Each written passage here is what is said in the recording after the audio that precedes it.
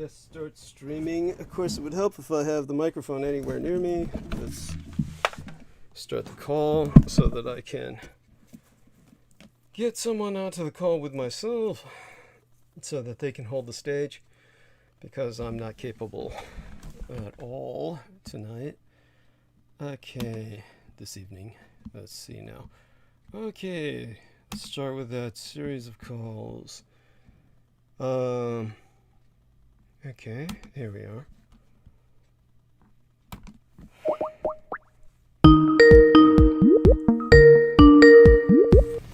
Ouch. Okay, I see you've picked up. Thank you so much. I can't hear you because my earbuds aren't in. So, just best I forewarn you that we're streaming live. And forewarn you that I'll need you to hold the stage as much as possible, along with anyone else who we bring on with us. So, I hope you're doing well. Understood. We'll take care of all that. Just have to get everything, get a few more things prepared. Yeah. All right. Yes. Ready? You'll have company, and so let's bring that company on to make things easier for us. Hopefully we'll have Amanda GUÍ-YUÈ with us on more often next month when Salman is taking his leave of us. So, dear Salman, so glad to have you with us, sir. Assalamu alaikum, Brother Douglas. Much love to you, J-Mo, all of our brothers and sisters at Team Dietrich, as I begin tonight's transmission in the name of God, the Beneficent, the Most Merciful. Bismillah ar-Rahman ar-Rahim. Wonderful. Bless you. And I appreciate the extra details. Please enlighten us as to what day of the calendar this is that might have some significance. Right now, Brother Douglas, we're in the basically going through the month of Muharram, which is basically the month of persecution, or the Hijri that began for the Prophet Muhammad, peace be upon him, in the same manner that you were persecuted as well, and how that there was a bond that was formed between the Orthodox Christians and Muslims, and during the time of the martyrdom of the grandsons of the Prophet, how we in this time are choosing to reflect on the aspects of trusting our intuition, doing the right thing, standing by our companions, and supporting those that love us and we love each other. So it's very pivotal that we always give praise to God, whom all things come from, both good and evil, in this short life and this short test we call the human life. Allah be praised. Thank you. Alhamdulillah. Yes, very touching and very important. Yeah. Oh, God, please, Jameson. I noticed you unsent 2 messages. Obviously, if there's something you want to keep private, you don't need to provide any details. Oh, no. What happened was I had to think over what I had written. I was asking if you had any book recommendations that deal with like the sort of jinnic magic, or working with the jinn and the ifrit and things like that, of that nature. But then I thought it over and I was like, well, I mean, while I do have some resources on it already, I wasn't sure if it was an appropriate thing to ask you. Oh, definitely. Are you looking for something that relates to the magic and occult in Islam, or are you looking for different aspects of Islamic practices, such as how to basically deal with these entities? Yes, something that deals with like how to, evoke them, etc., etc. I got you, J-Mo. I'll send you something. Excellent. All right. That's beautiful. And I was about to say that Salman Sheikh is the right person to ask, actually. And well, that was one of the things I thought over, and I was like, it would make sense for me to ask Salman instead. Yes, very much so. And with that, oh, Jesus, what did I just do? Okay, get myself back on call here and try and contact Daniel Arola as well, and he can jump on whenever convenient for him. And with that, I might take my first leave of you for a few minutes. And first I'll leave a message with our dear Amanda, of course, letting her know that she can jump on anytime she wishes. Okay, and in the meantime, both of you gentlemen, please, I'll count on both of you to hold the stage. I'm not here at all, really, and I know this is a common theme, but there's certain nights when it's truly pronounced. This would be one of them after finishing up everything that I had been so leery of when I was speaking on our last transmission, the latest transmission. That was another thing I was going to ask you about. I was going to inquire into how you were doing after going through that period. Mm-hmm. Well, it didn't end until now, so literally before the phone call. So still not here, still in that space, and just going to crash while I'm on transmission tonight. And with that, let me go mute, and the two of you gentlemen can take it from here. Thank the gods of my ancestors that both of you be here with me to take the stage. And with that, it's yours. Thank you. All right. I'm going to start with the solicitation. Salutations, folks. Douglas Dietrich is the only man on the face of the world who gives you nonpartisan current events that affect your surface world as we know it. And I'm talking, he actually has knowledge in advance. He is the only public informant who has stood against the pedopathological sub-satanic military insurgency and has paid dearly for it. Please support him now. He's the only ray of light standing between you and annihilation of your world. And we are not kidding here. From the anti-life, of course, this is from the anti-life misogynistic insurgency that lies to you and wants you dead and wants you to worship your degenerate military as well. So support him at PayPal, at paypal.me/Douglas Dietrich, all caps. And you can buy and access his books, co-authored by Peter Moon, at Sky Books USA, and where he exposes the, I still have to change the writing there, where he exposes the true origins of vampires in vampirology and the true history of Area 51 in the Roswell deception and demystification of World War II. He is the only man who has your back in these anti-godly times, and I'm not kidding, folks. So don't wait and donate today. How are you doing, Brother JMO? How was your evening, and how's your week been so far? It's been rough. I'm going to be perfectly honest with you. I'm not going to try to sugarcoat things at all.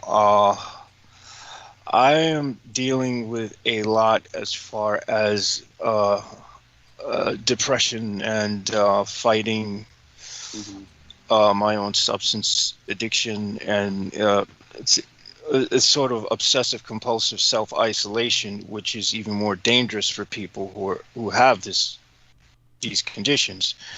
For people who have mental illness and substance abuse, isolation is probably one of the most deadly things you can do, because this leads to a sort of downward trajectory as far as one's mood and mental wellness is concerned. Yes. So I am trying to pull my ass out of my head, so to speak, quite literally. Yeah. I hear you, and it's interesting because there's like a shift of energy that I'm feeling, even with whatever my intuition picks up too. It's just something, I think it's a time of reflection with all of these things going on with world events, with the month of Muharram and Islam, with the ghost festivals from Brother Douglas's background. So in this short span of time, it's just so much energy that's being circulated from all of these different events and traditions. And I think it gets overwhelming to a certain extent, but at the same time, I think as long as you ground yourself in some way and just take some time to just breathe. I think breathing is like one of the main things that even the Sufis teach us, is that as long as you breathe, just know that every moment that you're going through, that nothing is permanent. It's all a cycle of up and down, and this balance that God has created the world. Yes, I've been actually doing that, and I've also been working on some of Peter Moon's exercises with the sort of circumambulation, or that sort of figure eight walking. Yeah. And I've also been trying to, just work on my abs and, keep myself in shape. The heat is actually contributing a lot to this depressed mood, as well as just the feeling of gloom in the atmosphere. And a lot of this has to do with the fact that, it's just too hot to be able to go out and enjoy things. I would say I've been more emotionally stable this year than I was last year. Last year I was very unstable. I was all over the place. And there's a lot of people who've listened, to Douglas Dietrich for a long time who can tell the difference between the way I was and am now. But the thing about it is time seems like it's getting slower and slower. Yes. And that's right. And it feels like, it's becoming a little more agonizing. It feels like we're literally on the brink of eternity or something. And that's something I don't like. I kind of like the fact that we die at some point. You know what I'm saying? I like the fact that we don't have to be stuck here forever. Yes. We could transition and move into something else. But, the sort of, this has been one of the longest Augusts that I've ever had in my life. It's certainly not the worst August I've had. By no means is it the worst, but it's just very long. Yeah, that's right. And it's interesting, the aspect of just finding that balance within you, because even with myself, I noticed with the hot weather, the weather kind of contributes to the mood at the time too. And during the cooler season, things kind of cool down. And I know that in my Sufi meditations, I have been even sending prayers and light your way to Douglas's way. And I hope that's been helping in some way, in whichever way that I have played a role also in your life. I'm grateful for that. I'm grateful as well, and I'm sure it has helped. I'm fairly certain I'd be in a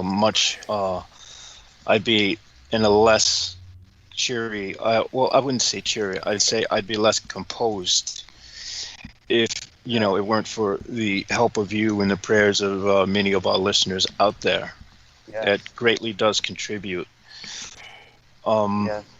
It's just this. I certainly do hope we can find some way to fast track some kind of technology that will prevent this from becoming it's already an ecological crisis, and that's going to also trickle down and start to affect things economically, and it's going to affect the quality of life for everyone who live on the surface of this planet, irrespective of whether you're well off or whether you're on the dregs on the bottom, like most of us.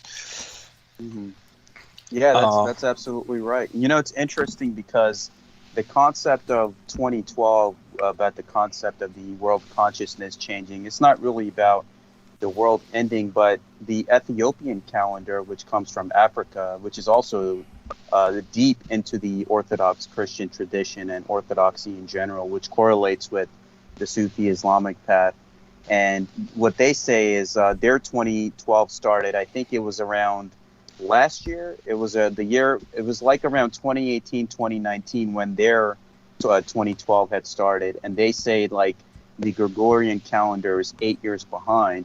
So they're saying, according to even the Ethiopian tradition, that from the 2020 through 2028, 2029 Gregorian calendar time, that there's going to be a big shift in the way that we see the world in terms of education, business, commerce, the weather, travel.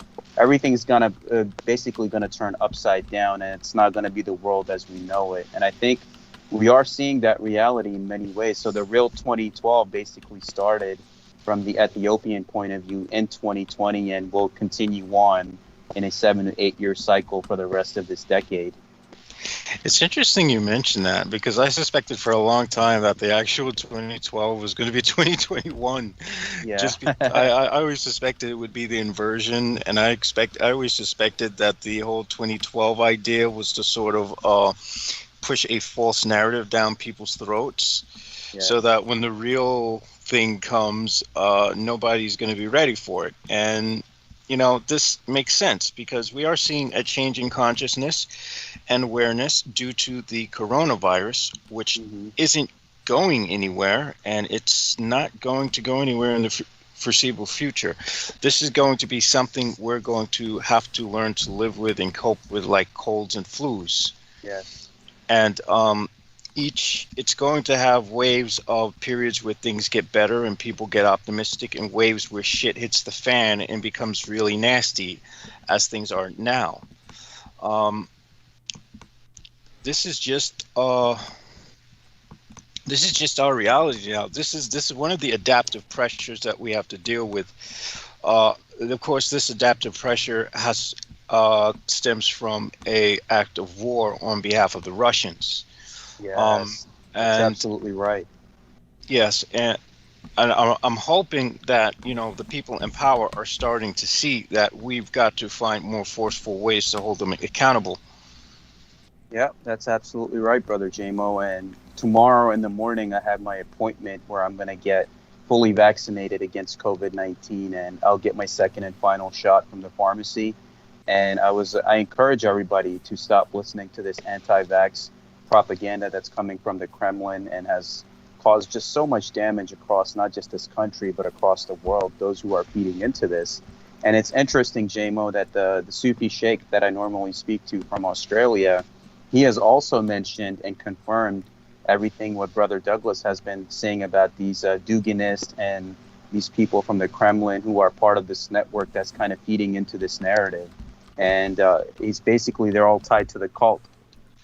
Yeah, and their main objective is to have the highest body count they can possibly have as a sort of sacrificial offering to their anti-gods, which they assume that they're going to get some kind of boon from, which I find is idiocy at its finest, but hey.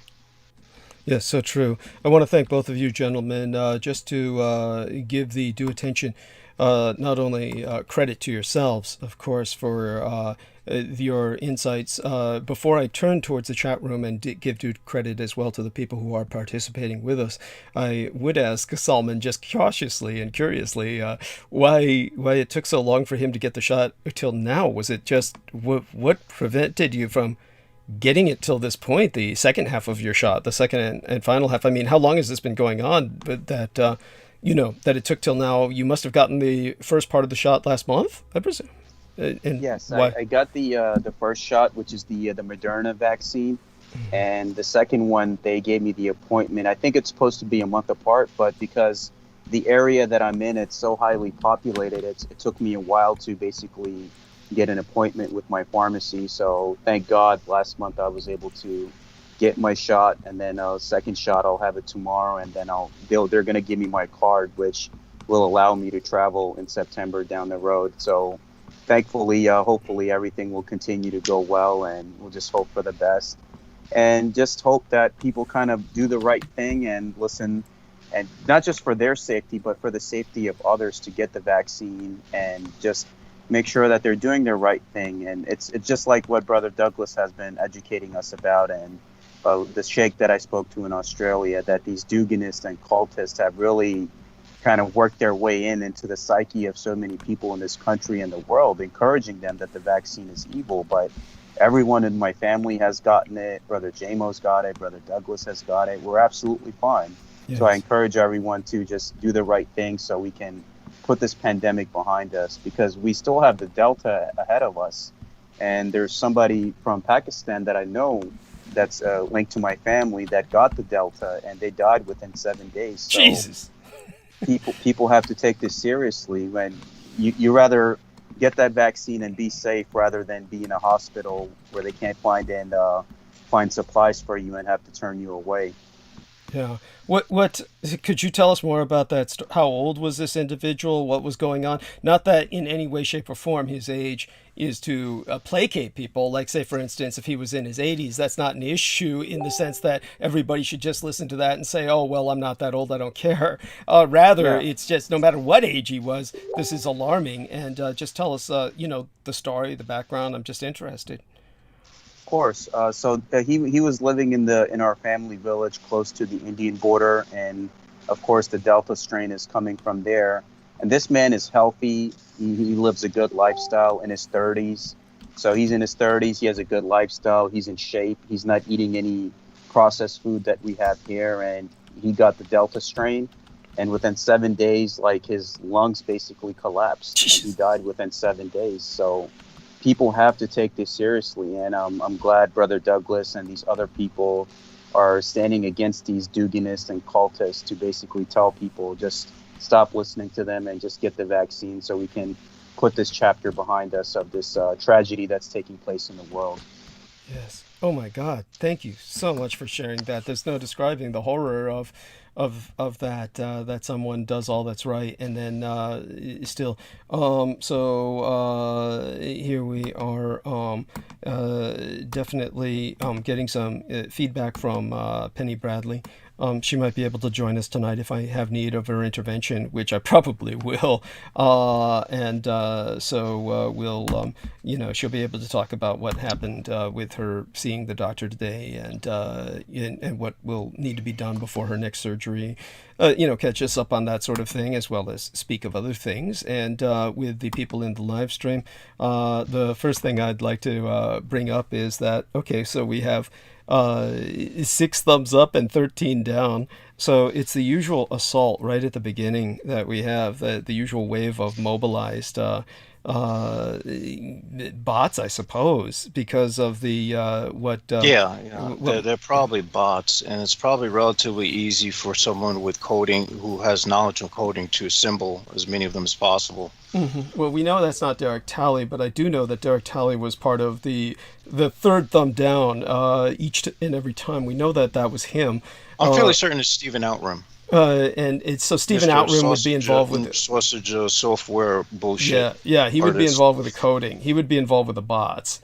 So the fact that he's the guy whose ex-wife said that he smelled horrible. Oh God, yes. All the time. Yes, that's right. And that, by the way, this made the papers. This made the papers because she sued him. Yeah, bear in mind, this was actually his live-in girlfriend who became what they call a wife by nature of common law marriage. She was a functional spouse. So as his effective spouse, by common law marriage standards, even though she was with him, I don't know what the status is for common law marriages in the United States anymore. But it was, she couldn't have stayed with him as long as 10 years, I believe it was. That simply would have been unbearable, just judging by what she said, because of his abusiveness and his violence and his just everything about him.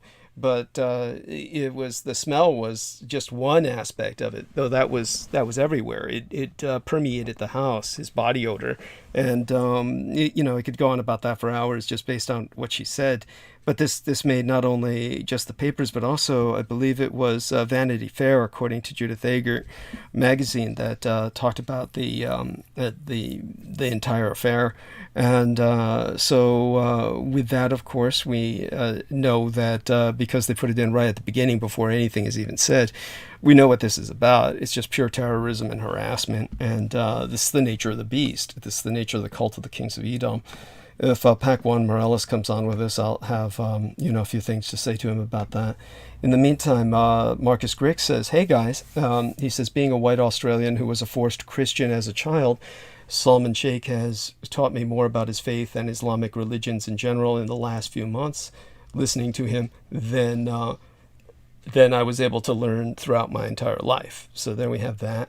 And he says, faith is not something for me, myself, but knowledge is for everyone. So there we have that. Very appreciated. Nancy Volker says, it's the Triple D Club. How is everyone tonight? Well, much the better for you joining us, Nancy Volker. shout out to her. Hugs to Marcus Grix, of course. Kiss to Nancy Volker. And Marcus Grix says, yeah, I was worried about you last year, Jameson. You could have gone either way. Speaking, of course, to whatever Jameson was saying earlier about some of his ruminations. Ruminations would mean payments in exchange for services. And by the way, there's a car alarm that's continually going off in the back. I don't know if anyone can hear it. So, do remind me.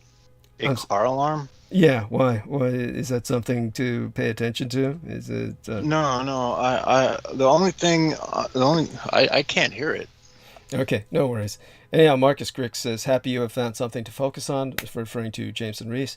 Daniel Arola says, the Cult 45 are drenched in the belief that they are born to be heroes. I say they're taking revenge for being born on a deeper level. Yeah, for being born at all. Conspiracy Kitty is Shauna Bando. Shauna Bando says, stopping in to share and say hi.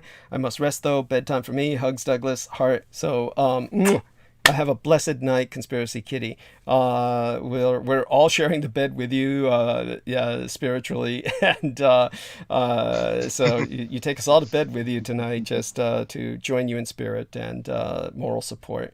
Shauna Bandel, hope everything is going well. And our man, Mr. Jameson Reese, has put the links to our books so that people can purchase them up there. So, yeah, let me see if I can hold this microphone up a little bit. I don't know if anyone can hear that. I can hear it, but that doesn't mean the mic will pick it up, which is fine. If the mic's not picking it up, all the better. Though you'd be amazed at what the mic does pick up. And so in terms of everything else, I'll just, let's see now. I'll catch everyone else on things when we get some other people here with us. Till now, I'll return to Salman Sheikh and Jameson Reese holding the stage. They're doing so well. And honestly, I'm just glad that Salman Sheikh was able to get his shot before traveling to England. This was obviously a necessity for him to even do that. And so it all worked out. Truly, Allah be praised. He watches over us and has things working at just the right time when things need to happen. Yes, Brother Douglas. And also in the month of Muharram, Allah will punish Stephen Rimjob and Dickie Cunt Cole for all of their atrocities. Oh, blessed be. Blessed be. Amen. Amen. And that's certainly something that is, how would I say it? Judgment is certainly deserved on the part of, or they've earned their judgment if, and I let's add our prayers that it happens. Honestly, it's one of those things that a long time coming, and it's amazing how these people just go on, and this is their only purpose in life. But then again, this is the cult, and the cult is something that has its focus, and you have to give it that much. It's kind of like that little old lady who had a good word to say about everyone, or at least that was her reputation. And so when she was asked by a news reporter on one of those kind of, shall we say, just on a jaunt, asking her in a sense of, in the vein of humor, he asked her, well, what about Lucifer or Satan himself? And she paused and said, well, he's certainly a hard worker. And that is, if there's anything good to be said, well, not good, but some credit to be given to the cult of the Kings of Edom. It's their monofocal, yet their monofocal nature. These are people who have absolutely just no capability of turning the focus off. They have one thing in life, and that's all they apply themselves to. It's nothing ever constructive, but honestly, that's honestly very sad. Yes. That's extremely sad to live a life like that, where you only have one thing to hold on to, and it's destruction. Yes. And I would know, because there's a part of me that is still lingering that's like that, and it's difficult to get rid of. I understand. I understand completely. The rage and the anger and the desire for vengeance is something that is consuming. It is all consuming to some people, and believe me, I have my challenges in that regard. So it's something that you you try to move on in life and turn the other way, and just for the sake of your own peace of mind, because it takes so much energy to even harbor that negativity. Harboring that negativity, it drains. It's very draining. And it's very, it's depleting. It depletes your energy, enervates you towards, deprives you of the capability of doing anything else or enjoying anything else. So there we have that. And with that, I'm going to go mute, and it's the bottom of the hour. Again, God bless these two wonderful gentlemen who are on stage tonight, and they're holding it well. I'll leave them to hold it for now. I'll be back soon enough. Going to just refresh myself a bit, grab some refreshments, as to bring back with me, make certain I have enough liquids to hydrate myself for a bit. And I doubt we'll be going 12 hours tonight, not because I'm expecting to do anything, but because it's already done. But it's, it left me drained, and I'll certainly share what little horror of it I'm willing to share. Not too much to share in terms of, there's an overall positivity to it, in that the end result was, I worked with these gentlemen to get that door open, kind of fixed as well as we can fix it. And by the way, Jameson, remind myself, 7 p.m. to close the door. The door is open while the paint dries. Remind myself. 7 p.m. That would be 10 o'clock my time, right? That's correct. Yeah, it'd be both of you gentlemen are 3 hours ahead of me, so 7 p.m. Pacific time would be 7 to 8, 8 to 9, 9 to 10, 10 p.m. Eastern Daylight Time. So at 10 p.m. remind me to close the bloody door. This is the back door that is relatively safe, quote unquote, because people would have to go over multiple fences to reach this back door. But it's not like people haven't tried. Like my gang brother Beaver, people have to crawl over 2 fences to get to where his balcony is, and literally climb up to the second floor, and yet people have done that fairly recently. So Amanda says hello all. Oh, thank God. Oh, honey, unmute. Hello, Amanda. Yes. Well met. Hi, Amanda. Yes, honey, unmute. Say hello. Hello. Hey, honey, we're so glad to have you with us, and hopefully you'll be with us as long as possible tonight. I'll need you every step of the way, because I certainly people love your voice, and I certainly love your energy, and we need that kind of vibe with us, because tonight is the night that I'm completely exhausted from what went on, which was some domicile repairs that my landlady demanded, and so I had to clear a lot of that refuse throughout the hoarder's crypt in order to reach a back door that I was convinced I would never have to open again the rest of my life, and so that could be accessed for repairs, which was not even her intent. She wanted it painted inside and out, which they did not do. So if she bitches about that, I'll just tell her to call them back. I'm open to them painting it on the inside as well, but that's not what they did. They had to fix the door, and a little bit on that later. But in the meantime, I'm exhausted, and so very much in need of your being here at all. What I'm going to do, honey, is I'm going to go mute. I'm going to refresh myself. I'll be back in a matter of minutes, but I want you to hold the stage with these gentlemen, ease yourself back onto the highway, the information highway with us, and these gentlemen will help guide you and act as your backseat drivers. Maybe that's the last thing you want. But obviously, as the lady of the stage is yours. These gentlemen are kind of your seconds, and but do make use of them and draw them into your web, and start spinning your web now. Weave us a tale and tell us what's been going on. Catch us up, and when I come back, if I have any questions, I'll ask you, and you can always repeat yourself a second time. So, all right, honey, I'll go mute. It's yours. Sure. Hi, everybody. It's nice to talk with you all again. It feels like forever. Yeah, that it does. How's it been going in Oregon, Amanda, with the weather? And I heard it was very hot over there, where some people couldn't even leave their homes. So I hope everything's been going well for you and your family and animals and everything that revolves around you. Thanks. Yeah, we did have some crazy heat waves over here, and luckily we've had we had some nice rain come through, and it's cooled down quite a bit, and so that definitely was a relief.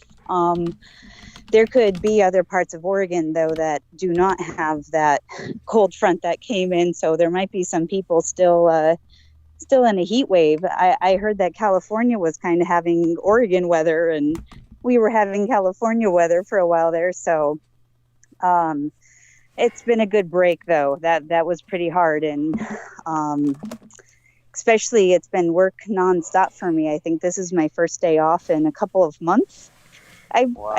I've kind of lost track of the summer.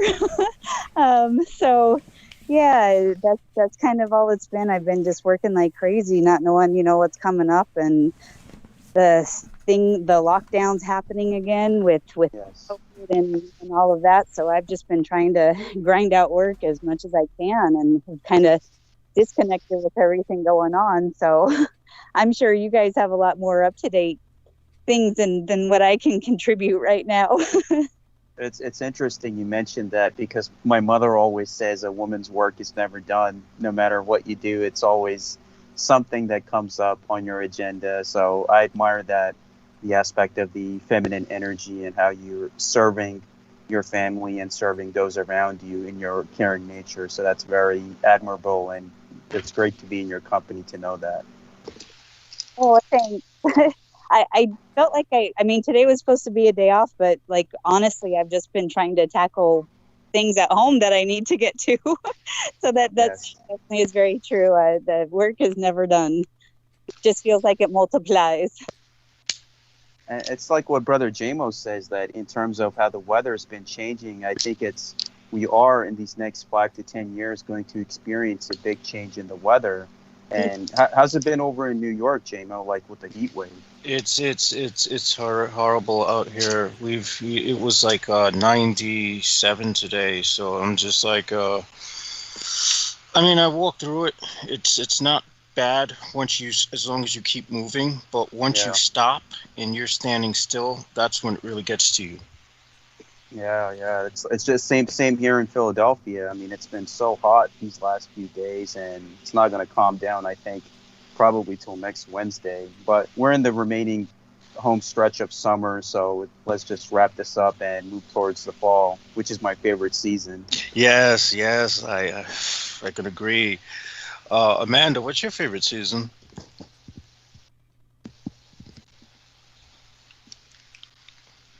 Yo, Okay, I'm sorry, it was muting. Oh, no worries. Yeah, we were just wondering what your favorite season is. That's really hard for me. I love the heat, and I love the summer, and I love that time, but I equally love the rain and like the extra dark days, especially growing in Alaska. Seeing the northern lights and the stars and all that, and having that extra nighttime. I'm kind of a split personality on that. Yeah. I don't know.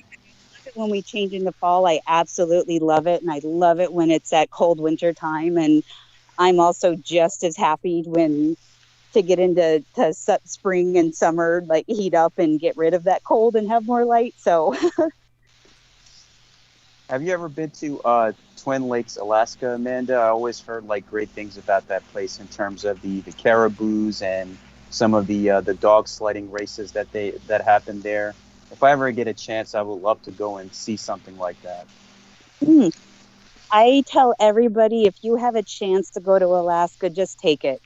Just whether it's in Southeast or in the interior or even up at the pole or the Kenai Peninsula. It's just magnificent and gorgeous, and there's so many experiences up there that you could have. I just recommend it to everybody. There's a Twin Lakes in Juneau that I know about, and that's kind of a little park area. So I'm thinking the Twin Lakes you must be talking about is probably further up towards maybe Fairbanks or Nome. Yeah, that's what it is. And I was reading about it, and they were talking about just the beautiful scenery, like you mentioned, and how you can spot like these different animals like the caribou and see like the northern lights. And there are some aspects of the some retirees that, like from the mainland United States, who have the resources to retire in a setting like that, and they're like dog mushers and they do like sleds and stuff. So to witness an event like that, I think that would be tremendous because you don't hear about Alaska that much. Absolutely, and I did some dog sledding, and it's really fun. There is a dark underbelly, obviously, anytime animals are involved. But for the most part, you know, you have just a lot of wonderful people who love their dogs and they love racing and out there traveling, and it's definitely an amazing experience. Yes, yeah, that's Alaska is usually like that one American gem that's forgotten because of not too many people pay attention to it, and it's a little further up north. But it's like you said, even with your background and even with the things that I've seen and read about Alaska, that if you ever get a chance, that don't miss it to go and witness the beauty of this earth. And that's what I realized, that in our lives that we have these titles and degrees, but I think the greatest education that one can give him or herself is the ability to go and travel and meet with different cultures and peoples and just see how humanity on this Mother Earth works as one cohesive unit, with everyone kind of wanting the same thing in terms of their desires and wishes. Absolutely. And a lot of the native groups up there, like the Tlingit and Haida, they have they welcome visitors wholeheartedly, and they have a lot of experiences where you really can sit down, you know, and witness a traditional totem pole being carved, or you know, watch their storytelling and experience the food in authentic language, and they're very open arms about it. And so I there's definitely much to be gained, I think, and they're trying very hard to preserve their history, legacy, and their culture. So it you know, everybody should help continue and not let it die, and learn about it. And there's a lot there. Yeah, that's absolutely right. And I agree completely, because we live in a time now where we're interconnected now more than ever with the internet, but we're also disconnected in many ways because of the, I guess, the lack of human interaction when you see with families and with each other.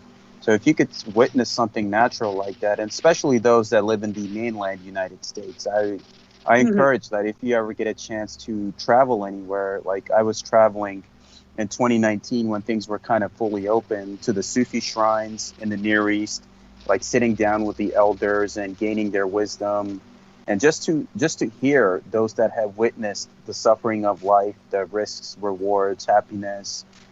Just recently, I was counting on my finger, and it was I think a little almost 10 fraternity brothers of mine who are like getting elder in age. Within a span of 1 to 2 years, they have passed on to the next life. And there was moments of regret that I had, that maybe I should have spoken to them, I should have learned from them. So there was this one gentleman from Texas that I reached out who fit that category. And I talked to him. I said, what message do you leave for our generation and those coming after us? So it's important, because this world that we have, we didn't just have it handed to us. It was given to us by those who fought for it, those who worked for it to make it what it was. It's not perfect, but it's still a work in progress. So I agree with you completely, is that if you have a chance to spend time with your elders or shamans or Sufi elders, whatever way of divinity or path that you follow, just don't waste that time and take it, because tomorrow is indeed not promised to us. You just have to make the best of what we have. And I thank you for sharing that wisdom with me. Absolutely, I wholeheartedly agree with that. And I encourage people to sit down with their religion or culture or embarrassment, but just to see a different perspective, and to honor their position. I think we all should acknowledge each other more. We don't have to agree, but we can learn about each other. Yes, and I think that's the main thing. I noticed that most people in life, no matter what culture or country or clime that they might spring from, most just want to be acknowledged, loved, respected, somebody listen to them, Right. someone that they can speak to. It's that one human element that I'm glad that I had the privilege of growing up in this country as an Eastern man, to see that perspective between the different cultures, that most people are just trying to survive and take care of their families, and they just want the love and acknowledgement and appreciation just like any other being. And I'm glad that I've been given that privilege to experience that and understand and empathize on both sides of the fence, especially now with so much chaos that's happening in the world. Sometimes we think our lives are not perfect, but I think we wake up, we have food to eat, we have running water, we have a roof over our head. And I think sometimes we're a lot richer than we expect. Absolutely. I definitely agree with that. Yeah, and I come from Pakistan, so I know what the suffering of the Pashtun people, what they're going through right now. And it's just, it's unfortunate this time of chaos that we're going through, which I would like to ask you, Sister Amanda, is that with your intuition of the woman and the divine feminine, how do you see the role of the divine feminine and how things are going for not just America, but the world for the next 10 to 20 years? I would be really honored to hear your knowledge and wisdom. I feel that it's getting stronger, that it's starting to, that the divine feminine is starting to be honored and Yeah. and empowered. I think we are all kind of in our death throes, though, that the toxic masculinity forces, controls are going to make more chaos. It's not going to be easy. I think it's like a pendulum. There's, 2 steps forward, 1 step back, and sometimes vice versa. I think there's going to be more problems, but I think in the whole that the people, the female side stepping up and being able to take their power back, and that it's going to be acknowledged that we do need that feminine side to heal the earth, to heal ourselves, to heal our issues, Yes. and to not subjugate it, not to cage it. I don't know if that's going to be ending in the next 15 years, but I think we're starting in that process. I'm hoping Right. it won't be full. Oh, that's wonderful. That's right. I'm sorry. I'm hearing something in the background that I think might be Jameson. He's telling me he's having some connectivity issues. So if he drops out, he's going to maintain open Skype. But I'm wondering if that kind of sizzling sound. Okay, what was that? I have no idea. Can you guys hear me? Yeah, we can hear you, albeit it's a little bit glitchy, and so maybe if you go mute, you were mute though, right? Right?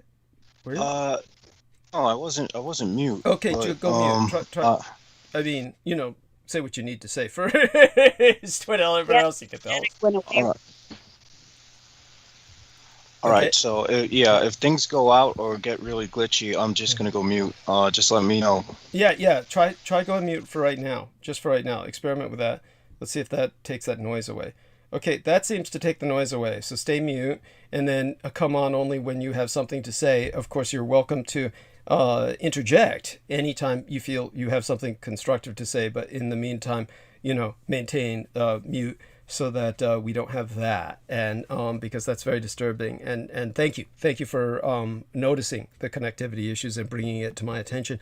So I just got back in time for to hear Mandy say that she feels we're going through a lot of problems, and that of course the female side of our species needs to step up, and this will help immensely.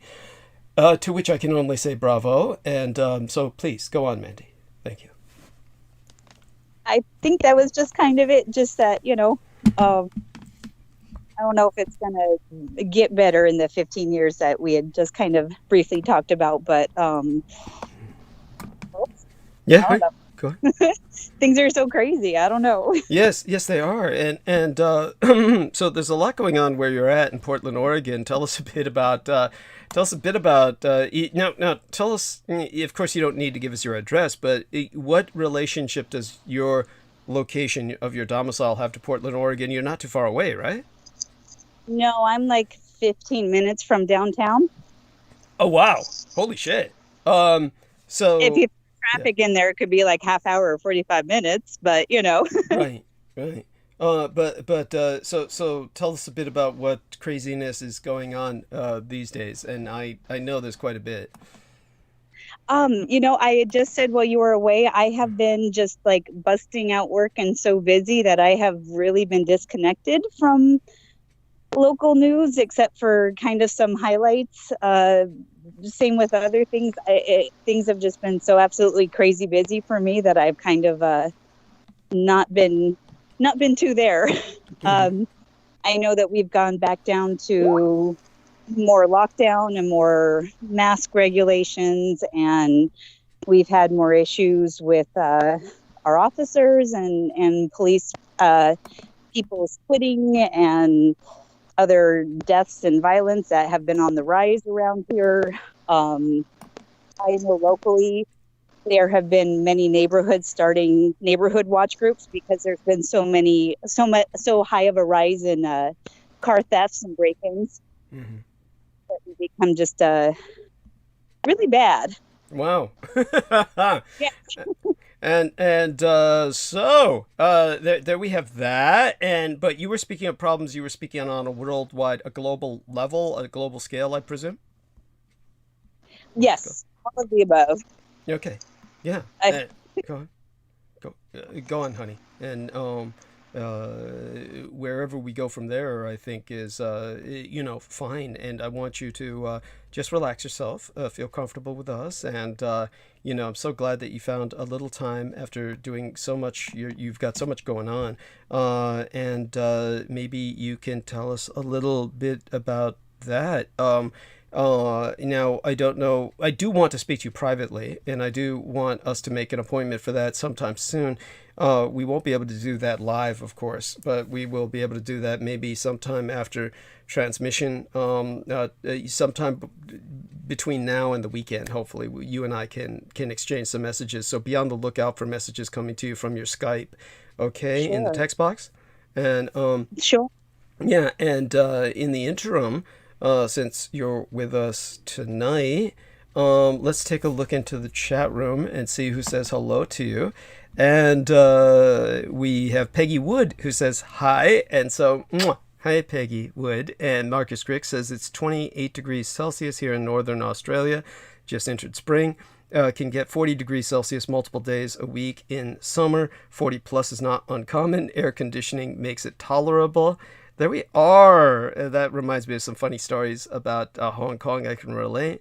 So again, my greetings to all who are in the chat room. And again, just for the sake of defiance, everybody put an upvote just to counter all the bots that they send our way immediately as soon as the show starts. So with that, of Douglas, course, I actually wanted to bring something up last week that I didn't get to. Yeah. But I suspect that the reason why a lot of the downvotes went down have to do with the art elect.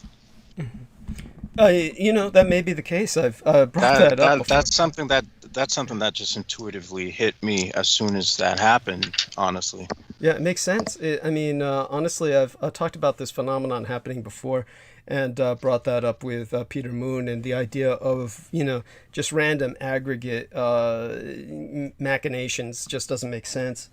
So that does have a ring to it, and let's see how long the art elect, if indeed Xi and the, shall we say, the genderless pronoun, the agendered pronoun, meaning sexless pronoun, Xi, see how generous Xi feels and for how long, because I presume that can be unpredictable. So with that, of course, we have 5 minutes before we bring Peter Moon on. I'll let him know it'll be a bit of a roundtable tonight. I do want Mandy to participate, because I know that when Mandy listens to us and kind of goes quiet, then she tends to drop off and goes to do work. And usually when she goes to do work, she doesn't usually come back. So, I'm sorry, honey. Say that again. I always need to come back. Yeah. Well, good, because if you can come back for as long as possible tonight, that's great. And you're on my time zone, so I'll know how long you're up. Or certainly have a good feel for it. And how are you sleeping lately? Little, but I mean, I have been like crashing out hard for the few hours that I get to. Yeah. Good. My kids and I have kind of been binge watching Attack of Titan on Titan, so I've been kind of staying up way past when I should in work, but lessons of my youth I didn't listen to or something, I don't know. Wow. Yeah, and that's so with the Attack on Titan, that explains the Eren GIF that you sent my way, which was adorable. I deeply appreciate that. And so with Attack on Titan, what stands out to you about that? Wow. Well, it's a load, I guess. It has a lot of social and economical. I don't know how many people I guess know of the story, so it's kind of hard to explain. But yes, I'm familiar with it. In the manga, it's called Shingeki no Kyojin. Yep. I hear my son singing several of the opening songs, which is just awesome. It says a lot about, and I heard we have not gotten to the ending. The very, very ending. We're almost there. But I heard that it just kind of very much twists and talks about either choosing aggression or choosing a pacifist route. And it talks a lot about subjugating peoples and being of a certain blood, born as seen as by demons or devils. And it's just kind of it's a masterpiece, and I just think it should be studied. Beautifully. And the mangas are drawn amazing. Right. By the way, every once in a while you fade out. We missed just a little bit before you said something about the mangas being drawn, and so make certain that you speak directly into. I don't think you have a microphone at all, right? You've just got the earphones, I think, and you speak. I'm right into my phone and not moving, so that's my area's reception. Okay. My apologies. No worries. No fault of yours. Go on. Yeah. So you were saying something about the manga. Go on. The combination of the animation is they do fabulous with the 3D and then back into the hand-drawn animation. And even if you don't enjoy the story, the work put into the graphics is just phenomenal, and it's beautiful and horrifying. But yeah, there's a lot there. I've read a lot that people have compared it to Nazi era time, World War II time, and you can see a lot of similarities. Certain people being subjugated to internment camps and having to wear armbands, and two people pitted against each other when they're actually from the same bloodline. Mm-hmm. So it has a lot to think about and throw at you. Yes. So in terms of the other than that, I notice you're very good at this, talking about it while evading spoilers, quote unquote. You really don't need to worry about evading spoilers with our listeners. I would tell listeners that, I'm not this, spoilers shy kind of individual. Honestly, the anime has its own controversy when it was launched, which at this point feels like forever and a day ago. Basically, at this point, our lady Mandy is watching it maybe about 5 years, 10 years after it launched. It feels like 10 years, but it might have been 5. Yeah, I would say like 2009 to 13 is when it first came out. it first came out 2006. Yeah. As a Okay. one shot, Yeah. and Right, it it was went Cheers. yeah, and they criticized the way he had critics. He was supposed to be with Shonen Jump, but they asked him to modify But by the way, style explain to that make it for our more listeners and for Mandy. They may not be familiar with Shonen Jump. Explain to Okay. them. Thank you. Shonen Jump is a weekly magazine that features various manga from various manga artists. Meaning Japanese storyboarded novellas. Yeah. So comic books is what they call them in the West, which I hate that word, but go on. And these usually cater to teenage males, so you have like shonen is like a terminology to refer to like teenage, mostly male demographics, and then you have like a shoujo, I think, which would be like the teenage females. So I mean, with the gender thing aside, it's more like action oriented, stuff. Okay. And so that's where it debuted. He wound up. I think he wound up moving to another. I'm not sure what it was. He wound up going to the weekly shonen magazine. Let's see. I'm looking on Wikipedia to find out a lot of what happened. Okay. And of course, that can be confusing in and of itself. Let me bring on Peter Moon for a few minutes, and then we'll, basically kind of draw him into the conversation. And and of course, let's see who I drag up here on the initial try. And there we are, Peter Moon. And then press the call button. Add him on. I'll let him know that I'm calling. Okay, and with that, we'll get into, shall we say, that groove for the night. Now, I think is that Peter with his air conditioning? Yes, in the background. I'm here. Yes, we are, of course, graced by your presence, and I deeply appreciate your being able to join us tonight. Amanda Ute has been able to join us for the first time in a long time, so we're going to do our best to bring her into the discussion as much as possible. So let's treat this as kind of a round table for a while. She was talking about watching with her children a animated series that, of course, the anime feature is something that is very famous in Japan, and as our friend Jameson Reese, who follows both the manga, which is the Japanese storyboarded storylines, the so-called comic books, which are looked at with a completely different cultural awareness in the rest of the world as opposed to the United States. And by that I mean the Europeans have their own storyboarded literature, meaning comics, as do the Asians.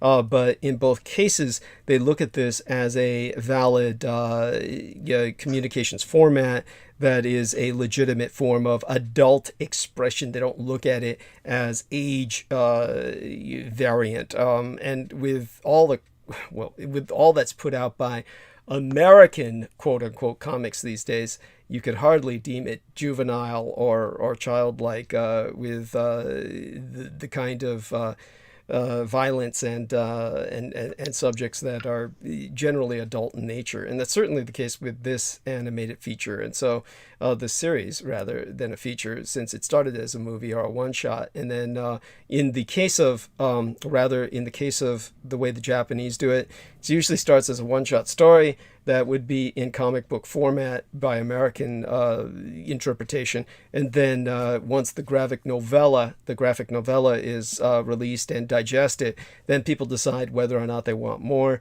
And then what'll happen is it'll serialize or syndicate into a kind of more regular feature, after which it's novelized in several booklets that are released until, then what'll happen is they'll make an animated series out of it.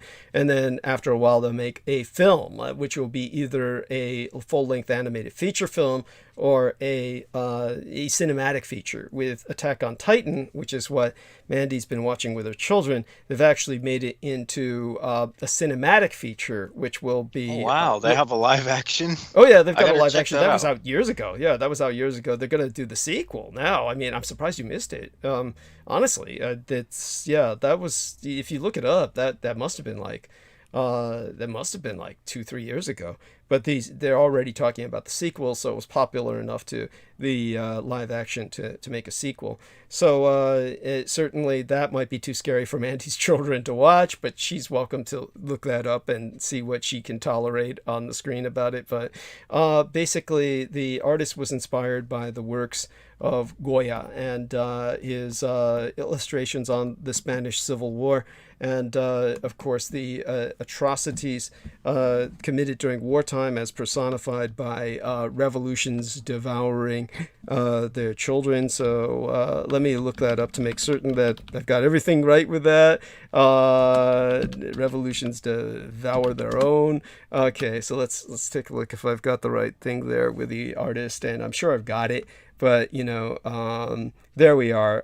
A close look at Francisco Goya's Saturn devouring his son. So if you take a look at the painting of Goya's Saturn devouring his son, that was the inspiration for the Titans of these giant humans that are deformed and sexless. In other words, they have no genitalia. They obviously cannot reproduce. And that's what led to many of the speculations about what the message was with that. And, well, of course, the message is he doesn't want this to be banned as porno and strictly an adult feature. So he had to call the root of drawing giant people without genitalia. But they're eating everybody in sight. And so, and people are sometimes turning into them. So, altogether, it's a very bizarre future neo-medievalist situation in which what's the majority of humanity is behind all of these walls and these giants are without, and apparently there's some giants within the walls that are the lead into the next season. And so with that, of course, that's based on an old statement, The Giants in the Walls, which I forget where that derives from, but it's really old, and I see that crop up every once in a while in various stories and as a meme or a theme, a thematic, what do they call a trope? It's a trope. So with that, we go back to Mandy, and did that ring any bells with you, or you draw out any memories? And you were bringing up bloodlines. That one of the main characters is, of course, a Japanese girl who's supposed to be the last of her kind, or one of the last. That there's very few Japanese left in that world that's portrayed, which is one of the spoiler is that she's actually from another. She finds out that she's from a tribe that's from a distant land. Okay. Yeah. So, and because later on she later on her mother she meets, I'm not sure if it's her mother or it's someone who's related to her who comes from the East and from Japan. Mm-hmm. So she finds out that she's sort of related. Well, what you mean is she finds out there's other Japanese left alive, is what you're telling me. Yeah. That's the that's the way to say it. So yeah, again, no, we don't worry about spoilers here. So that Peter can come up with a kind of a response, and I'll ask him about some other things. Of course, we want Peter to bring up what's going on with himself as well, and I'm sure this will be an opportunity for me to relate my own horror story of the last few days, as even though it's got a positive outcome so far as I can see. It's nothing that didn't, it wasn't easy to get to the positive outcome in the sense that I had to work like hell to get there, removing a bunch of crap from an area of the house that I thought would never have to be explored again. So in terms of that, Mandy, any of this ringing any memory bells, bringing up anything else? Sure. When you're talking about the giants in the walls, I remember reading about that part of the inspiration was from the Norse mythology of their giants. Okay. So kind of the mixed lore with that as well, which is really interesting and fascinating. Especially the time period and when they kind of connected again with kind of the Nazi era and the occult. That went on. Mm-hmm. But also about the female Mikasa. She is the daughter of a Japanese woman, the female, and she is special. The Japanese were one of the few who were fighting against annihilation of a certain people, and that's why revenge was sought out against them. And so supposedly all the Easterners, all the Japanese were hunted down and annihilated. So that's why she is so rare and special, because she is one of the few last, supposedly, as far as these people in this wall understand. They believe that they're the last humans left on the planet, and that the Titans have overrun the planet and they are the last of humanity, which is not true. Okay, beautiful. Thank you for sharing that. And so we were just going over stuff like that. Now, Peter, of course, you can bring us down to earth if you wish. You don't even need to respond to that, and you can tell us about what's going on. That I would respond to it on a couple of points. With regard to graphic novels, graphic novels are an excellent way to, as you already alluded to, storyboarding a eventual cinematic production. It's also very hard. These things are not remunerative until they get to that stage. So it's an excellent place for an artist to showcase their skills. It's very interesting.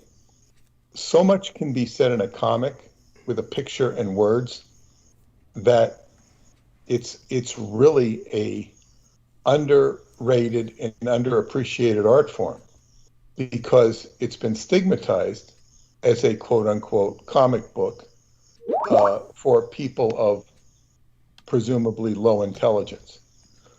Yet, you can convey.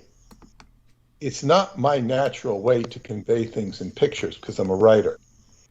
But if, there's so much that can be put into this to convey ideas. It's very powerful form, and that's essentially what a movie is. It's putting a theme, putting a meme, putting a zeitgeist into something that can really.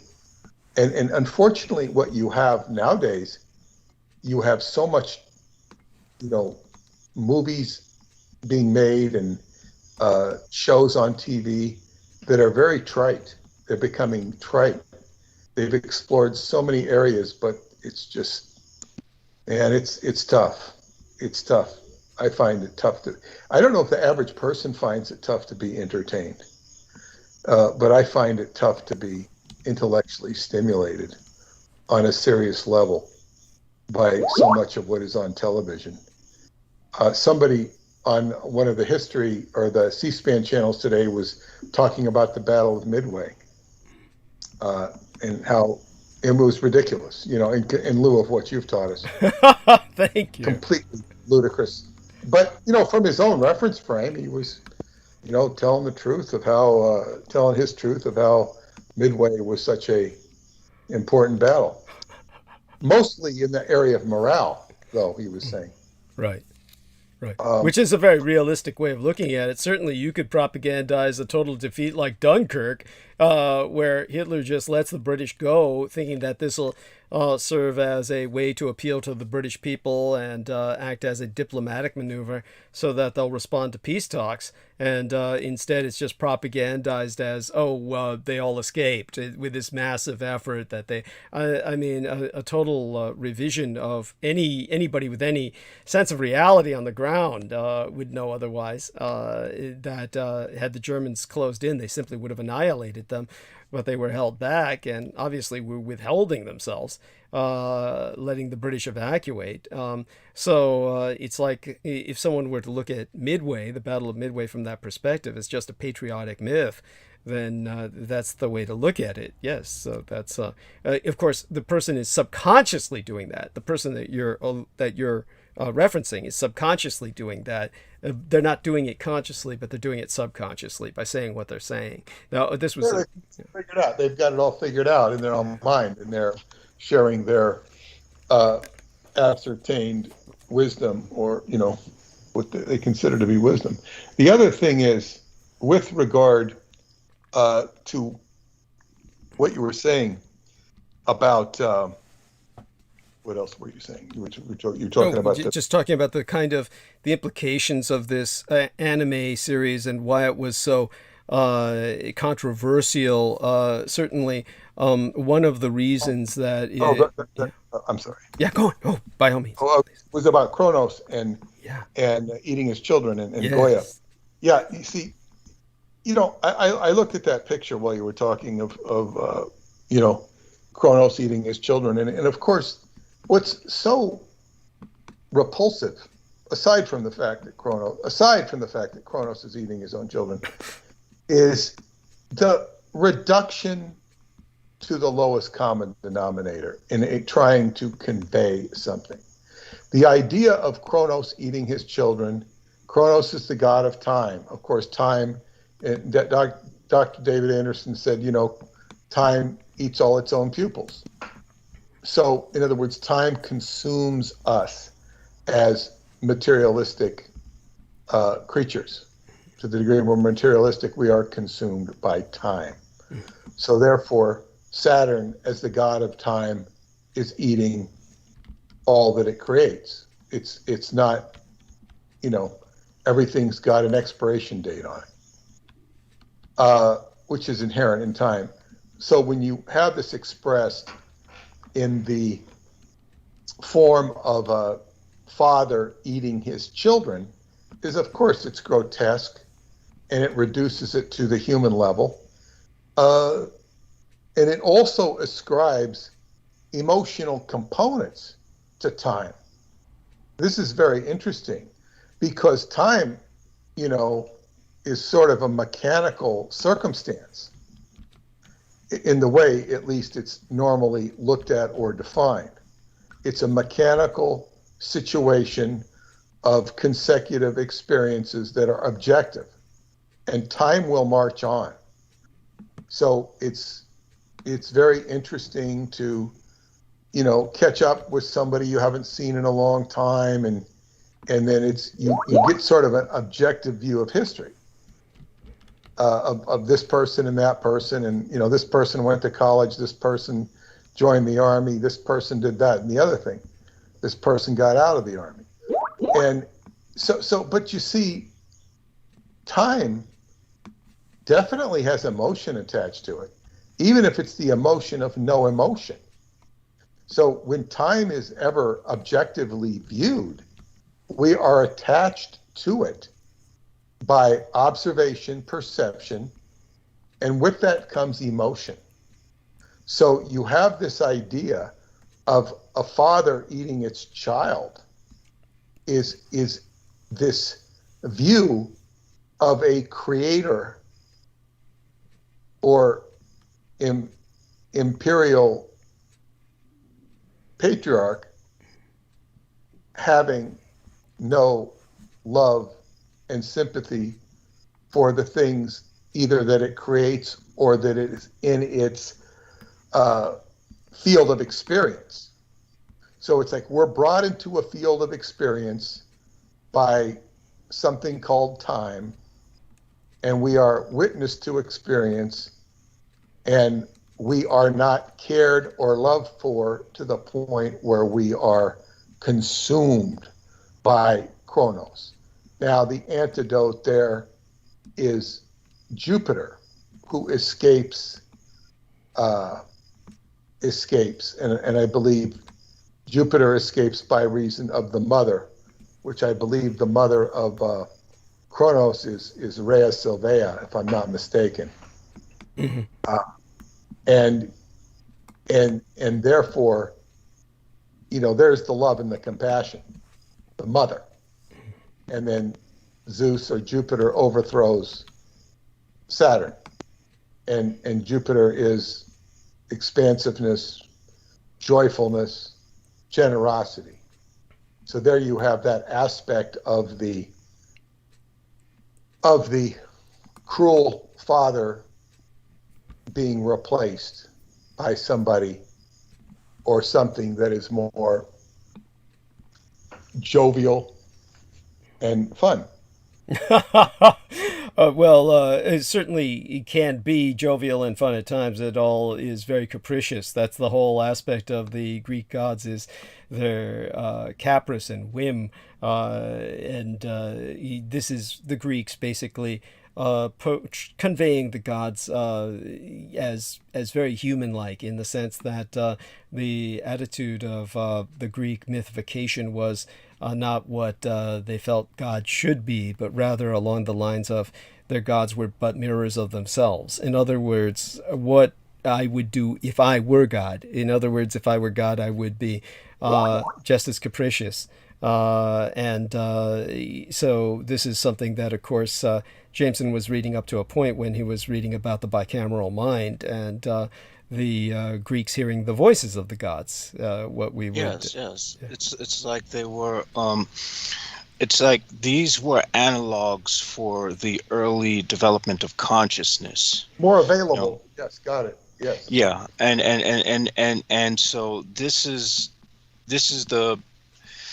Honestly, it's quite a feat when you think about it that they were able to come up with it, because when you break it down, there is something, it's analog to the mechanism of time that we know in physics is absolutely spot on. And I must add, the thing about Chronos is, without time, consciousness loses its meaning, because we can only separate ourselves and look at things and distance ourselves and create an analysis of something that we have experienced linearly. Exactly. It loses its linear reference frame, and time is one of the axes of linearity. right. The other being space. So, yeah, it's infinite in its nature. Yes. And so yeah, but I'm saying, when you reduce this to a picture form, like Goya did, it's grotesque, and it might be better off if it had a caption explaining what we just said. But then, of course, that wouldn't. Summary of what we all just said. It's like, yeah, it would be so much more instructive than this rapacious element of existence, which does indeed exist. But it's also possible to fade out of time without being, devoured in that sense. It's very reductionist, and as is so much of art, as is so much of life experience, it's reduced to the lowest common denominator, and it's almost like, thank you for your contribution. It's like they took a dump. Well, actually, I kind of like the picture. It's pretty metal. But what I would say, individual taste. But I'm talking about in trying to convey a meaning. Anybody can like what they like to. There's been a big movement to make defecation art in Brooklyn. That's been, it's been protected. well, what do you think about the symbol of the Ouroboros? Because wouldn't that be more to what the more fitting as to Yes, time? that is I've done a lot on that. The Ouroboros is indeed representative of the circle of time, which would include the concept of the closed time-like curve, the snake eating its tail, and then in most depictions it's done in a figure eight. So the snake is eating its tail in the form of a figure eight, which is the infinite loop. It's interesting you say that, because Aleister Crowley's sigil for Set also looks like a figure eight. Well, Set has been very maligned, mostly by Aquino himself. Right. Because I was looking at the definition of Set. Because my friend had a dream of David Anderson, and he had his arms crossed like, and I said, well, his arms are crossed like Crowley. Crowley's the pharaoh. It's the arms of Osiris. So I started looking up Osiris and Set has been very maligned by Aquino. Mm-hmm. there are many different renditions and aspects. In fact, there's so many different renditions of of Egyptian mythology, it confuses the hell out of anybody trying to understand it, because you have different iterations of Set. You have one, he's holding up, I think, the eye of Ra, or the barge that carries Ra. So it's like there's a side to Set that's not, there's also the negative side. Yeah. Well, originally. Go ahead. Yeah, originally Set was a benevolent figure in Egyptian mythology. What happened was that changed as the Egyptian, because beliefs change over time, and so sometimes instead of gods being replaced, they might shift in polarities. Because Set originally was one of the reasons why Osiris was able to fend off Apep. So he had a protective role. Apep, of course, was the serpent god or goddess, as they believe her to be in demonology, of chaos. And so what happens is, I believe it was when they had started to worship Horus that they had pretty much they had transformed Set into being something more maligned. Yeah, brought out by Set in sort of a Cain and Abel sort of role, sort of. But so Set is you can't understand these things simply. You can't reduce them to simplicity, and things are more complicated than that. Yes, and when we enter the realm of the Egyptians, it's extremely complicated. Yeah, and so one has to go back to the basics and just assess what is actually going on.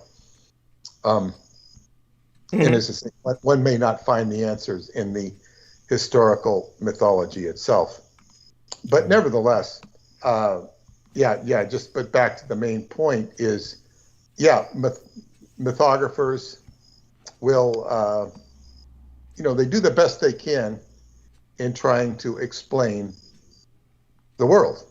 And,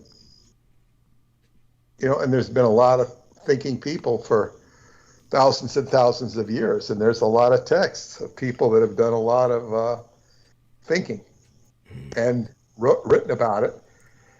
And in the end, what matters is what you can garnish from it, what you can gather, what you can understand, and where you can go with it, because we don't have time as individuals to read all of it. We can get we can get that's why people listen to information. And I know people that are listening to stuff they shouldn't be listening to on YouTube, and I'm sure many of the familiar names, no need to mention them. And such people would be better going inside of themselves rather than listening to this, that, or the other thing. Why does one even want more information? That's a question one has to ask themselves existentially, because there's no shortage of information out there, and you can become polluted with information. Although I think most people will bend towards entertainment. I was talking to somebody today, and they were saying about Bitcoin. They read an article on Bitcoin, tried to understand it, told they could understand if they read this article, and they were more confused about it after they read the article. Yes, as well they should be. That's something that was never meant to be understood. I don't think the people who actually play with it really understand it. They just make use of it. It's only to be understood to the point where you can exploit it. And if that's how you stick with it, then that's how it works. It's it's a commodity. It's an exploitable commodity. Yeah. And as L. Ron Hubbard so astutely defined money as an idea backed by confidence. Yes. So if you have something backed by confidence, whether it's Bitcoin, whether it's gold, whether it's a dollar bill, it works. And, so it's like, and then this taxation thing we now have the House passed like over $3 trillion bills. It still has to get through the Senate, but it's like with all this money, tax revenue from personal income taxes never even got close to $1 trillion. So if they can start appropriating trillions of dollars, what do they need our taxes for? They don't. They don't need them at all. Yeah. Well, it's control. Go ahead. Oh, no. I was just saying that the appropriation of that amount of money, forgive me, I was looking into the chat room, and one of the reasons I was laughing was because of a comment by a certain individual in there. It's one of those things that is just, that's just, how would I say it? It's triggering in this irritating sense that, the only thing I can do almost is just laugh and then respond to them in a kind of indirect manner. I think they're being sincere, and I don't take it as trolling.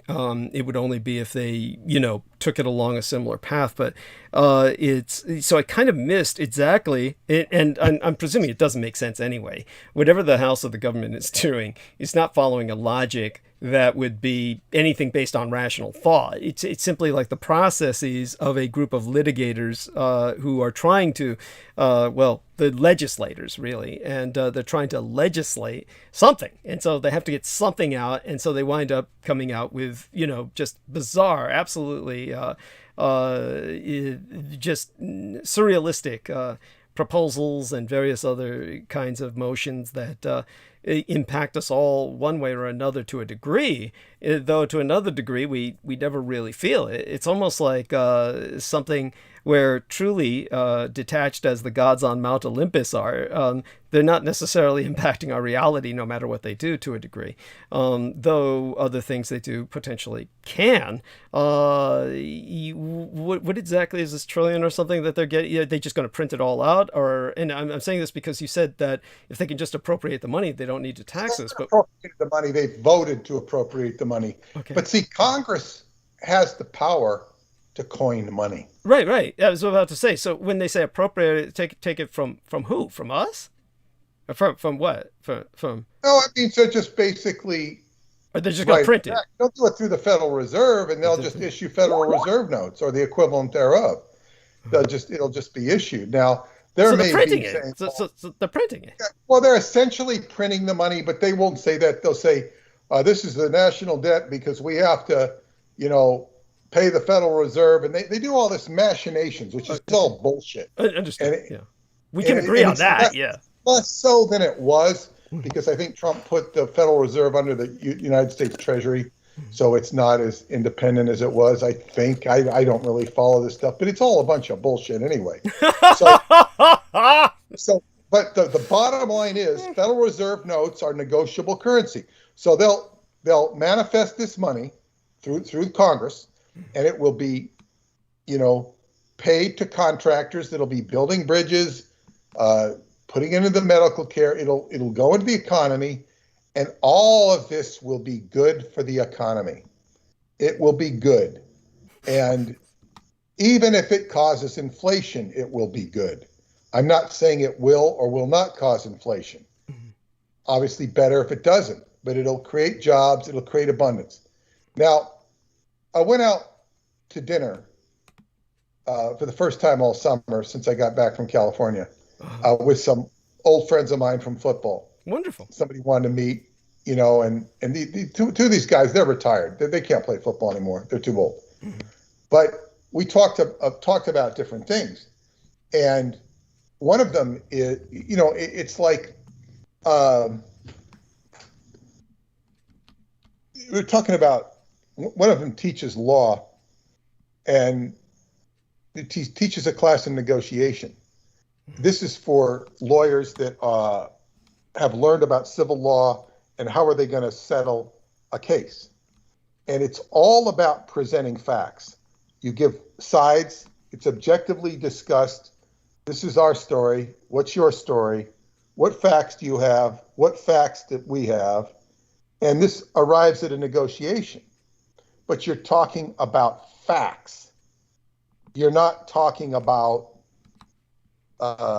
opinions based upon stuff you've identified with because you're pro-COVID or anti-COVID, or you're pro-Democrat or anti-Democrat or Republican. You know, it's like this does not happen in the Parliament. It doesn't happen at the Parliament, the Congress, because they're not talking about facts. They're talking about partisan data that they ascribe to. So, you know, it's an environment of complete chaos with reference to that. Everybody seems to think, though, both parties, that they need to do this infrastructure bill to help. And this is like $3 trillion, 3.2 trillion or something like that. It's a lot of money. And it'll just pump it up, and that'll be good. In my opinion, it'll be good.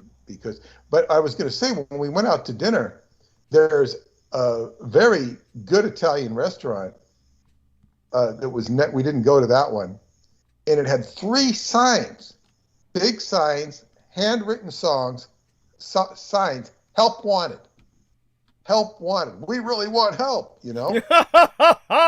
We need help. Yes, help. I don't know what they want help, and I know they have people that will go in there and turn the pizza and stuff, and I've seen a lot of people in there who could be illegal aliens. I don't know that they are. I don't know, because, you know, they could be. Right. But, right. Yes. But I would think one could make a decent salary there if you were waiting on tables, because it's pretty expensive, and if people are tipping, you know, one might have an opportunity to make a decent wage. It's always kind of packed. So I don't know. But I mean, I said, this place, if I was an aspiring waiter or trying to hustle a buck, I'd go there. You know, if I was young and trying to do that. It's just, you know, and there's so much talk of help being needed. Help, there's never been so much help wanted than in my lifetime than I've seen is right now. People wanting people to work. And that means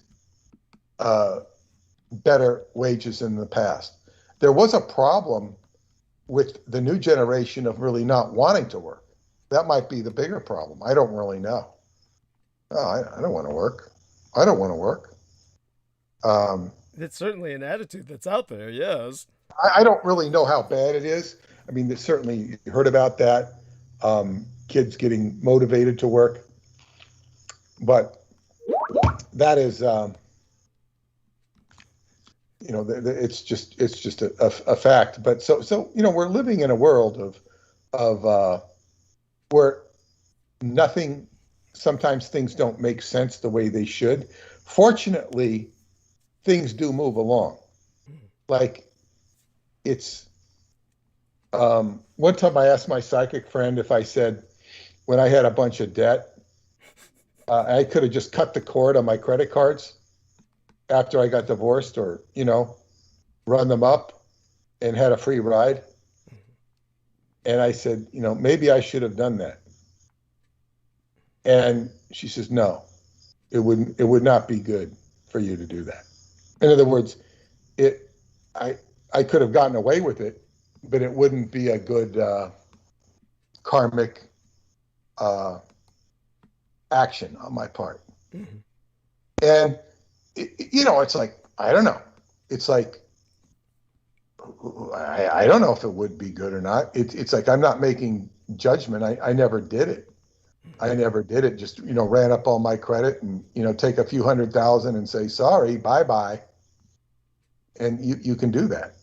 And I'm not judging people for doing it or not doing it. It's just, it's a crazy world.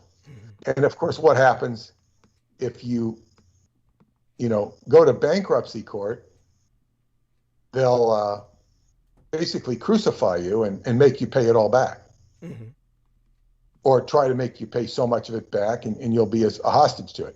if you don't go to bankruptcy court and just, give them the finger, they'll actually assign it. They'll say, they'll sell it to a collection agency, and they'll write it off.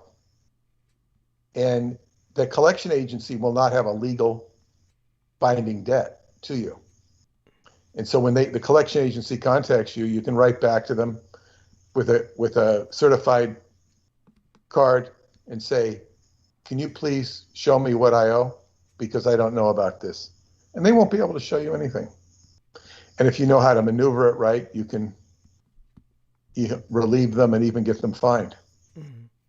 I learned this from a friend who went through this. Oh. I even talked to the woman who did this program, and she couldn't help me. I wasn't broke. I was trying to do something else. And I think I was trying to get a second mortgage or something. I don't know what I was trying to do, but she couldn't help me because I wasn't broke.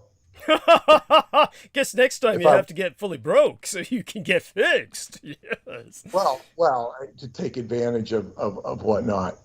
No, this one friend of mine had owed over $20,000 to the Church of Science, or to the credit cards because of the Church of Scientology, and she got out. She relieved herself of this debt by going through this procedure, and I was helping her get out of Scientology. Mm-hmm. And they had mistreated her very badly. I'm so sorry to hear that. Oh my God, I'm so glad you helped her. Yeah. It's par for the course, yeah. Right. It's par for the course. But she spent her time in San Francisco too, by the way. Wow. But had quite a life there. But yeah, so yeah, it's like, so what I'm saying is life is kind of like a big zoo. Mm-hmm. It's like a menagerie. And it's like, so there are these like laws of finance, there's laws of love, there's laws of work, there's different, I guess what you'd say, consequences in the different things that you do. Health is one. So, I mean, some people will say, oh, I don't care if I live or die, I'm just going to party on. and they'll party on, and one would expect them to have consequences. Maybe they won't have consequences. One of the people that was sort of like that was Neil Cassidy. Neil Cassidy, the famous merry prankster, who was also the inspiration for Jack Kerouac's character Dean Moriarty in the novel On the Road. Neil Cassidy was crazy, intelligent, and he really struggled with trying to raise a family, but it just never really, he couldn't do it, because he'd end up in jail or this or that. He was always living on the edge. He tried to be, I think he worked as a conductor for a while, and he just couldn't live a straight life. But he sort of died on an overdose. Did he cheat death? Who's to say? And he was quite an inspiration for the Beat generation. So you have people like that. He's sort of on the steroids of his day. High. A leading progenitor of the hippie movement and the Beat generation itself, which the Beatniks, precursor to the hippies. So it's like, wow, and he's very much admired or paid attention to by people who are fans of that. I considered him, he's not the type of person you'd want your daughter to marry. He's not the type of person you'd want to marry if you were a woman or if you were gay, because he played on both sides. And, there's just nothing, but you would get flashes of super brilliance, super intelligence. He represented the zeitgeist of 2 decades. And so you have this chaos of flotsam and jetsam, things in motion in the world. But what ultimately one wants to do is rope in certain things so that one has a stable reference point. You saw this with the hippie generation that I grew up with. Many people became Reaganites instead of anti-war. They became Reaganites because okay, I've done that. I sowed my wild insanity, and now I'm going to take advantage of this and make money and have a home and have assets and have kids and and just become a consumer instead of a rebel. So, and that's sort of anchoring down and saying, okay, I'm a human being, I'm a mature person, I'm going to now live a life and enjoy it in a different way rather than rebelling against it. And this is, because ultimately, so I'm saying, taking about the chaos. So you have all this crazy chaos of money being churned out. We've got the situation in Afghanistan, which is creating all sorts of motion in different directions.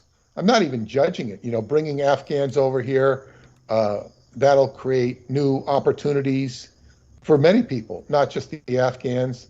It'll generate, money has to be generated to pay for everything for them. The new lives of the people, Americans who are able to get out of Kabul and Afghanistan. So you have all this activity that generates flow, generates energy.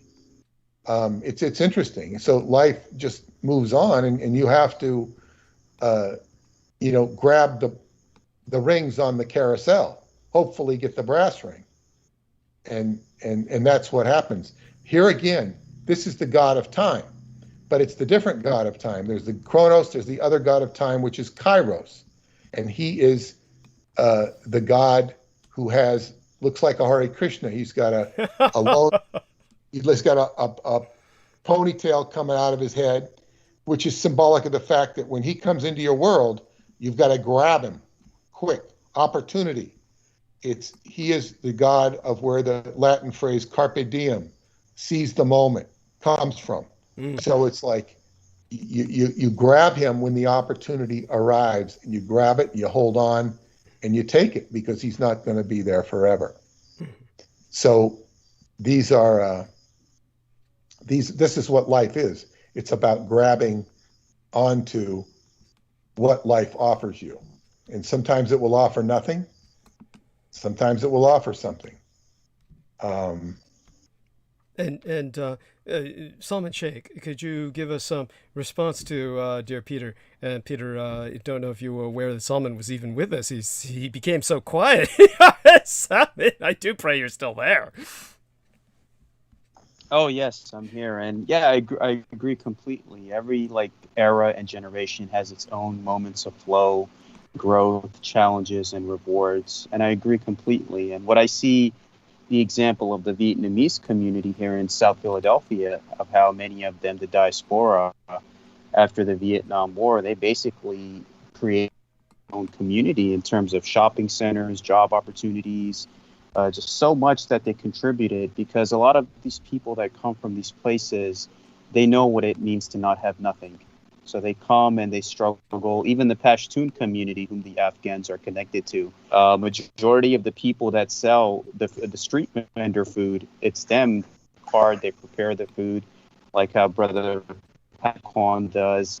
So I admire them for their work and struggle to survive, to live the American dream, for what it means. And that's just the beauty of it all, is every era, it's going to have its own rewards and challenges, and we just embrace it with what the new generation is going to face in terms of their relation challenges, social challenges. It's like what I was speaking to my parents the other day, that people were a lot simpler in their times in terms of marriages, relationships, business, and so many other things. Now you have so much saturation of information that everyone can look up whatever they need to. But that doesn't necessarily mean that they might be running into a source that is true.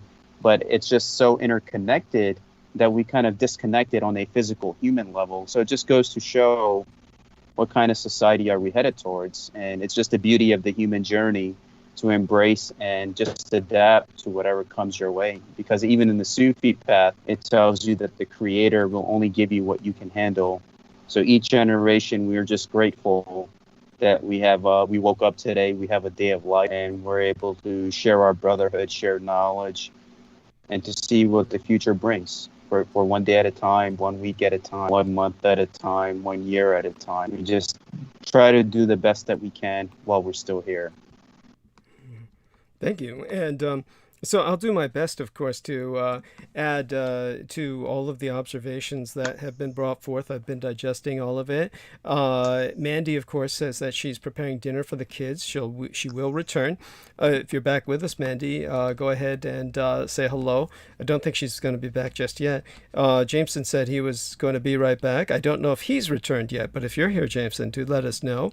One of the things that I brought up, Peter, was just how eviscerated I was, or rather enervated, rather than eviscerated. I was enervated. I may well be eviscerated if somebody walks through that open door before the next 10 minutes, because they painted the door, and we had to leave it open till 7 p.m., 10 minutes from now. So do remind me to go and shut it at that time.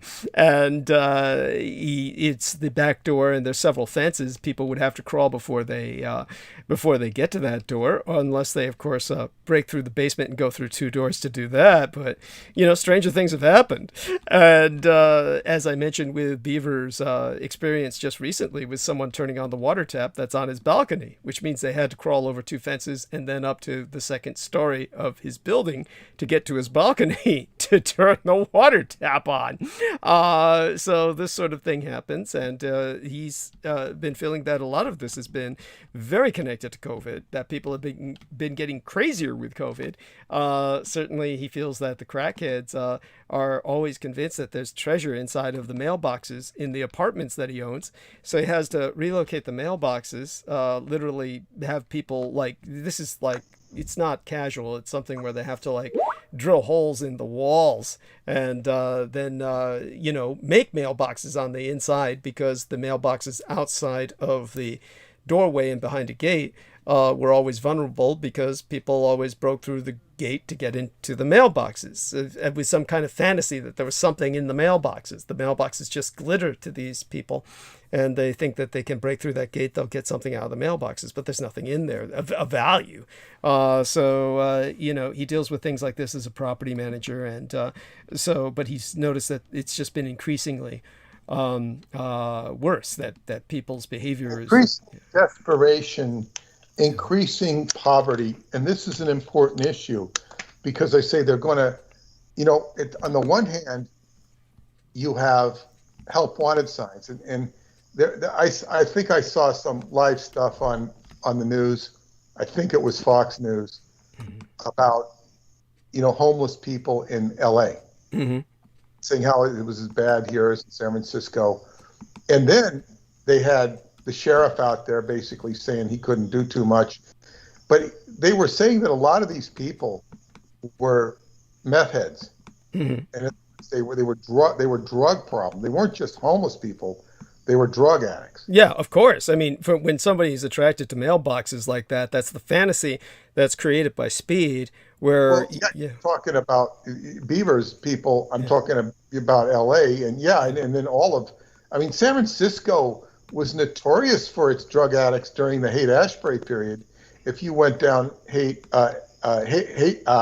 Street, you'd see all of these people that were strung out, sitting down.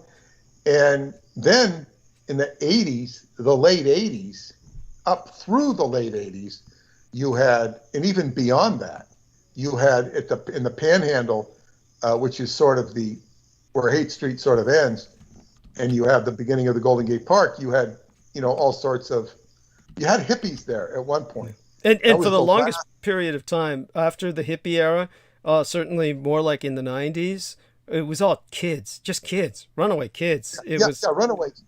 But you had the hippies in the Panhandle area through the late 80s and 89 when I was there. And that was the last vestige of the hippies. And then it turned into, Crack Park, Needle Park, or whatever they called it. Yeah. And so you had, but that area was always a area for runaways and homeless people and whatnot. San Francisco itself. I don't remember LA having such a population of that. that was so flagrantly. It's even next to City Hall. They showed that, they tent right up next to City Hall in LA. So, you have this class of people, and I'm not so sure it's like, say, the place next to my daughter, that was drug ridden. Yeah. So is it a drug problem or is it a poverty problem? It's probably a drug problem more than it is a poverty problem. And this brings us back to Nancy Reagan and the war on drugs. The war for drugs. But, why aren't drugs just like in Holland? Why is this? It's such a no-brainer. Just make drugs legal. Like they've done it with marijuana, but see, everybody's got to profit off of marijuana. So it's completely overrated as a medicinal. Thank you. Oh, thank you. I mean, really, completely overrated. And this is one reason why I'm not quite sure about the legalization stratagem, because I understand what you're saying. It's like, oh my God, look at this. Just make this shit legal. I'm presuming you would, of course, balance that out by holding people accountable for what they do under the influence of these drugs, meaning that if you use these drugs to recreate, that you would be held responsible for whatever potential crimes you might commit, etc., or crazy, stupid things you do, such as imagine that mailboxes are full of diamonds and treasure and then break through people's gates to reach them. Etc. But honestly, let's take a look at the result. The result is, when you take a look at Amsterdam or Holland, what do they do for the world? What is it they produce? What is it? I don't think they're very much a success story. I don't think that they're. Amsterdam Amsterdam as a, well, let me put it this way. Amsterdam runs the world in terms of its financial manipulation. The Dutch are very powerful, the Dutch in general. Amsterdam itself, well, let me put it this way. Well, history of colonialism. Go on. Yeah, but two of my friends in Romania are going to Holland so they can have jobs and good jobs. They can get, they kind of had halfway decent jobs in Romania. I mean, kind of, but it's just not good enough. So they got to go to Holland. So I have another friend in there who's a dentist in Holland because, she couldn't get a job as a dentist in Romania, so she went to Holland. I'm sure she does well. I haven't talked to her in years. But the thing is that Holland it's a land of opportunity to one extent. But in other words, they've legalized drugs, is what I'm talking about here.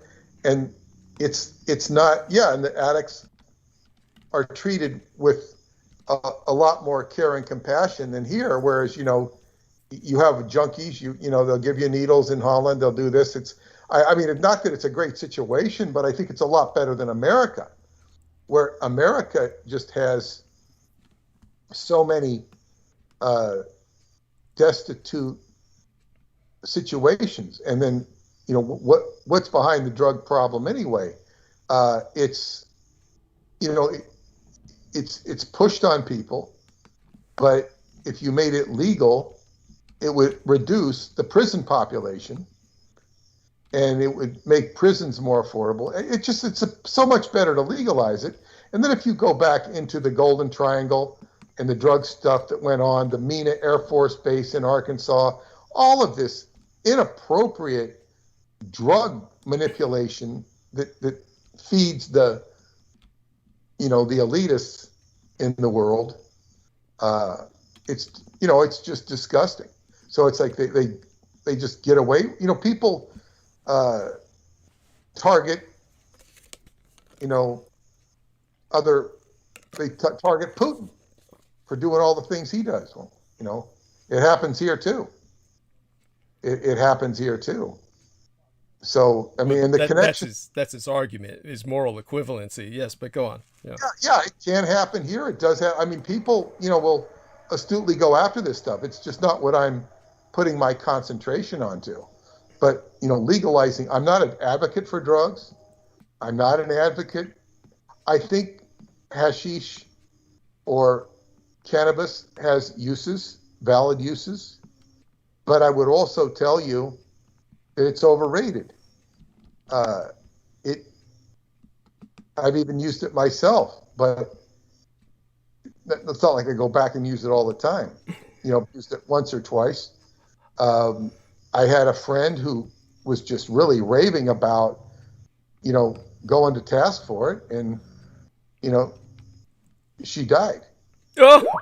Young and prematurely. I don't know if she was taking cannabis or not. Oh my God, that sounds so typical. By the way, I have to close that back door now. It's 7 p.m., so I'll go in the next few minutes. Thank you, Jameson, for reminding me. And but go on, Peter. By all means, continue. What color is the door painted? Did they paint it red? What color? Oh, blue, a peaceful blue. The landladies painted the whole building a peaceful kind of white and blue facade on the outside. You said white and blue? Yeah, white and blue. It was kind of a grayish green. Am I correct? Oh God, I can't even describe the color that it was. It really didn't have a color. Oh, Salman reminded me. Thank you, Salman. Yes. Yeah, I can't even describe the color it was before. I'd call it puke. It was puke. Yeah, it was not a nice color. She did a lot to improve it if she painted it blue and white. Yes, she did. Oh my God. I don't know what suddenly inspired her. Well, maybe the fact that she's got some people living upstairs. But at any rate, oh, by the way, just for the I think she's playing the spirits. I don't know, how. I mean, I just know that this lady is strange, but she's playing the ancestor card here, I think. Yes, you're right. You were right. And by the way, just for the sake of fun, while I go close that door, and thank you so much, Salman. Hugs to you. Andrew Cuomo, I suppose losing his Emmy is good news for us all. Oh my God, he lost his Emmy. No, why you don't close the door and I'll talk about my my friend that I saw tonight knew Mario Cuomo, his father. They were what did he call the word? I don't know if he used maybe colleagues, because they had, both gone to the same law school. So he knew Mario, and we were talking about it, and he thought that, well, basically, it all came to the kids are like entitled, spoiled, and I think the father grew up not entitled, and he was congenial. He could talk. He didn't come off like a spoiled brat. Whatever his politics were, that's another issue. But he didn't grow up like an entitled, spoiled brat, which is completely what the Cuomo brothers are, utterly and completely come off that way. And so, he doesn't know how to interface with people. And he also said that Andrew Cuomo, somebody did a study on him, and all his sexual impropriety or overtures, whatever they were. He said they said that he didn't do them because he was trying to get sex. I'm sure he would have taken it if it was offered him, but he was doing it for power, to assert his dominance. He was a dominant alpha male, and this is all that he was about. So they were saying that, yes, he was just basically like flexing his muscles. I think he even threatened to beat up Trump, or alluded to the fact that he could, or should beat up Trump. So he was full of testosterone and full of braggadocio, and now he can go, tell his neighbors that if they make too much noise, he'll call the police on them or something. He's lost his power, and I don't think he'll ever have it back again. But that's just a little story about Mr. Cuomo. And we are rid of him. We have a new governor who I know very little about. I suppose that the biggest knock on her is that she didn't call out Cuomo, and she has tolerated him and enabled him. But I guess they will give her a chance to do something before they go after her. Other than that, does anybody else have anything to say, Jameson?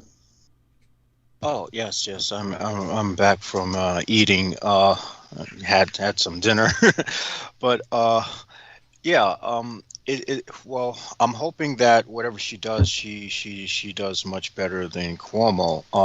In the very least, the fact that she is governor at all is something that seems to be garnering a lot of attention, and it's something that's good because I guess she would be New York's first female governor.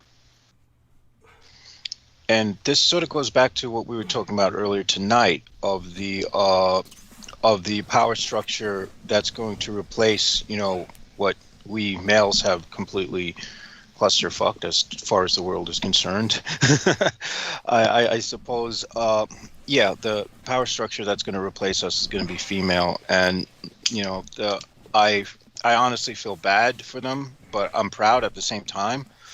I feel bad because the amount of mess that they're going to wind up cleaning up is going to be something of a critical nature. Well, I mean, Yeah, that's absolutely right, and I agree with both Peter and JMO that it is going to be interesting how with New York getting its first female governor, how she's going to handle things and the expectations that the people of New York will have from her after this Cuomo debacle. And it's also good to see a man who was on a power trip be relieved of that kind of power, to show at the end he's just an average person just like everybody else once he steps out of that office, which will probably be a reality check for him. Very good point, because this is what Pluto in Capricorn is supposed to do. And, Trump was one powerful son of a bitch prior to him getting castrated over the election. And that's not a pro or con statement about Trump. It's just that he was exuding a lot of power as president, and he lost it. I'm not saying it was right or wrong. I'm just saying he lost his power. And then so Biden becomes the new kid on the block, and he's very close to losing his power. And this might be a new pattern with anybody. It might happen to Pelosi.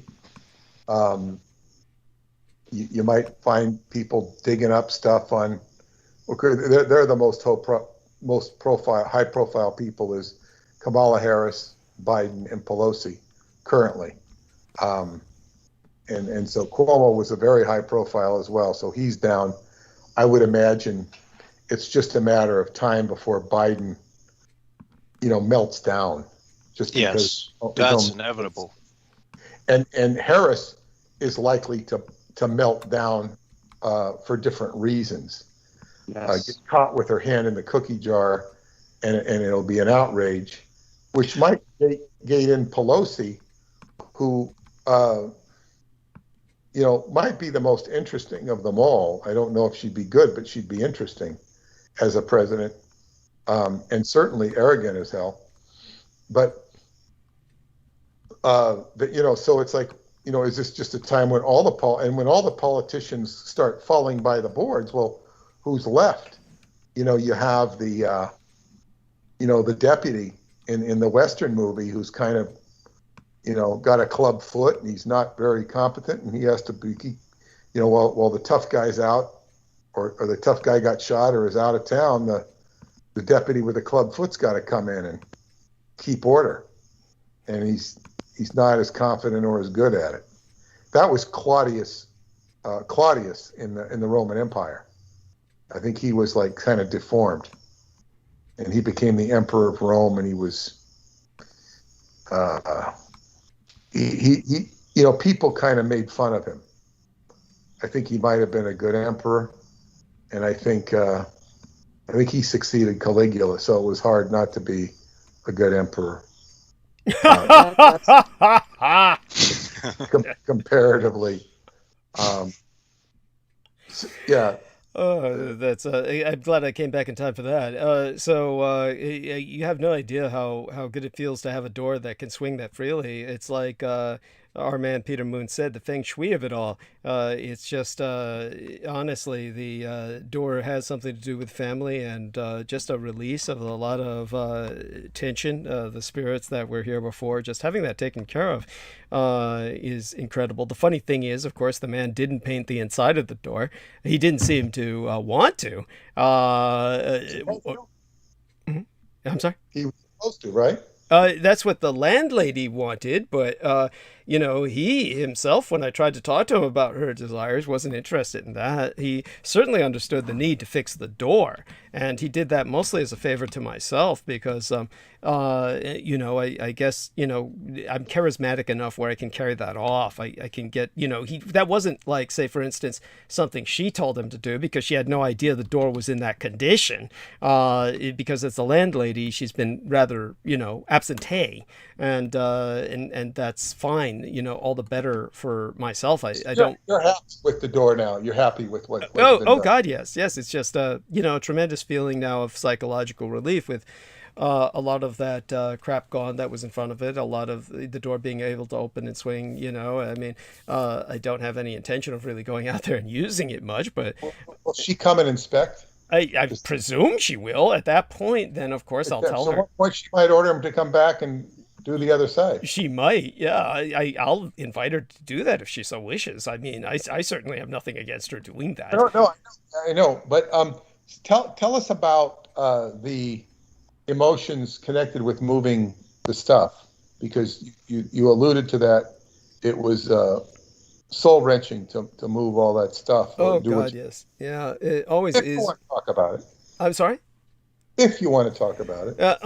In a sense, so in a sense, no. What I can tell you is that it certainly left me drained, like I said, enervated, feeling a bit more energized, having just experienced the ability to swing that door back and forth. There is something very bizarrely psychologically uplifting about that. As you said, the feng shui is, I guess, monumental in that regard. As you said, the door pointing west, it had to do with family. Perhaps a lot of baggage is being released by that, as well as the baggage that I had to, empty out, quite literally and physically, that was there in front of the door. And because I had never thought I would ever be using that door again, simply because she had blocked up the basement to prevent home invaders or burglars or just homeless people, squatters, from moving into the basement. And that's understandable to a degree, but she blocked off what was considered probably legally a fire exit. And so once she did that, I figured, well, I'm not going to be using the door again, so I'll just, place all this stuff in front of it. So I guess, some of the things that I found in there were like this little American Airlines bag, which was almost certainly from the airlines that brought my mother and myself, along with my sister, along with my father, my family, over to the United States. That's just heart-wrenching to see something like that, and various other aspects of parts of the past that were exposed. I just don't want to bring them all up right now, but certainly it left me enervated. And so when I was done with all that by today, just making certain that everything was gone and that he could work on the door. He himself had to bring certain things so that he could work on the floor. Honestly, like he had pointed out, I don't believe he honestly just added that into help me out, basically. So that was very kind of him. It was very nice of him to do that. It's just touching, and I have a lot of my life has been influenced by the kindness of strangers, and so it more or less went in that direction. He did what I asked, as opposed to doing what she asked, which he didn't seem to care about, which was painting the inside of the door. So instead, he took towards fixing it so I could open and shut it better. But the outside is painted this nice, peaceful blue, and so it should look much different for a while at least. And I'd like to hear what Beaver's attitude towards it is. And I think they even painted a little bit over that Xfinity box on the outside and all the rest of that. And so the Xfinity, of course, for people who aren't familiar with my saga of the internet, the Comcast went out of their way to provide a lot of service to me that I'm very grateful for. And the Comcast, of course, went to the point of installing new cables, a new box inlet into my home, and all the rest of this stuff. It was all done because they were as victimized as I was, because it turned out that their wires were being tampered with, or had been tampered with, over the years, to the point where it must have cost them, I don't know how much. I could only speculate. It had, in the very least, it had to be tens of thousands of dollars. They had to break open the street to basically access the wires coming into my home, at various routes along the way to my home, where it had been tampered with. And over the years, people had inserted actual mechanical devices where they could just literally cut the flow of information, the data into my home. So this was the lengths that various intelligence agencies have gone to. But the problem was they didn't include Comcast in informing the company that they were doing this. So the company considered it a violation. In other words, companies will be basically subsumed into intelligence agencies' agendas all the time. And the intelligence agencies have a duty to inform the companies of what to do, and the companies will do what they ask. And but in terms of when they don't ask the companies or get their consent, then they're just violating the company's rights, and that means the company can undo what they've done. So Jameson, explain to us what's going on. I thought you just had an endoscopy just the other day, and then what's going on? That was the pre-COVID test. Oh God! Remember, they had to do that pre-COVID thing. They swabbed my nose, and I had to suffer a few days of inflamed nasal passages. But so the procedure's tomorrow, and after 12 I can't eat or drink. So I'll feel it out. We'll probably have the show last just as long as it did last time, which would be about 8 hours. I don't think I'm going to go. In fact, I can pretty much guarantee people I'm not going to go through 12 hours tonight. It's just, we'll do 8 hours like I did the other night. So you should be around for that period of time, just like last time, right? I think. Yes. Yeah. Okay. Great. So let's plan for that. And with Peter. Oh, by the way, I'm curious, Peter. I did timestamp it for you the other day when I did provide this analysis on Afghanistan, which of course will be inescapable, that I kind of touch on that tonight as well. Were you able to review that? I don't even remember. I listened to some of it, and then I had problems with my computer, and I've done a complete teardown of my list. God! and so I tore down. I had to remove this couch. What is exhausting it was. I had to rip the couch apart with something called a Sawzall. It's a heavy duty saw, and it just it was exhausting. What are you looking for? Bugs or wiretaps? What the hell? No, it's just no, because it's not easy to get out of the. First off, I didn't have somebody to help me carry it, so I had to, I was going to put it into thirds, and to rip apart a couch is, I can imagine. It was. I did it. I did it. And then afterwards, and then I had to, take it out to the curb, and it's out there for pickup tomorrow. And so I've got the floor basically all done, swept. I've got to vacuum it. What do you call it? And put some flatten it here and there, cement it here and there, patch it up, and then I'll be able to lay down the floor. It looks like it's going to be at this stage, it looks like it's going to be a much easier job than I feared. The floor is much flatter than I flatter than I thought. And it's got some bumps and stuff I have to deal with, but yeah, it's good. So it's like this is it's a turning point in my entire life, and it's really interesting because I got a call yesterday from my ex-wife. I have not heard from her in years. Years. We talked for 2 hours. It's a very pleasant conversation. Very pleasant conversation. It's very interesting too because we talked a lot about my daughter and our concerns for her and all this. But the reason she called me was not to talk about my daughter, who she's never called me to talk about. And I mean, in the past she had, but she called me to ask if I could remove her name from the title page in my books when I reprint them. Jesus. Where she did the artwork. And I said, well, that's because you want to do your upper levels in Scientology. She says, yes. I said, how's that going for you? She says, well, it's tough. It, moves slow. But see, they consider her, the fact that her name, and she was a party to all the work that I did in the early Montauk stuff. Mm-hmm. And she says, well, can you remove my names from these websites? Because my name is on there as the illustrator. And I said, these aren't my websites. I can't do anything about that. She kind of thought that, well, how do you sell it? Who's selling? I mean, she didn't understand so much about publishing I have people selling my book and advertising my book. I don't even know who the hell they are. That's fine. It's the way you want it. But she thought, I might be able to get rid of all these things. It's impossible, I told her. And she's being put up to this by the church. And it's like, she says, I don't have any problem with what you write. And so I said, no problem. I'll take your name off the title page. That's not a problem.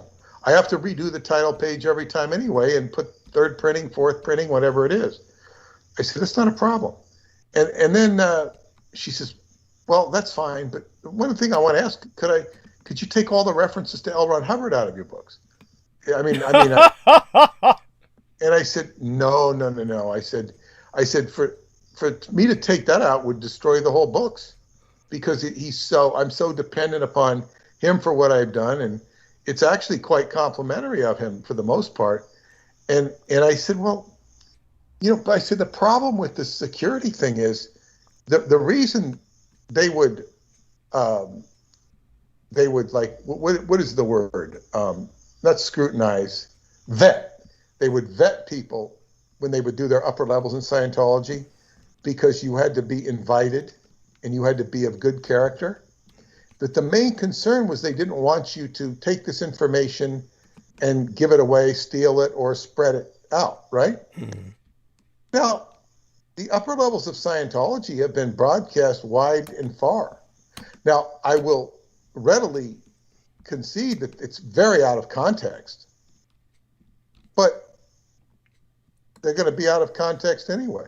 Yes. So it's like, please, they're saying, we want to make sure that you don't let the horse out of the barn. But the horse is already out of the barn. He's had many children. Yes. And they're worried about this. It makes no sense. It's a bureaucratic nonsense. And so she's being viewed in suspicion. And I told her about David Anderson, who she didn't know anything about. I told her Preston had passed away and Duncan. She didn't know that. It was really nice to catch up to date with her and talk to her artistically, how much I missed her artistic sensibilities. Very nice conversation. But what concerned me, if I can't be too concerned about it, was she's a hostage to Scientology mentally. Yes. Mentally. She's not freed herself from it. I said, when we were married, you told me you were never going back. She says, I know, that's the way I was. But she changed. She sees a value in Scientology. And I will tell you, there is, as I've described before, there is Scientology can provide a great value to a human being. It can release them of their phobias, their traumas, and give one great relief. I saw this routinely. And it creates a remarkable impression on you to either experience it, to facilitate the experiencing of it, or to just see it, witness it in another. It's so profound that people sign up for life. The problem is, it's like, well, let me say this. Suppose, and this is to describe a mentality. Suppose a guy was very attracted to a particular woman, and he saw her come by the street corner every day, or one day. He might go back to that street corner on the hopes that she might come back there again and stalk that street corner where she just happened to be going by. That's how people can be obsessed with a good thing. And Scientology, so in other words, they had this tremendous experience and they will not give up on it in the hopes that they will get it. Some people in Scientology were trying to relive a great drug experience that they had. And this doesn't apply to just people in Scientology, but it applies to people who had a great experience on drugs. So they'll go back and take drugs. They'll do anything they can to reclaim that quote unquote mountaintop. And that's what leads to addiction. They become obsessed with it and don't, ultimately you have to take responsibility for your own ability to feel good and to process your life. And one of my favorite things that my Qigong teacher once said, he was teaching us the inner smile. So everybody's got their hands out in front of them, their fingers pointed outward, and they're smiling inwardly. And he comes by, he says, "What are you guys doing?"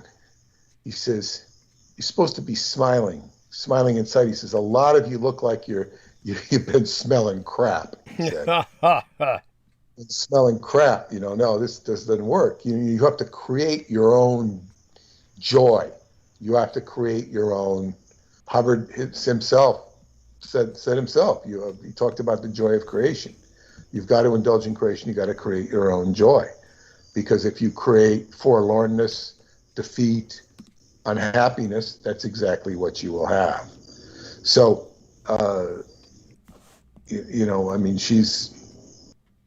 she's obsessed with, she thinks she has something to complete. And I told her, I said, I was very positive about what I experienced in Scientology, I told her, but I said, I could never offer that to anybody. I could never sell it to anybody. It's not available, what I experienced, because it was my experience. I said, I told her about an old friend of mine who she knew. I said, this guy went into Scientology and he had a drinking problem. And he spent hours upon hours of doing these objective processes of touching walls, walking back. I said, he had no idea what he was doing. And yeah, did he need it? Yeah, he needed a lot of that. But he had no idea because he didn't understand the whole modus operandi behind it. In other words, this guy could have spent tens of thousands of dollars and would have been lucky to get, 1/5, like 5% of what I got. He'd be lucky because he didn't know what the hell was going on. And he had, besides the fact that he had a drinking problem and he couldn't see life objectively. So, you could be, it's so many advantages that she could never have. I could, if she goes back and does these upper levels, I could read her worksheets and tell her more than the people who are supervising her and give her better advice, directions, all per their rules and policies. It's kind of like you trying to help Mae Brussel. Right. She didn't know enough. Yeah. And she didn't know enough to listen. And it's like that's a great advantage to me. It's not that she's done anything wrong in this regard. She's too much of a customer. And the whole idea of Scientology, if you could see behind the lines, was you had to be part customer. And I learned about being a customer when I was a cook, because when you were a cook, you were feeding customers. But at some point, you'd take a break and you would eat your own food. And you would appreciate what you were cooking better. You would cook things and say, oh, God, that's going to be good if I eat that. So I want to have this. I didn't think I'd ever want to have this, but it would taste good. You cook your own food. It tastes better than if somebody else would cook it for me. So it's like in Scientology, well, in fact, I remember one time I taught my wife how to cook when we had the pub. She was a great cook, but she didn't know how to cook short order. So I taught her how to cook short order, and she became the cook. And she didn't eat meat, and she was cooking meat for people. She said, God, I'd eat this. I'd eat this. So all of a sudden she was willing to eat meat because she was cooking it, and it looked delicious. Oh, there you are. So when you're like in Scientology, you would be doing processes on somebody, and then you'd say, God, this would be really neat if I had this done on myself. And it made you appreciate what it was like to be a customer. And you could, by doing it to somebody else and watching a good result, you say, wow, I can go into this part of my mind. I can relieve all of this stress on parents, women, men, athletes, whatever it might be. I don't even remember.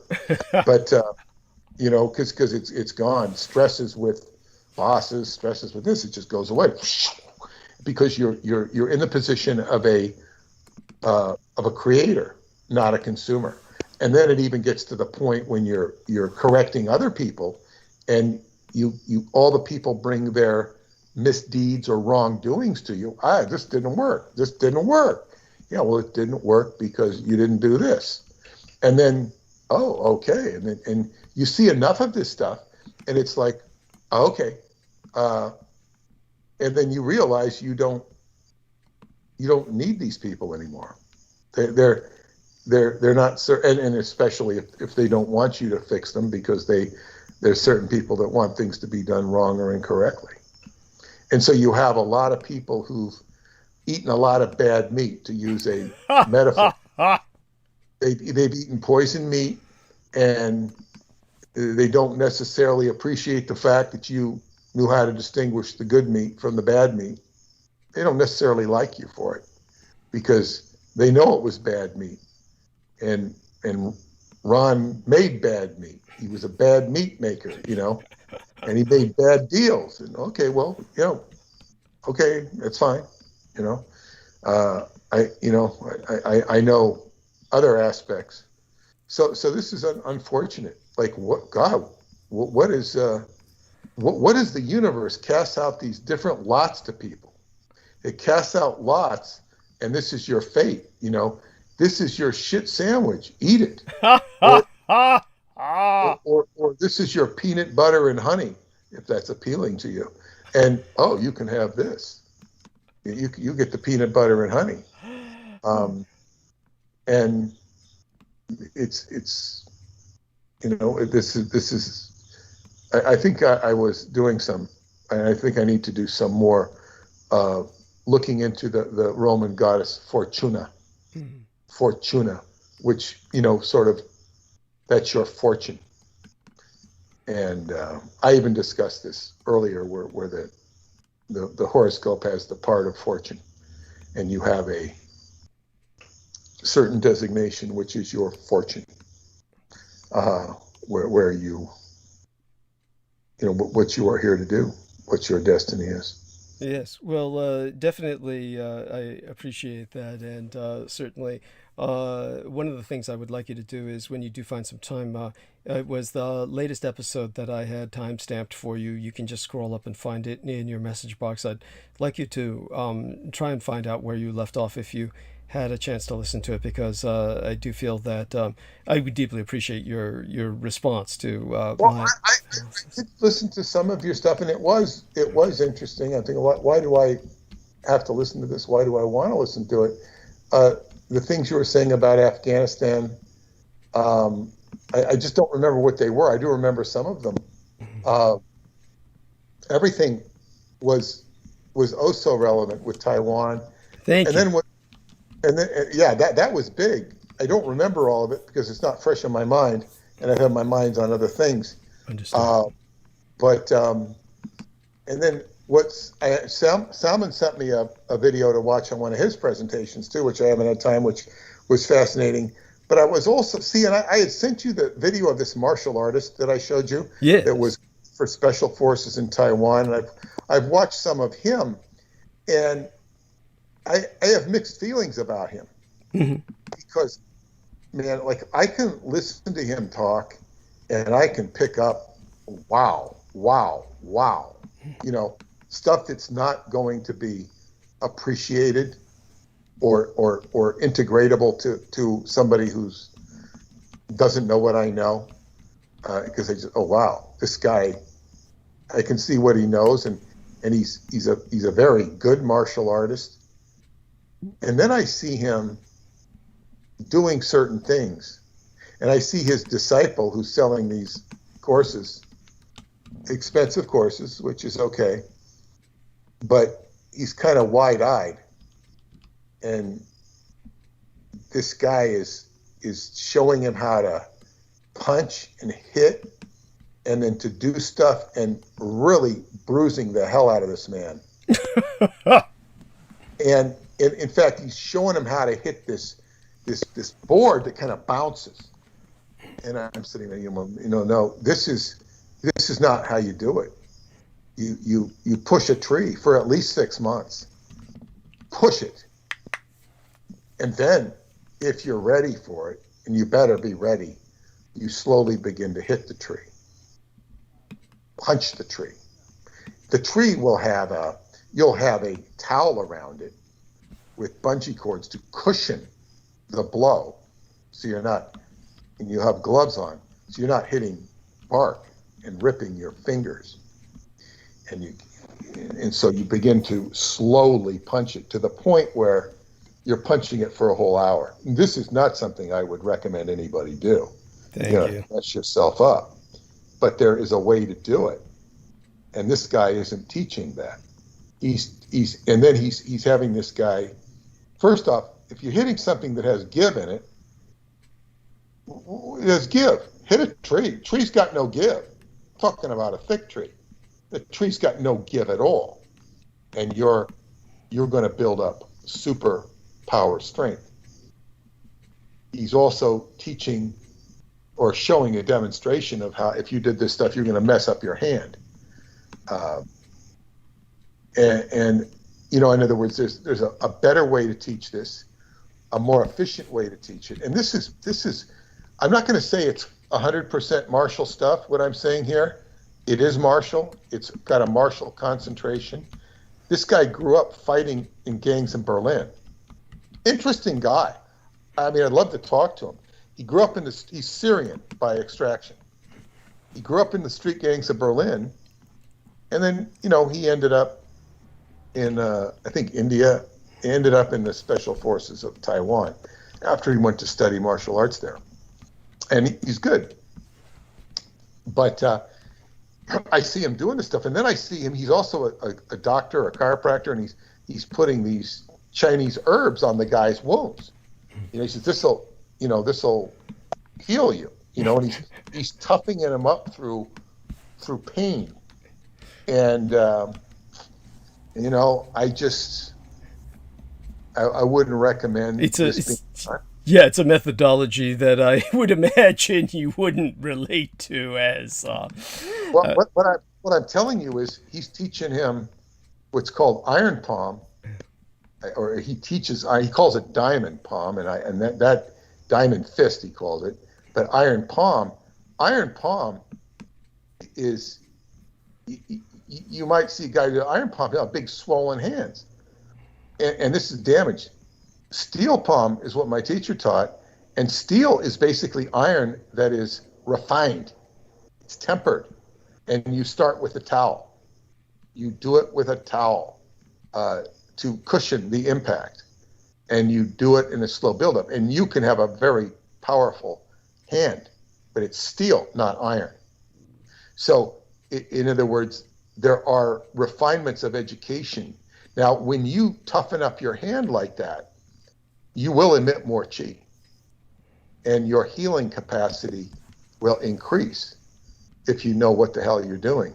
Now, there's other instances I could demonstrate without going to that extreme to show you how your chi ability would be facilitated. But it's like the orientation of all his teaching, he's going to attract students who want to kick ass. And most of these guys that are going to come to him already can kick ass on some level. But they want to kick ass more. They want to be a better ass kicker than they already are. They're not going to go to him if they can't kick ass, I can tell you that, on some level. But they want to be a better ass kicker. And they are looking at the martial side, and he does mention the healing side, but he doesn't emphasize it. And he's a doctor himself. But it's like,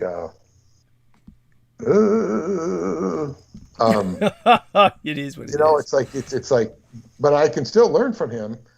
I mean, just by some of the things he says, I go, oh, it's kind of interesting. And if I had a chance to talk to him, I wouldn't be talking too much about martial arts, which could be interesting. I'd be talking to him about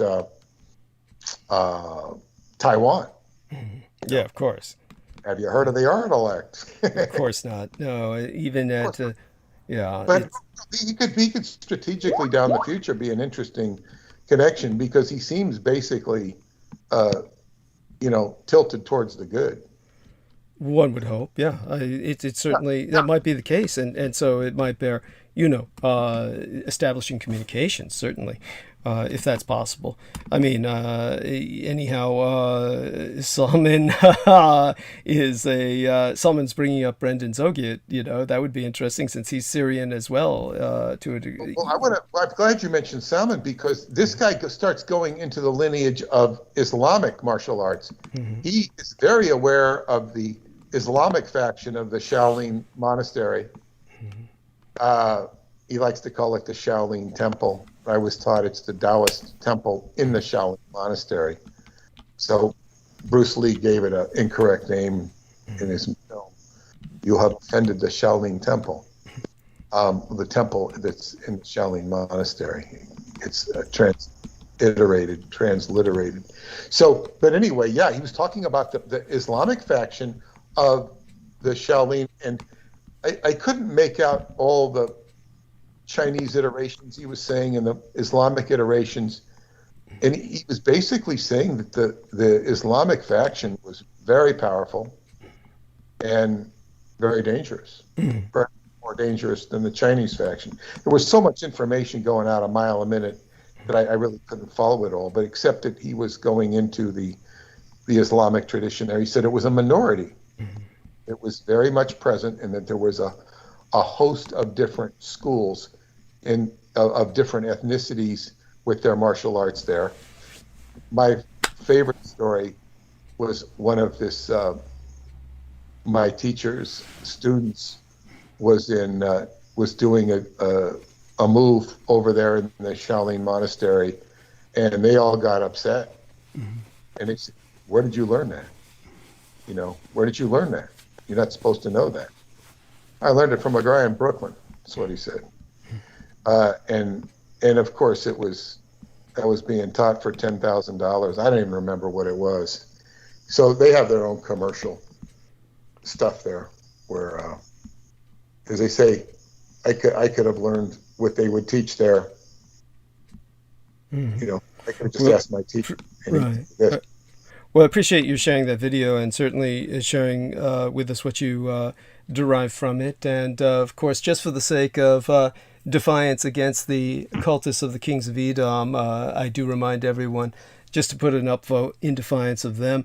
So they came in early with their bots today, and they swarmed, and their downvotes far outnumbered the upvotes, which actually is fairly unusual by this time in the transmission. Oh, congratulations. But they changed last time. Yeah. Changed last time. And we'll see if that happens this time due to any a potential intervention, as Jameson Reese has said, from the art elect, which may be. If so, we'll see if ̔, to use the agendered pronoun, if ̔ Capris will bring that around again. If not, understand. Let me make an experiment, Douglas. Let me say that see if this will change the uptick. Let's tell them that they all have very cute asses. Maybe that'll change the uptick. It's right now it's at 13 versus 16. Maybe they'll say, oh, he thinks I have a cute ass. Maybe they'll switch it up. They'll change it from a downvote to an upvote. We'll see if that happens. It should prove entertaining enough. I was asking Mandy earlier about what's going on in Portland aside from the craziness that we're aware of, and it's too much craziness to even describe. Quite a bit going on where she's at, and that's a bit. It's a bit disturbing, and hopefully she stays safe. Could you give us a summary, or did she already? She pretty much did that. It's just the usual craziness that I imagine you would imagine. It's just violent enough where people are starting neighborhood watches and the like. So what I would like to do is kind of address what everybody was talking about, and everybody was covering quite a bit. First off, I do want people to understand that today is Commander George Lincoln Rockwell Day in a very real sense, as far as I'm concerned. I mean, since we've gone out of our way to honor people who suffered the assassination wave of the 1960s and 70s, everybody, of course, is well aware of the Right Reverend Dr. Martin Luther King Jr., who I've brought up and covered in depth any number of times in many different ways. But when it comes to Malcolm X, people are also aware of him and his being assassinated. And he's a person who's less well known, but at the same time was considered violent enough where most Americans are shocked to find out that he has high schools named after him. There is a Malcolm X, junior high. There's Malcolm X public school in Oakland, most certainly, and or somewhere in the Greater Bay Area of the United States. I know that much. Greater Bay Area of San Francisco, California, which actually, isn't part of the United States in a certain sense. I mean, California is part of the United States strictly by geography, even though the U.S. economy is dependent on us. And as for San Francisco, by the time we get here, it's Oz, as far as the rest of the nation is concerned. But we have Malcolm X public schools, but there's no such equivalent for George Lincoln Rockwell. And there's really no difference between him and Malcolm X other than the fact that Malcolm X is black, and that actually makes him, in a certain sense, less threatening than, in this case, George Lincoln Rockwell. And so George Lincoln Rockwell, very important to emphasize that, of course, he was someone who was, shall we say, the original kind of Nazi, in the sense that he truly was alive during World War II. He fought in World War II. His commander is an actual rank that he earned in the United States Navy. And this is why when they made cartoons about the enemy and were trying to manufacture an enemy for the G.I. Joe reincarnation as little 3-inch figures so they could fit them in vehicles that they could sell, then they made the enemy a fascist organization, and then as well made their leader Cobra Commander. So the fascist organization, the G.I. Joe network, was fighting was Cobra, and their leader was Cobra Commander, and they got the whole commander aspect from Commander Rockwell. And he simply was using his Navy rank. And so he was politically discharged from the United States Navy because of his conversion to Nazism. And this was, of course, after a stellar combat career, which is extraordinarily important to emphasize.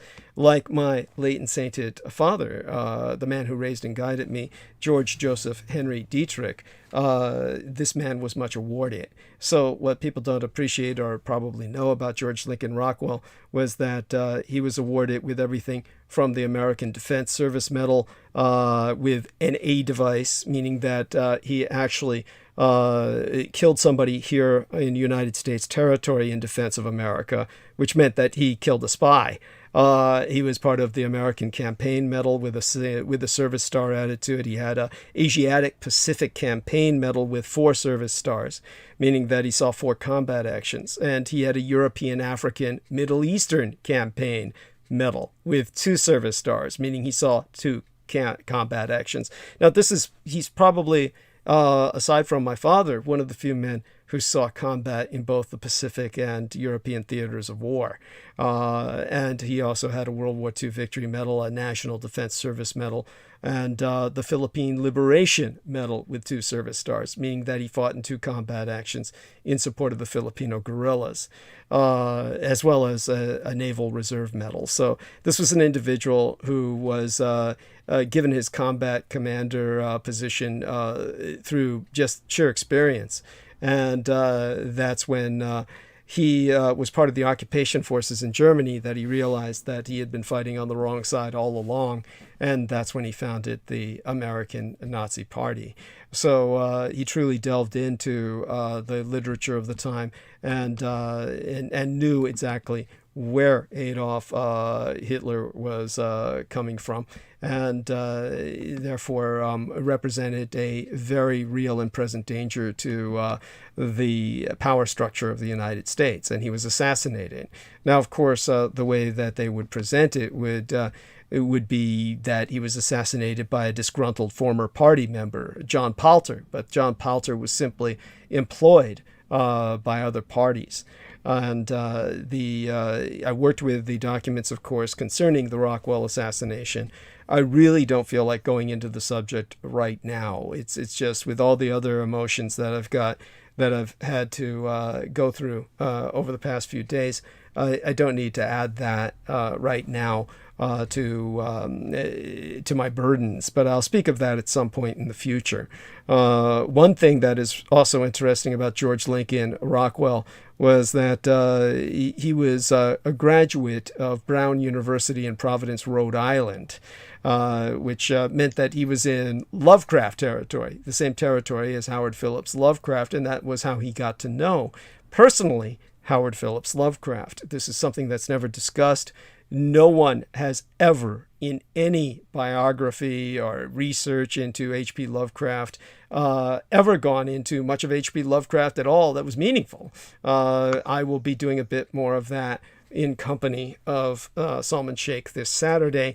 So let me turn for a moment to Salman Sheikh. And Salman Sheikh, do tell everyone what we're going to be doing on Saturday and how long it will last. We may go only 3 hours. We may have to go a little bit beyond that if we try to finish up things that, we'll see how it goes. But I think you've got the capacity for only 3 hours, or how is that?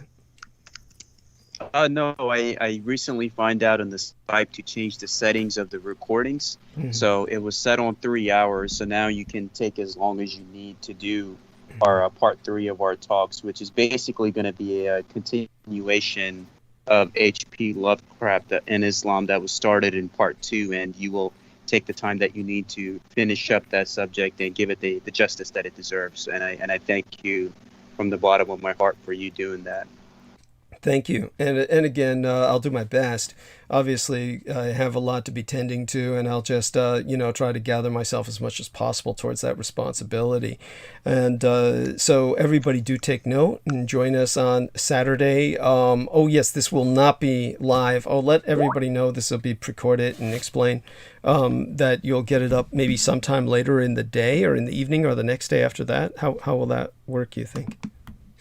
Oh, so as soon as it's recorded, as the best thing about Skype is, and I'm glad Brother Douglas encouraged me to use Skype instead of Zoom. So with Skype, the video comes up right away in the chat, and you could just save it. And as soon as it's saved, I could just upload it the very next second, and it will be right up there. And Brother Douglas has my permission to download all of the videos from my channel, which involve him, and upload that on his channel to make sure that that information is being put out there, and to like have that transparency of the knowledge that he's sharing with us. Thank you. Thank you. So this was 54 years ago today, 54 years. And since he was killed in 1967, and I was born very late in 1966, October of 1966. So it's about my age span, my time span of life approximately. I'm 54. I'll be 54 until October. And this was 54 years ago that he was killed. So he was gunned down at the Dominion Hills Shopping Center, basically while trying to do his laundry.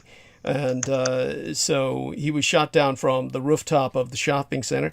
When he went out to his car to go and get bleach, basically, to clean his clothes with at the laundromat, the assassin, Patler, of course, being intended as a stooge and just basically the scapegoat, the patsy. He was arrested probably within 30 minutes. He threw his gun into a 4-mile run nearby when he was spotted with wet trousers waiting for a bus by a police officer. He had literally pissed his pants.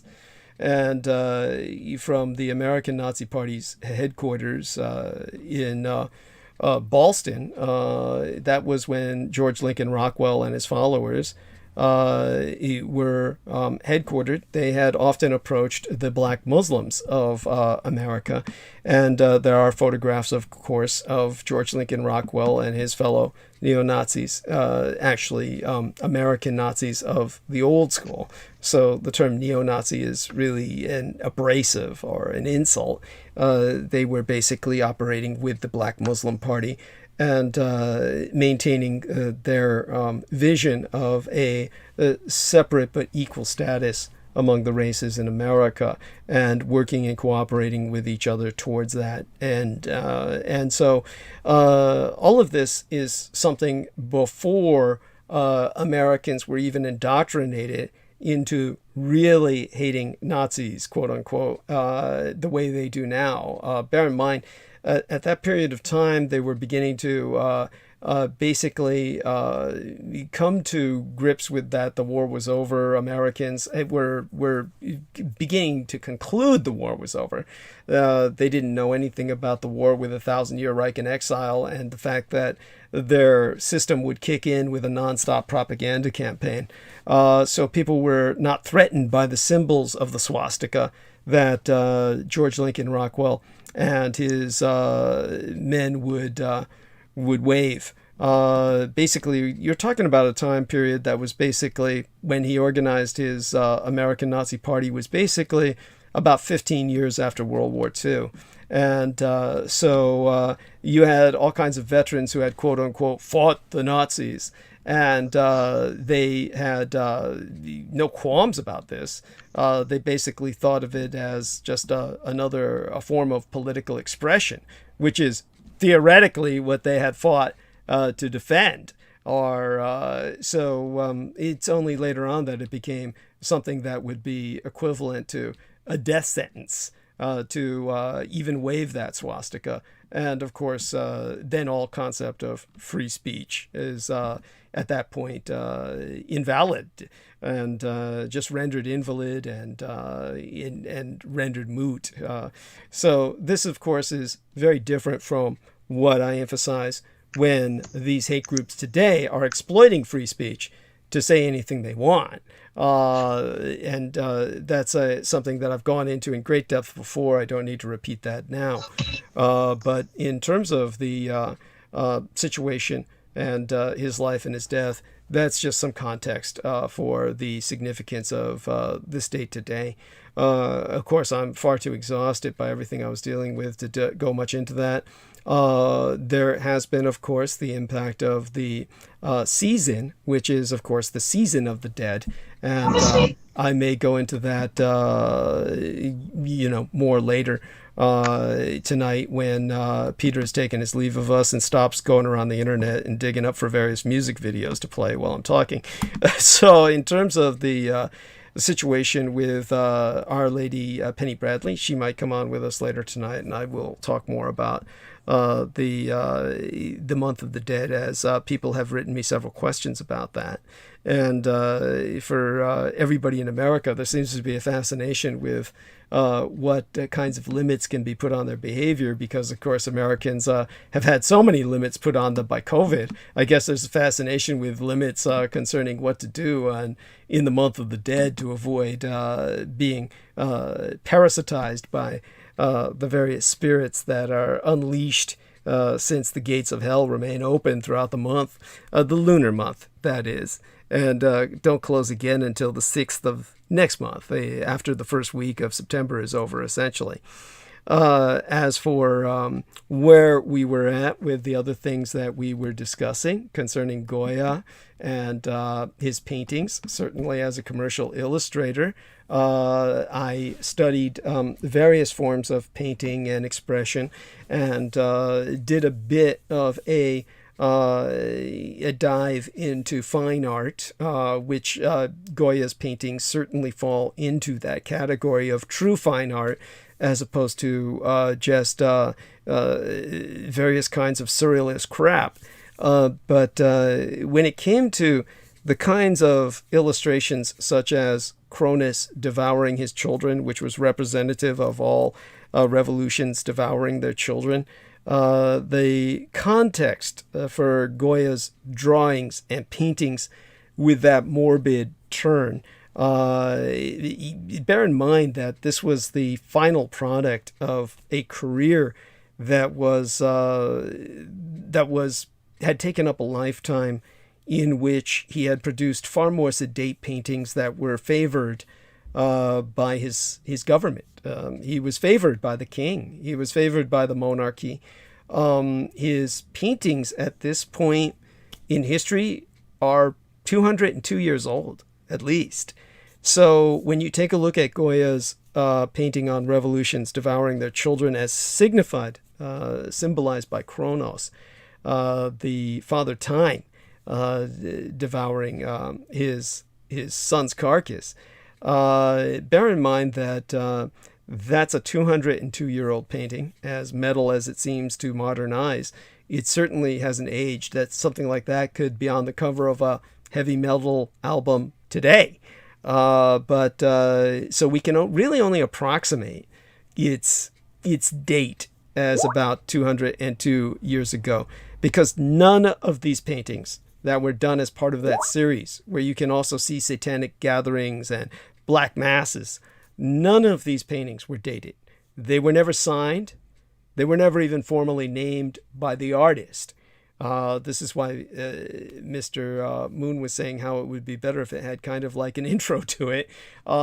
He never even spraketh or wrote about them, as far as anyone knows, because he had never intended for any of these to be seen by the public. And basically they were some kind of phantasmagorical form of interior design for him. They were painted directly on the walls of a farmhouse just outside Madrid that Goya himself had purchased in 1819. And he was 73 years old by then. He was ancient by the standards of the Napoleonic Wars, World War Zero, the world's first truly global conflict. And by that point in time, he was alienated from the Spanish royal court, where he had painted for half of his life, for their cathedrals, for their schools. By this time in his life, he had been profoundly deaf for decades, stone cold deaf. And over the next few years, he took to conjuring these face-melting visions in very dark oils, projecting them on the plaster, wrapping hallways, his staircases, his living spaces in what apparently was a provision of the hell he felt he was damned to be spending the rest of eternity in. And almost half a century after his death, come 1828, I believe, they were stripped out by Baron Frederick Emil d'Orange, who bought the palace, purchased that domicile, if you could call it that, and he had the pictures transferred to canvas by the restorer, Salvador Martinez Cubels. And so they were badly damaged, obviously, by that process, and therefore partly repainted in the process. And that's when they were shown at the Paris Exposition Universelle of 1878. That's where the British critic, P.G. Hamerton, took against them with all the Victorian opprobrium you can imagine, casting Goya as a hyena. And the scenes were judged as emanations from a hideous inferno, a disgusting region, shapeless as chaos. It goes without saying he accused the poor dead guy, Goya, of being a child molester and a pedophile. None of course, there's any evidence thereof. But this is the way people project what they themselves hide onto those that trigger them with such visions. And, well, today, of course, Goya is held up as one of the three pillars of the Museum of Prado's permanent collection, along with his own idol, Diego Velázquez and Peter Paul Rubens. And so when it comes to what it was he was trying to convey to himself or whatever brought this out in him, all people can do is speculate. And basically, when I was attending all those years at UCSF in terms of auditing the medical journalism courses, there was more than one neurologist or psychiatrist who had various schools of thought around what are called the black paintings of Goya. So there's no end of psychiatric or pathological readings. Most of them, from a medical perspective, they're focused on the unknown life-threatening illness that Goya suffered shortly before creating them. No one really diagnosed Goya. We are talking about the Napoleonic era. It took until many years later for most medical specialists to agree that Napoleon Bonaparte suffered from intestinal, or rather stomach cancer. And that by the time of the Battle of Waterloo, he was a man who should have been in a hospital. So the fact that he could wage war at all was miraculous. And the fact that he lived so many years thereafter was bordering on the statistically impossible. So whatever Goya suffered from, maybe the feverish intensity of what he was producing was symptomatic of what was, well, they called it the Eastern Plague, some kind of viral encephalitis, a kind of mad cow disease that was transmissible somehow. It triggered a series of mini strokes, and there was the cumulative lead poisoning by his own paint-making materials that contributed to that. Of course, he might have been entering dementia and exceedingly paranoid. But obviously his worldview was darkened by the famine, the poverty, the cruelty he had witnessed and sketched throughout the Peninsular War between Napoleon Bonaparte and Bourbon Spain, and again persecuted by the restoration of King Ferdinand VII and the denial of what was supposedly a new enlightened country that was promised by the Spanish Constitution of 1812 under Napoleonic conquest.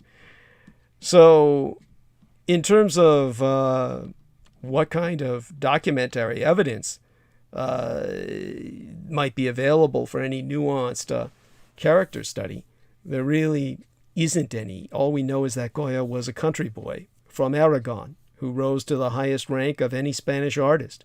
So he was a social climber, we know that much, even though he maintained a distaste for aristocrats. He was a man of the people with a loathing of the mob.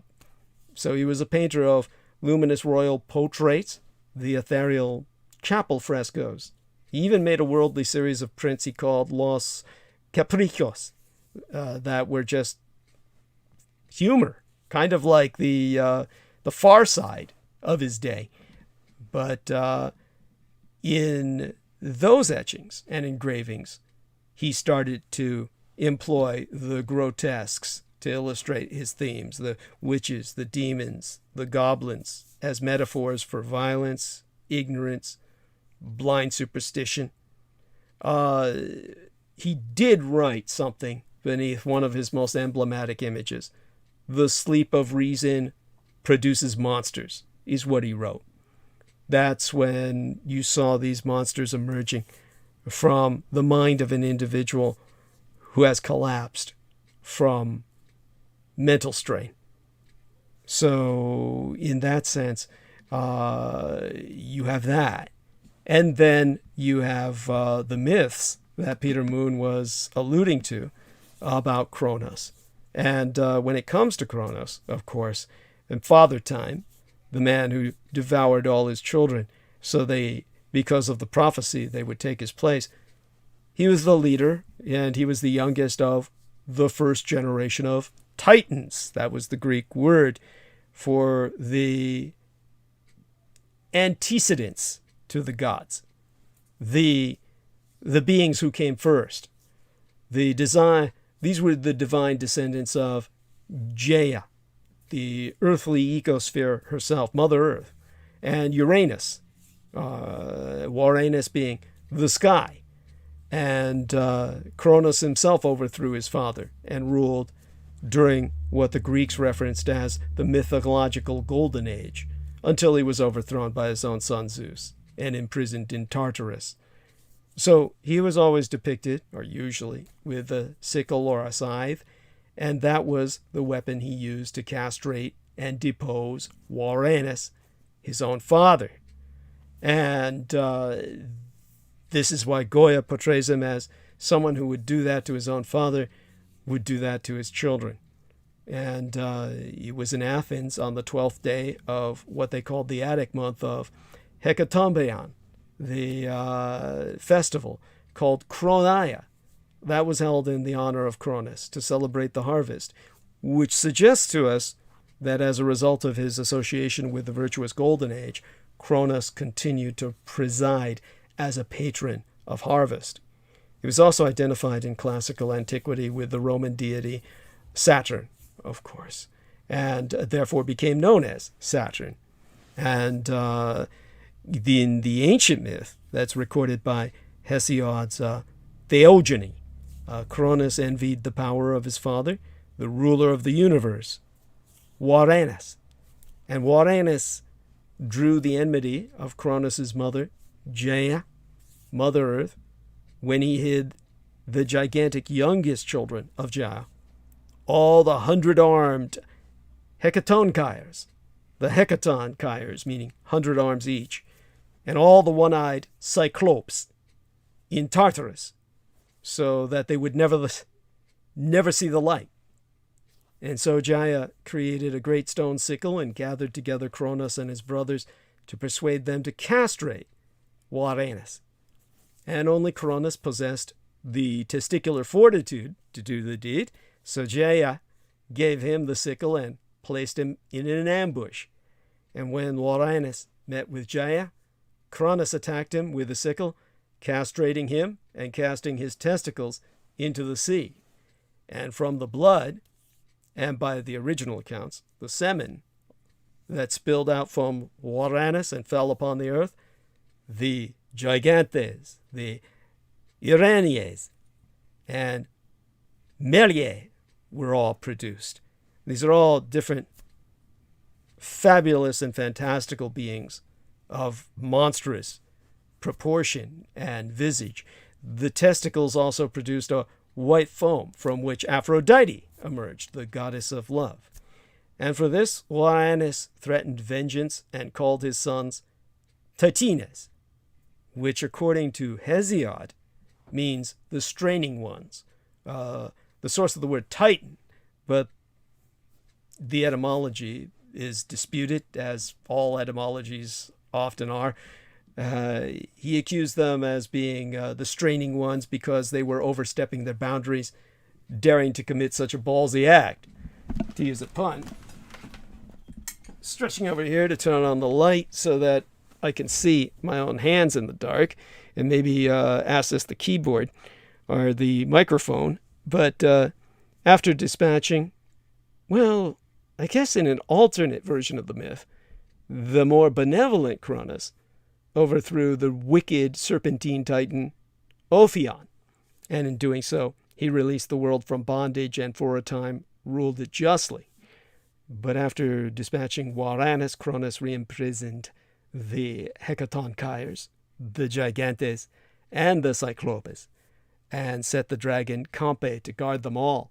So he and his sister Rhea took the throne of the world as king and queen, and the period in which Cronus incestuously ruled with his sister as queen was called the Golden Age, as the people of the time had no need for laws or rules. Everyone did the right thing, simply, automatically, reflexively, and immorality was absent.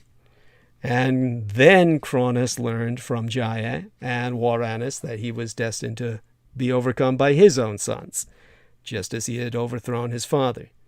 And as a result, although he sired the gods Demeter, Hestia, Hera, Hades, and Poseidon by Rhea, his sister, he devoured them all as soon as they were born to preempt the prophecy. And when the sixth child, Zeus, was born, Rhea sought Gaia to devise a plan to save them and to eventually get retribution on Cronus for his acts against his father and children. And other children Cronus is reputed to have fathered include Chiron, who we've got that Sagittarian planetoid named after. The planetoidal belt, or the asteroids, between Mars and Jupiter, named after Jove, is partnered or paralleled by another planetoidal belt, an asteroid belt stretched very thin that separates the gas giants of Jupiter and Uranus from the ice giants of Neptune and I think it's Uranus and Neptune come next. It's the gas giants are Jupiter and Saturn, and then the other asteroid belt, the Chiron's asteroid belt, the Chirotic asteroid belt, named after the planetoid Chiron, the largest among them, named after the Sagittarius or the Centaurite Chiron, the teacher of Hercules, and gay lover of Hercules, of course, because he was a centaur with a big penis, which Hercules found apparently irresistible in the all-too-gay Greek mythos. His teacher and his lover, that's whom this kind of planetoid, the largest among that asteroid belt of the Sagittarians or the Centauroids, is named after. And so that was one of the children Cronus fathered by a lady named Philyra. And so Rhea, his sister, secretly gave birth to Zeus in Crete and handed Cronus a stone wrapped in swaddling cloths, also known as the Omphalos stone, which he promptly swallowed, thinking that it was his own son.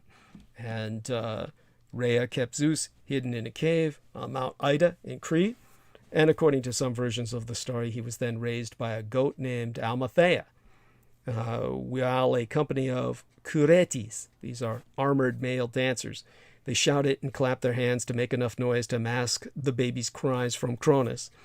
Of course, there's some other versions of the myth that have Zeus raised by the nymph Adamanthea, who hid Zeus by dangling him by a rope from a tree so that he was suspended between the earth, the sea, and the sky, all of which were ruled by his father Cronus.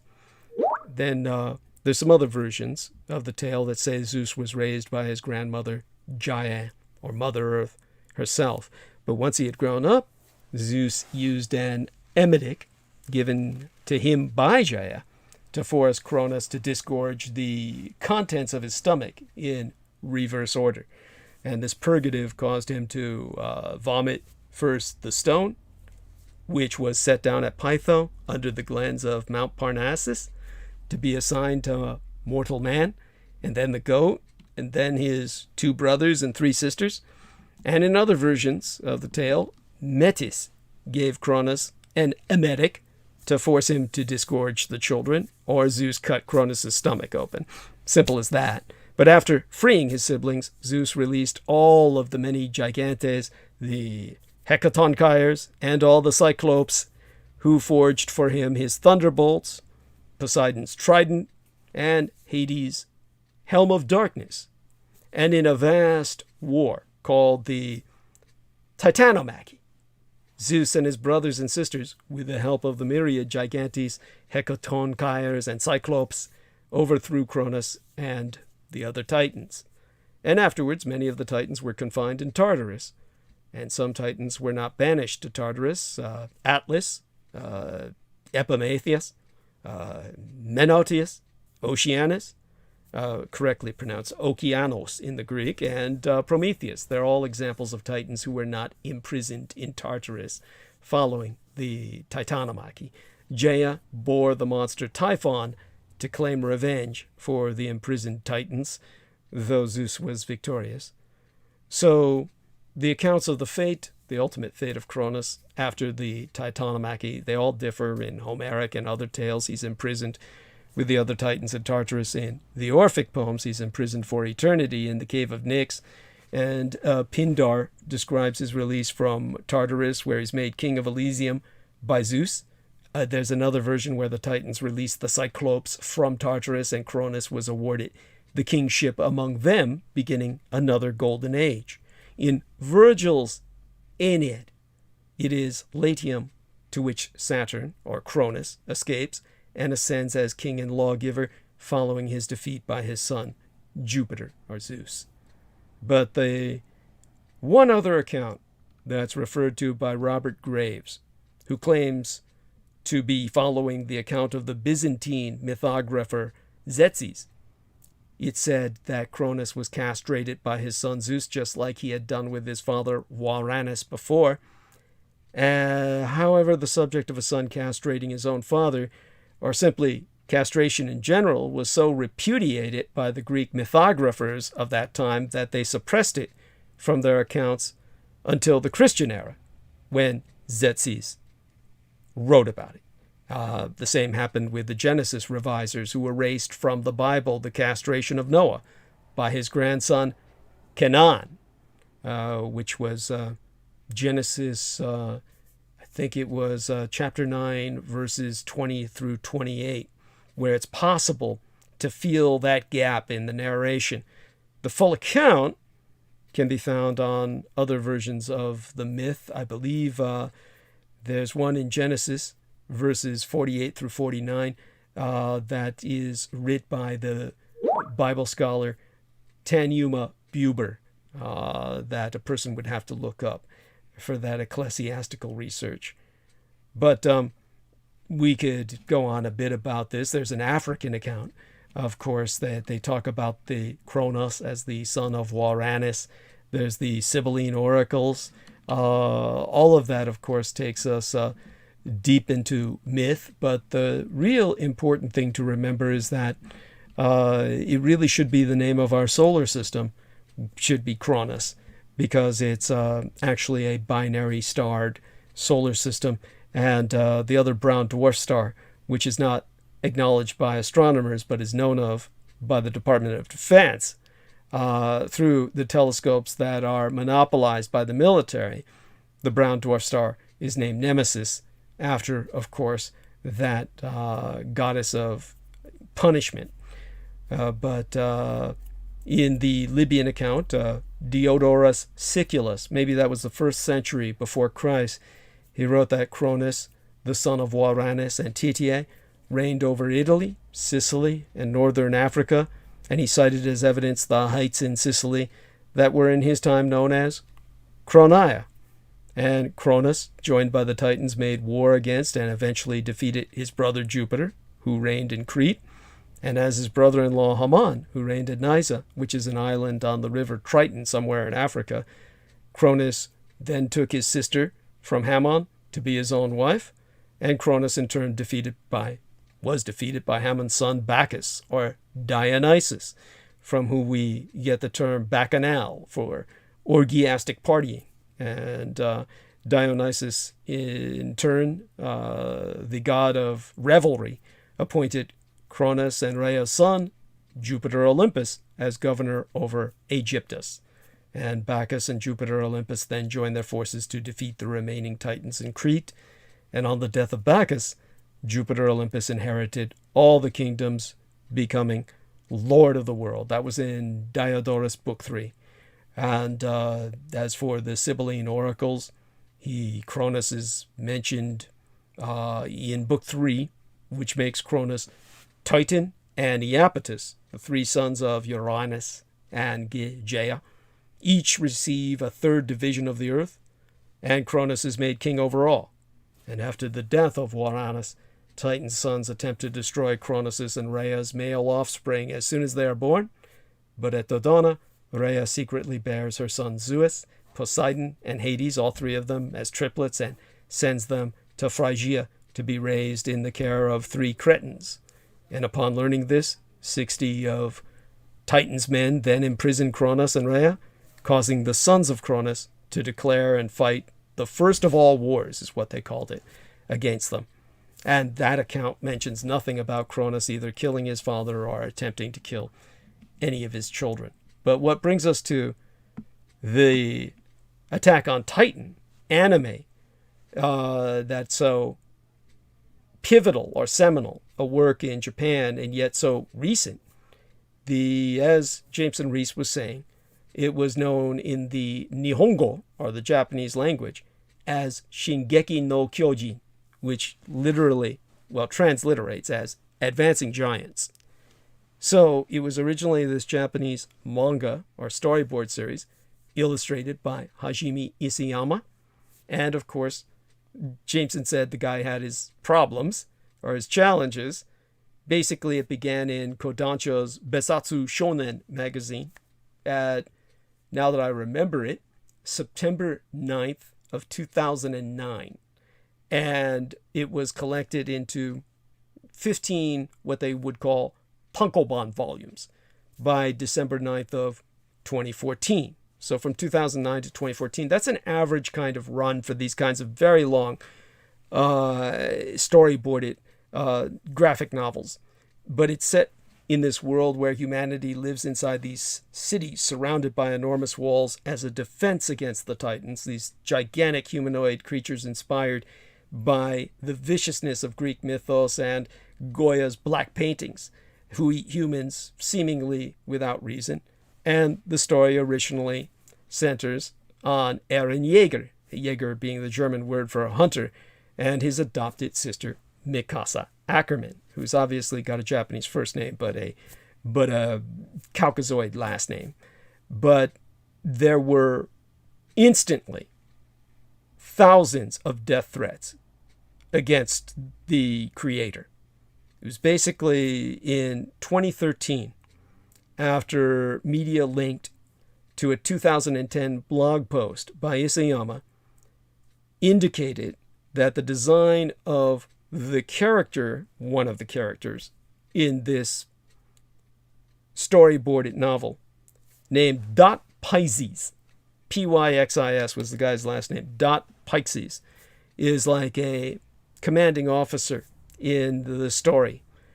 He was based completely, in terms of his appearance and his mannerisms, on the Imperial Japanese general Akiyama Yoshifuro.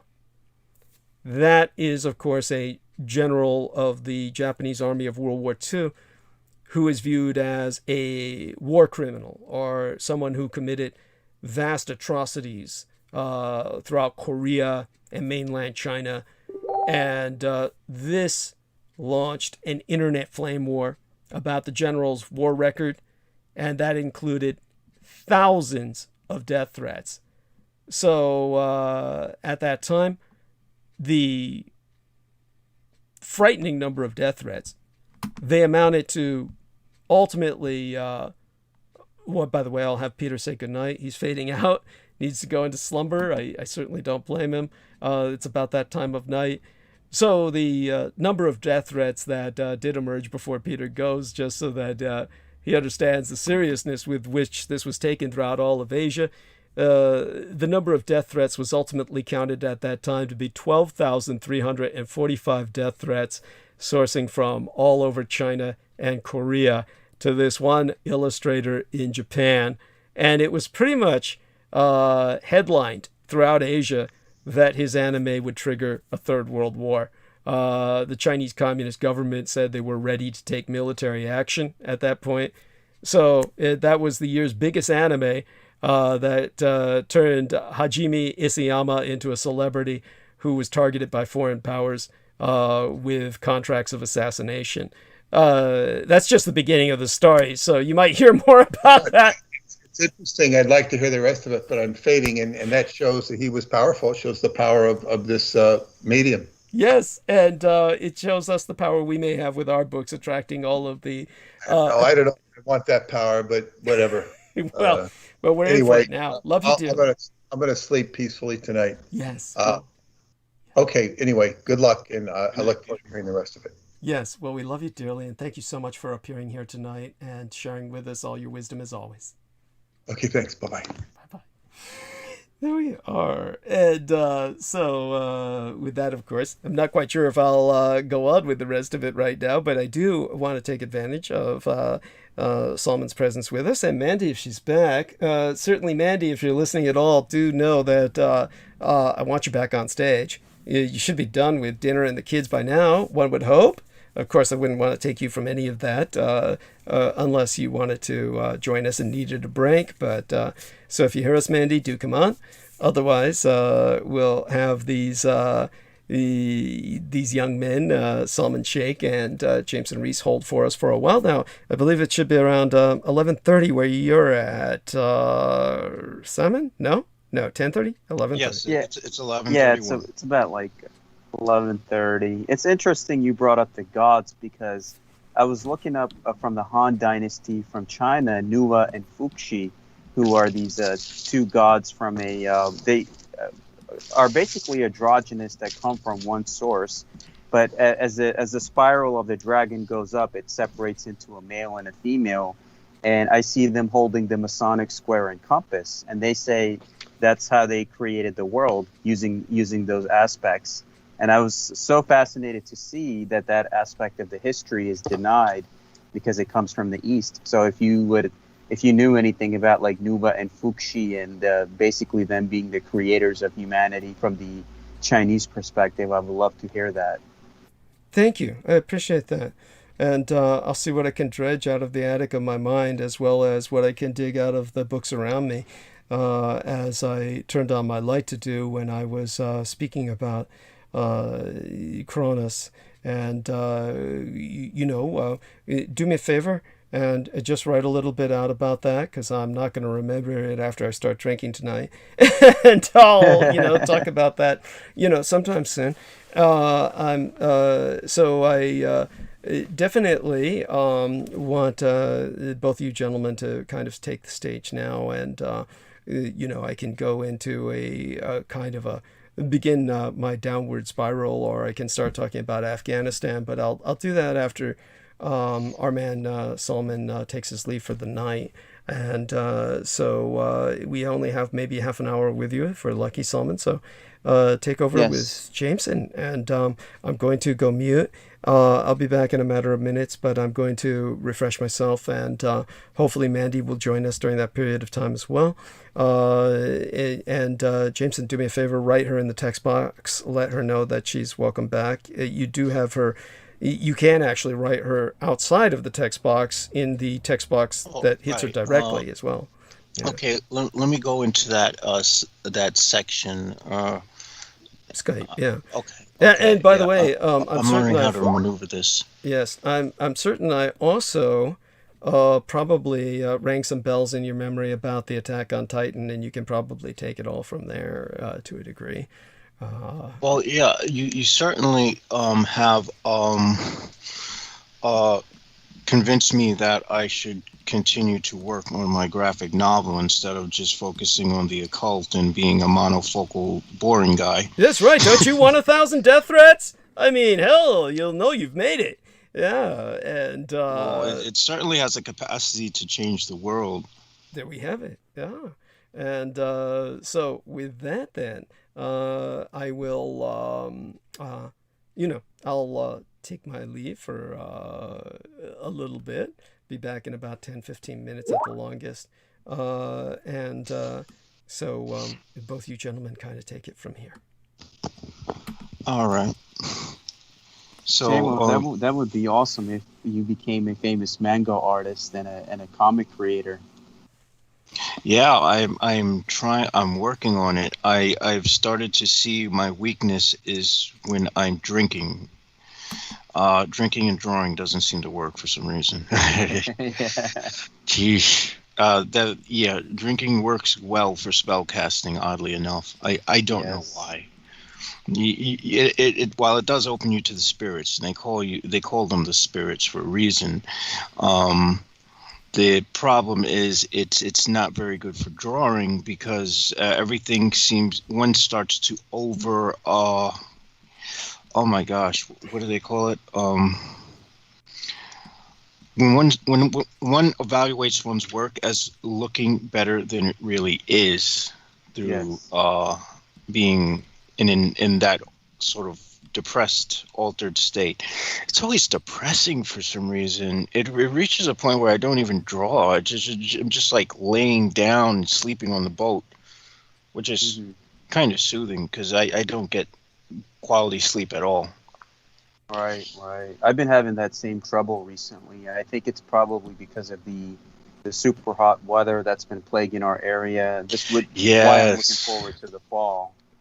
Oh my gosh, the heat makes it almost unbearable. I'm just like tossing and turning all night, and what little sleep I do have, there are always dreams of me. They're actually quite interesting dreams of fighting people and learning how to fight with weapons. And I've never been taught how to fight with weapons before, but apparently in the dream world, I'm being taught all types of interesting things.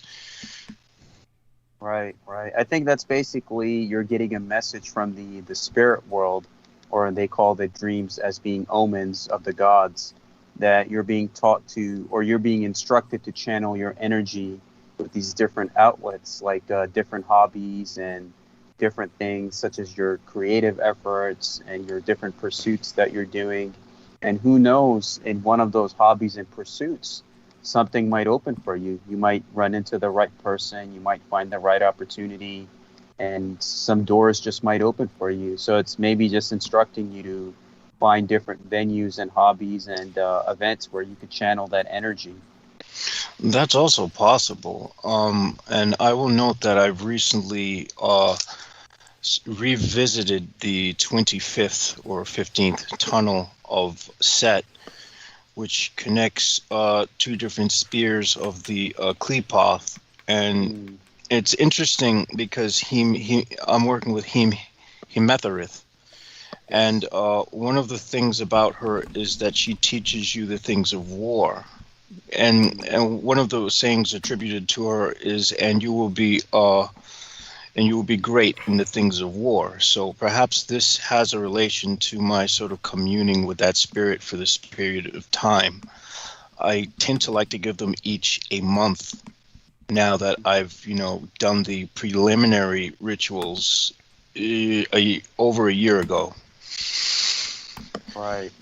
Well, it's all a process of step by step, month by month, especially on the initiatic path. Even from the Masonic perspective, they tell you that to rebuild your temple or yourself as that physical vessel, it could take you the rest of your life, because that endeavor, you never stop growing, you never stop learning. There will be moments of falling into despair or being in the dumps, but you have to hit that rock bottom before you can rise stronger. And that's the beauty of all of these different paths that are out there, no matter what you're initiated in, that there is going to be that aspect where it's going to force you to look deeply at yourself and realize, who am I really? What am I capable of? What's my purpose in this life? And what is all of this about? What is the light? What is the darkness? What is God? What is the devil? What is my purpose in all of this?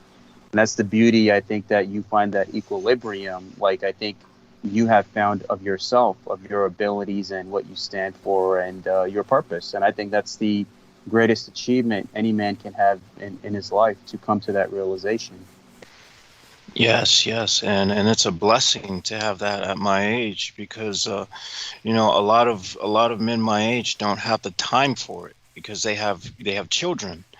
You know, they have a wife, they have kids, they you know, or they have jobs and they have to support their children and whatnot, and so their lives are so consumed from, you know, and you know, and it's part of the reason why I'm willing to put up with a lot of the challenges of still, you know, living at home as a caretaker versus, you know, going out and working and having my own place, is that it allows me the time and the sort of quiet space to be able to do all this stuff.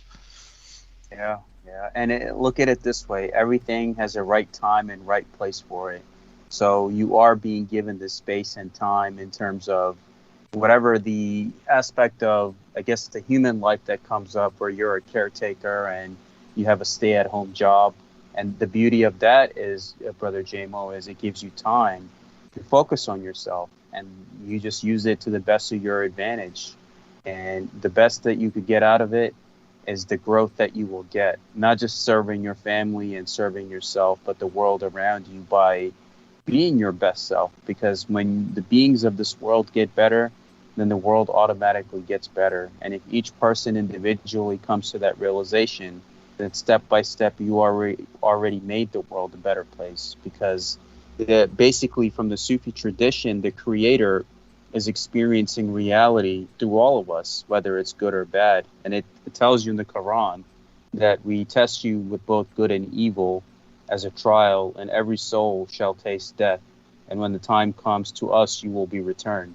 So it's telling us that this human life, not just our present constructs, nothing is basically permanent. It's all temporary, from persons to places to situations to things to friends. Every phase of your life will require a different version of JMO, the one that gets better and better, and it comes to more realizations. And right now it's a pivotal time for you, because most of the prophets in history and in religions, they came to their full realizations at the age of 40. And even in the Kabbalah, they don't allow you to study until you hit age 40. So you're in that, like, that home stretch of reaching 40, when everything is kind of going to open up in a very vast way, where you could potentially, you'll have a wife, you'll have your own place. Oh, don't Don't curse me with the wife. That seems to be more of a curse than a blessing. But you never know, JMO. Your whole world can change in a night, because you're approaching that pivotal age of 40, where a lot of these basically, that's the completion in many occult and spiritual points of views, and you're nearing that. So I think a lot is going to open up for you, and a lot of manifestations will happen for you, my brother. I could just feel it in my heart that you got good things ahead of you.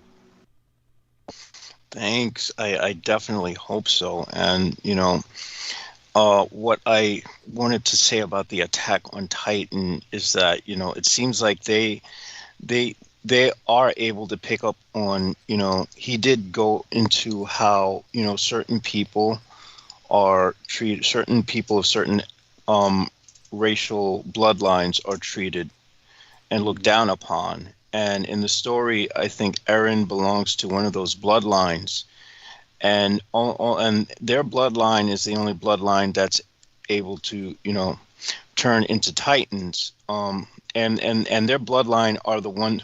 Well, they're also the bloodline who are forced to live in the walls of this artificially constructed world. So they believe they're the last people of humanity, and that there's nothing but giants roaming the land in like the first volumes. And then the second volumes, they realize that the place they live in, Eldia, there's a place outside of it, you know, and that they were exiled there because they were of a different race, or they were of a different genetic heritage, and they were looked down upon as dirty and whatnot. And so, you know, it brings it, the fact that the Chinese and the Koreans got so angry that they were willing to go to war over a graphic novel. I mean, it shows us the power of the medium. Yes, that is absolutely right. And you know, it's funny, a lot of these mangas and Japanese anime, it has so much occult knowledge. Even that one that I mentioned, Fate Grand Order, which has Hassan Saba, the Old Man of the Mountain. It has Gilgamesh. It has all of these mythological characters, and how like they're fighting against this evil, and the evil struggling against them. And there was this anti-god figure that they were struggling against. So the Japanese, they know their stuff, and they're teaching it in the video games.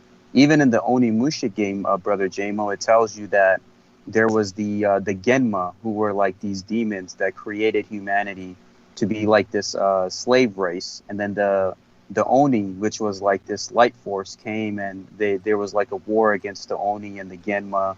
And then overall, they were in this overall struggle where even if you had a good person who was of the Oni, his child would end up being a Genma. It was like this balance. And if the father was a Genma, the son would turn out to be an Oni. So there would always even be that balance of good and evil within the family as well. Yeah, and it's interesting, you know, it's like the simulation in which we exist in. Now, I believe it has knowledge about itself through us, and it's able to change and augment itself through us as well. Although I think that I don't know if its sentience goes beyond that, beyond what the sort of multiplicitous, you know, perspectives of, you know, just every organism that exists within this universe. But what I will say is it seems to be definitely changing, and change seems to be its method of operation. Yes, that's absolutely right, because everything kind of changes. There is a growth. There's always a growth that we have in our lives, and it's just a continuous change of basically one brick being laid on top of the other until the whole structure is complete. And even this book that I read called God Man, or Man God, it was written by a Sufi master, and it has the picture of Malik Taus on top of the cover, and not too many people know about this publication. I'm going to send that to you also, which I have the PDF. Nice.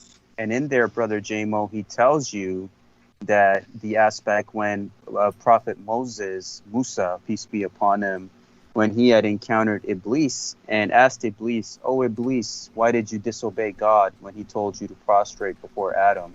And then Iblis told him that even in my current existence, I continue to serve the Creator, and there's always a purpose behind everything, which made Musa realize that Iblis was actually of God, and he was still fulfilling his purpose, even though there was all of these lies that were out there, including, most people don't know, that there's a saint out there named Saint Lucifer.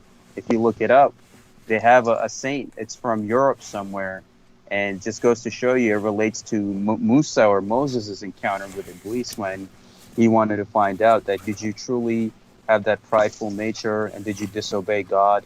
And it just connects to the Malik Taus story, where Malik Taus had cried for 70,000 years and had dried up all the fires of hell with his tears. And then Allah, God, put him in charge of the earth and told him that you run this place on my behalf. And it's all interconnected, like with these different stories, with Musa's encounter, with this saint that pops up in Europe, and then the Malik Taus story. It's all interesting, Jamo. It's like this one puzzle, and these different races and religions and philosophies that offer their own interpretation kind of connect the whole piece together, thinking that it's all teaching you the truth in some way, shape, or form, no matter which side of it you follow. And it's also very much connected to the development of our own consciousness. Yes. especially in that a lot of the occurrences and the sort of ritualistic acts that we see in almost every religion around the world, be it monotheistic or polytheistic, a lot of them are metaphor, or are in reality also metaphors for how the brain is evolving over a certain period of time. And that goes back to sort of bicameralism, and our, emergence from that. So do we have the potential to even reach a point where we're beyond what we are now? I believe so.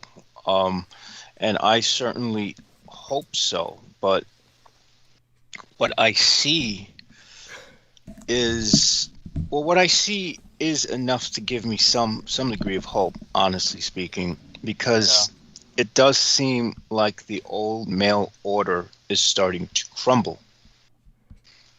And unlike Peter Moon, I see the induction of Kamala Harris as president as being more of a positive thing, only in and of the fact that it is a statement to the rest of the world that women are going to rise. Yeah, that's very possible, and it is going to happen, because it's funny, JMO, that even in my local high school in my area, ever since a woman took control of that place, and this was a high school where you had minorities that were being treated badly, they were not being recognized, and ever since this woman took over, it's been like that whole place has gotten turned around, where everyone's kind of being represented in a proper way. Before it wasn't. And it just goes to show you that there is that truth of power that we are being denied of the original creation, and now things are coming kind of back to full circle, which what they were talking about, the Greek gods. I read this book, it was about 2 years ago, I can't recall the name of the book exactly, and in it the author mentions that the Greek gods were actual humans who had ascended above a certain spiritual level, and that's how they were able to become quote-unquote gods in the eyes of those that were like your average human. And this is what they talk about, like God, man, or the word becoming flesh, that each human possesses this quality within them, but only if they spend their whole life working towards that spiritual perfection, where they can basically become a part of that light, or that one source where all of it originates from. So it was interesting to read that this author pointed out that the Greek gods were actual humans who had basically worked towards spiritual perfection, on top of what we're seeing with the women example. Even in my local area, I have that one example of the woman who took over, and ever since then, like, she really turned that place around. Yes, and that idea also, I found that idea also in a lot of the occult traditions of the left-hand path, where at some point a person, gains so much power that they're no longer able to live in the normal sphere of existence as we know it. Now, I'm not sure how factual or truthful it is, but I'll if I were to take these sources for their words, I'll say that it's highly probable that people who become really advanced adepts at some point just phase out. Yes, that's absolutely right. There have been stories of these different Sufi masters, especially Sheikh Abdul Qadir al-Jilani, who was in Baghdad with his disciples. And there was a time where he had just went into a trance, and he had told his disciple that he was holding a sword, and he told his disciple, plunge that sword into my body. And when that happened, nothing happened. The sword just didn't do anything to the master. Didn't cut him, didn't hurt him, didn't kill him, didn't make him bleed. And he was like in this crazy trance where he was so detached from this world and his love for Allah and the Prophet, peace be upon him, that basically he was ascended above a certain level, which is why a lot of these Sufi masters that live in these areas, they're not seen as a threat to these other beings that are around them, because of how basically they go through this stage of annihilation of the self, where they just completely detached from this world. It's greed, it's ego, it's lust for power, money, control, and they just want to become one with that source, which they call their beloved, which is God. Yes, it's like they're no longer actually that also occurs in Haitian voodoo and possessions, where a person, for example, there are stories of people, you know, in states of possession, you know, cutting themselves open and, you know, their guts spilling out, and then, you know, at the end of the ritual, like they come back up and they're back to normal as if nothing happened. Yeah, that's exactly what it is. And some of this stuff, JMO, you really got to see it to believe it, especially some of the border regions of India and Pakistan, where a lot of these masters live, and certain parts of Iran, Iraq, like some of those secluded areas where a lot of these masters come from, especially what Brother Douglas describes, the whirling dervishes of the desert. Those are like some of the really highly advanced ones, where even if there's ghoul around them, there's jinns, anything of that sort, which your average human probably wouldn't survive living there, they can, because of the ascension that they have achieved in many ways in terms of letting go of this world. And you kind of gain the respect of those beings as well, who kind of just leave you be, knowing that you actually worked towards becoming a better version of yourself. That's the beauty of this, is that all of it is kind of tied in together into our existence. Yeah, you gain the energy signature of the sort of beings that created these other races. You know, such as I guess your energy signature would appear like a jinn to the ghoul, and since the ghoul served the jinn, they wouldn't harm them. Mm-hmm. Well, the ghoul don't necessarily serve the jinn. I don't know. Maybe that connection can be made, but I'm not quite sure where aren't the ghoul a shaitanic species? Well, I maybe they don't serve. Maybe I am wrong about that, but it's kind of like they're just separate entities. That they're all right. each doing their separate thing, so to speak. They're literally each in their own world. I mean, if anything, you could see a certain kind of logic to it, in the sense that jinn are, of course, non-corporeal in general. They can render themselves manifest, but the ghoul are strictly carnal. They are very corporeal and can never render themselves unmanifest, though people might believe they can do that simply because of their ability to camouflage or move so swiftly, and hide in the dark to great effect, etc., or tunnel, the various things they do to maintain themselves in hiding. People would tend to think they could disappear, or literally in a metaphysical sense, and interpret them as demons rather than as corporeal entities. Well, I'm so glad you men have been talking, and I noticed that Penny Bradley is with us. She's welcome to join unless she has to make dinner. She is in the chat room, but she's welcome to join us here. If she wants me to call, I'll call. As a matter of fact, I'll ask her that question here. Shall I bring myself on before I respond to several other people in the chat room? While you do that, I'm going to take a quick break, and I'll be right back. Okay, let us know when you're back. And of course, we only have a few more minutes left with Salman Sheikh, and let's have you, sir, bid your farewells to everyone, and do encourage them, of course, to I need to thank JMO, of course, for sponsoring myself, or shall we say advertising for myself earlier. I didn't hear it, but I'll review it later. You are welcome to do your own version of that, as well as to promote your own books and your own channel. After all, I'll be on with you on your channel on Saturday, albeit it won't be till later in the evening. You'll get it uploaded. So again, remind people of that and to join us this weekend. Oh, of course, Brother Douglas. And I encourage everyone to join us this Saturday. So the video and the interview that I will do with Brother Douglas, which will be a part 3 of a continuation of our talks, It won't be live friend the system really, but it will be pre-recorded on Skype.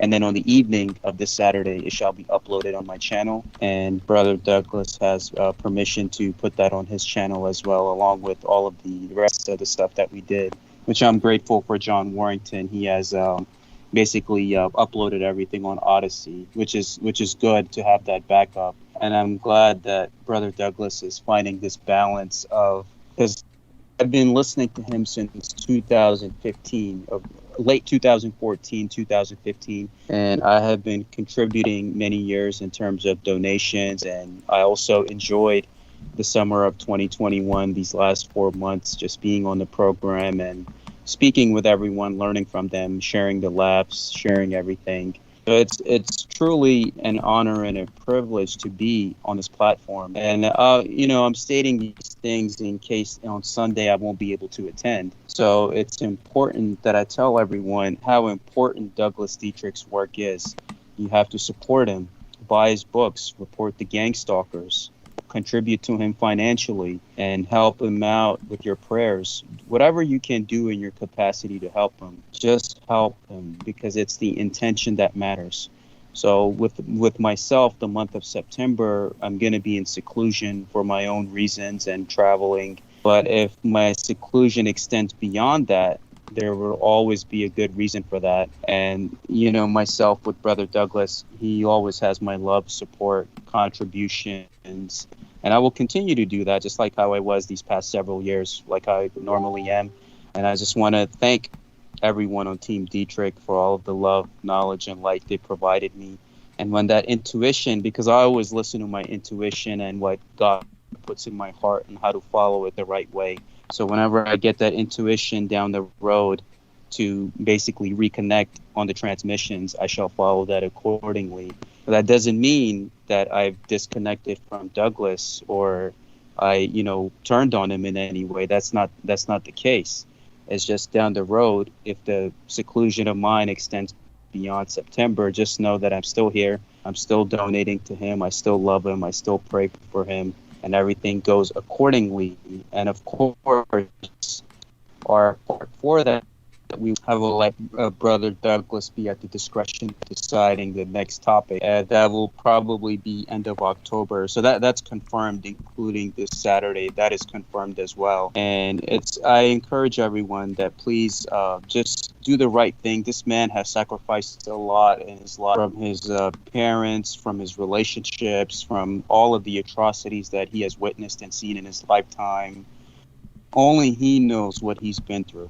And some of us probably wouldn't last a day in his shoes in terms of memories and the hurt he has endured in his life. So empathize with our brother. Please help him, pray for him, support him in any ways that you can. And know that in the struggle, Allah has put him in our lives, and why he's detested so much by the enemy, as you see with all of the downvotes that are out there. So you got to do your part, like what he's instructing you in terms of helping him and all of the stuff that you can do in your capability to help him.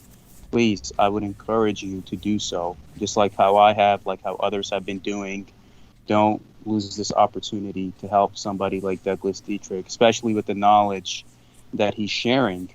And even myself, I was able to meet with Brother JMO in person in New York, and we were able to exchange that brotherhood just like how we do on this transmission, which I'm grateful, because I met JMO through Brother Douglas, and it's important we cherish these connections and memories that we make, because ultimately our real wealth is the memories and connections that we build with one another. Everything else, including our wealth, our title, our statuses, we leave this behind. And it's like with Brother Douglas, he could do this. He's been doing this since 2011. Right when I graduated high school. So now it's been 10 years. He's been. Assalamu alaikum, Brother Daniel. Hey, where the white women at? Hey, they're waiting for you, man. Yes, I'm ready to settle down with one and have kids with her, so the kids could call me Abu. So where I was finishing is it's important that everyone supports Brother Douglas in this struggle against the darkness. And just to let everyone know that if my thing goes beyond September, I'll be back down the road when Allah gives me the instructions to do so. Because I always go by that intuition of how to do it, when to do it, and right time and right place, etc. But I'll still be in the background contributing, doing what I do, and doing my donations and interviews with Brother Douglas, which will be on Saturday, and the next one we'll schedule for end of October, which will also be on a Saturday, Sunday. So with that, I bid you all farewell. I give my love to Brothers Douglas, JMO, Peter, Sister Amanda, Penny, Maria, Sarah, everyone on Team Dietrich. My love, peace, and greetings be upon you all. May Allah continue to bless you all, protect my brother Douglas from all evil, and destroy all of his enemies, which Allah will punish on the Day of Judgment, including Dickie Cole and Stevie Rimjob and all of the rest of the cultists that are out there, who will be thrown into the hellfire. Allah will do on the Day of Judgment. So with that, I bid you all good night, peace and love, and assalamu alaikum. Yes, blessed be. Assalamu alaikum. Yes, Much love all. Good night. much love. And Good. sweet be thy slumber and blessed be thy dreams. So that is Salman Sheikh, and as he says, I'll take another look at the calendar and see what exactly I intuit therefrom. He is someone who I will be speaking with him on Saturday. He might be with us Sunday night, and if he is, that will be the last time we'll see of him for a little while, around a month. And as he says, by that point, he'll be operating on his instincts. If he's in terms of when he'll be back. And now we have Daniel Arola with us. God bless him. And thank you so much for joining us, Daniel. I deeply appreciate that. And certainly appreciate your levity. And God knows we need it. I tend to fluctuate at times like this between a kind of somberness and levity. And you help maintain the lightness that I need. So tell us about your day and what's been going on with yourself, various other things that have been going on. I mean, obviously, you're like a stranger with candy. You seduced our man Jameson Reese into Facebook prison by sending him some stupid meme. And you have to understand, this is like handing a plastic bag to an infant. You know, the first thing he's going to do is stick it on his head and deprive himself of oxygen, and then you're just going to find what's left later on. This is so you've got to be more responsible, Daniel. So I need to admonish you for that. I need this individual, or like handing a cattle prod to a 4-year-old kid out in the country. Yes, there we are, and of course, Jimbo's not your average kid. He would do something no average child would do, like stick it up his ass before he turns it on or something, and then you get to see him glow in the dark, kind of like one of those cartoons where he's just you see his skeleton as the electricity courses through.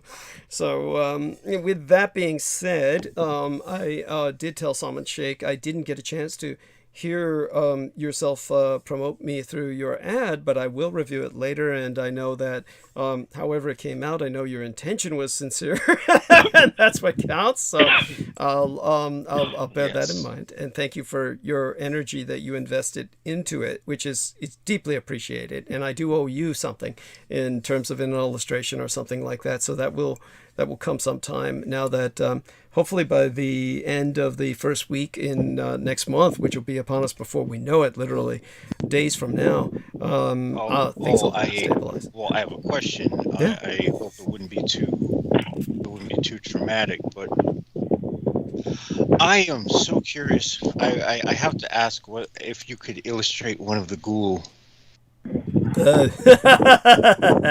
I wonder what that looks like too. Oh, that's cute.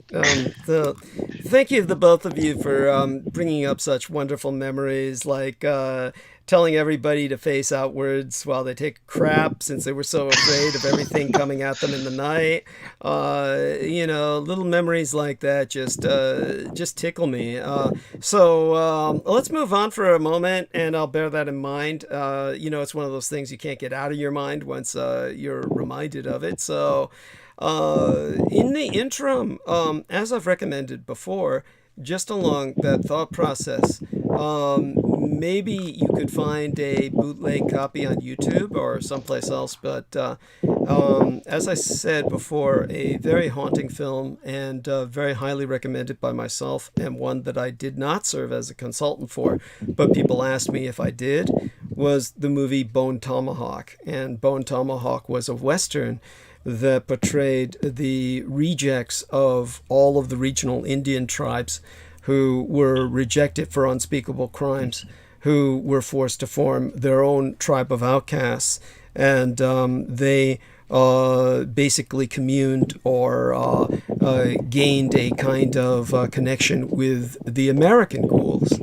And they were basically emulating the ghouls to the point where they committed themselves to a kind of body modification, meaning that they conducted a form of surgery on themselves so they would no longer speak as humans, but speak as the ghoul speak, which meant that they basically performed a kind of tracheotomy on each other so that they would engage in a kind of sibilant whistling form of communication, as do the ghoul. So the ghoul, of course, cannot normally speak like humans. When they are basically conveyed as speaking like humans, that comes from their own surgical alterations to certain members of their species. And that would be very similar to what they do with crows or parrots. And I don't know how many people are familiar with this, and it probably isn't performed anymore. But in order to really get a parrot or a crow, a raven, to talk like a human being, oftentimes their tongue is split in two. In other words, their tongue is surgically severed into twain, and then they have more of a range of sound making that enables them to emulate the human speech. So that is something that would be done. So in the film Bone Tomahawk, the sounds they were making in that film, this pariah tribe of cave-dwelling cannibalistic troglodytes who took up the diet of the ghoul, the eating of human flesh, the sound they made, that's what we heard throughout the desert. Is that sound that you hear in the movie Bone Tomahawk is portrayed very well, chillingly. So a movie to review when you find the time. I don't know if either of you remembers my bringing this up before. Probably. First time I heard it. Oh, okay, yeah. Well, this is my first time hearing of the movie, so I've got to check that out. Okay. Yeah, and so it's an interesting film because they make it a point, of course, to show that the most highly educated in the Western frontier town that is conveyed, the most highly educated individual is a Native American. And by the way, that makes perfect sense. That's not some liberal progressive sop like, let's make the Native American guy the smartest guy as a token Indian. No, it's because the Native Americans were essentially culturally genocided by taking them into boarding schools. And so the Native Americans oftentimes would be far more educated than your average frontier white man. So that actually is historically correct. The other thing they bring up that resonates with me, I've never seen evidence of this, but whoever spoke with those people had to be someone who had an experience similar to mine, whoever was consultant for that film. But the interesting thing that they showed was that the ghoul, of course, when they do attack the town that's in the frontier west, they drag away the woman for breeding purposes. They kill the men, but they retain their bodies for food. The one body they don't take is that of the young black man who's in the frontier town. And the Native American points out that they don't eat black people. So in terms of that resonated. Interesting. Yeah. That I did not know. Yeah.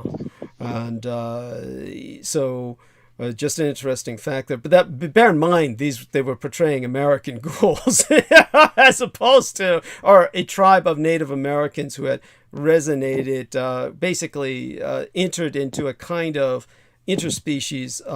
They became kind of like, since they were no longer accepted by any humans, which in their world was other Native Americans, they wound up interacting with the only species that would accept them, which would be the ghoul.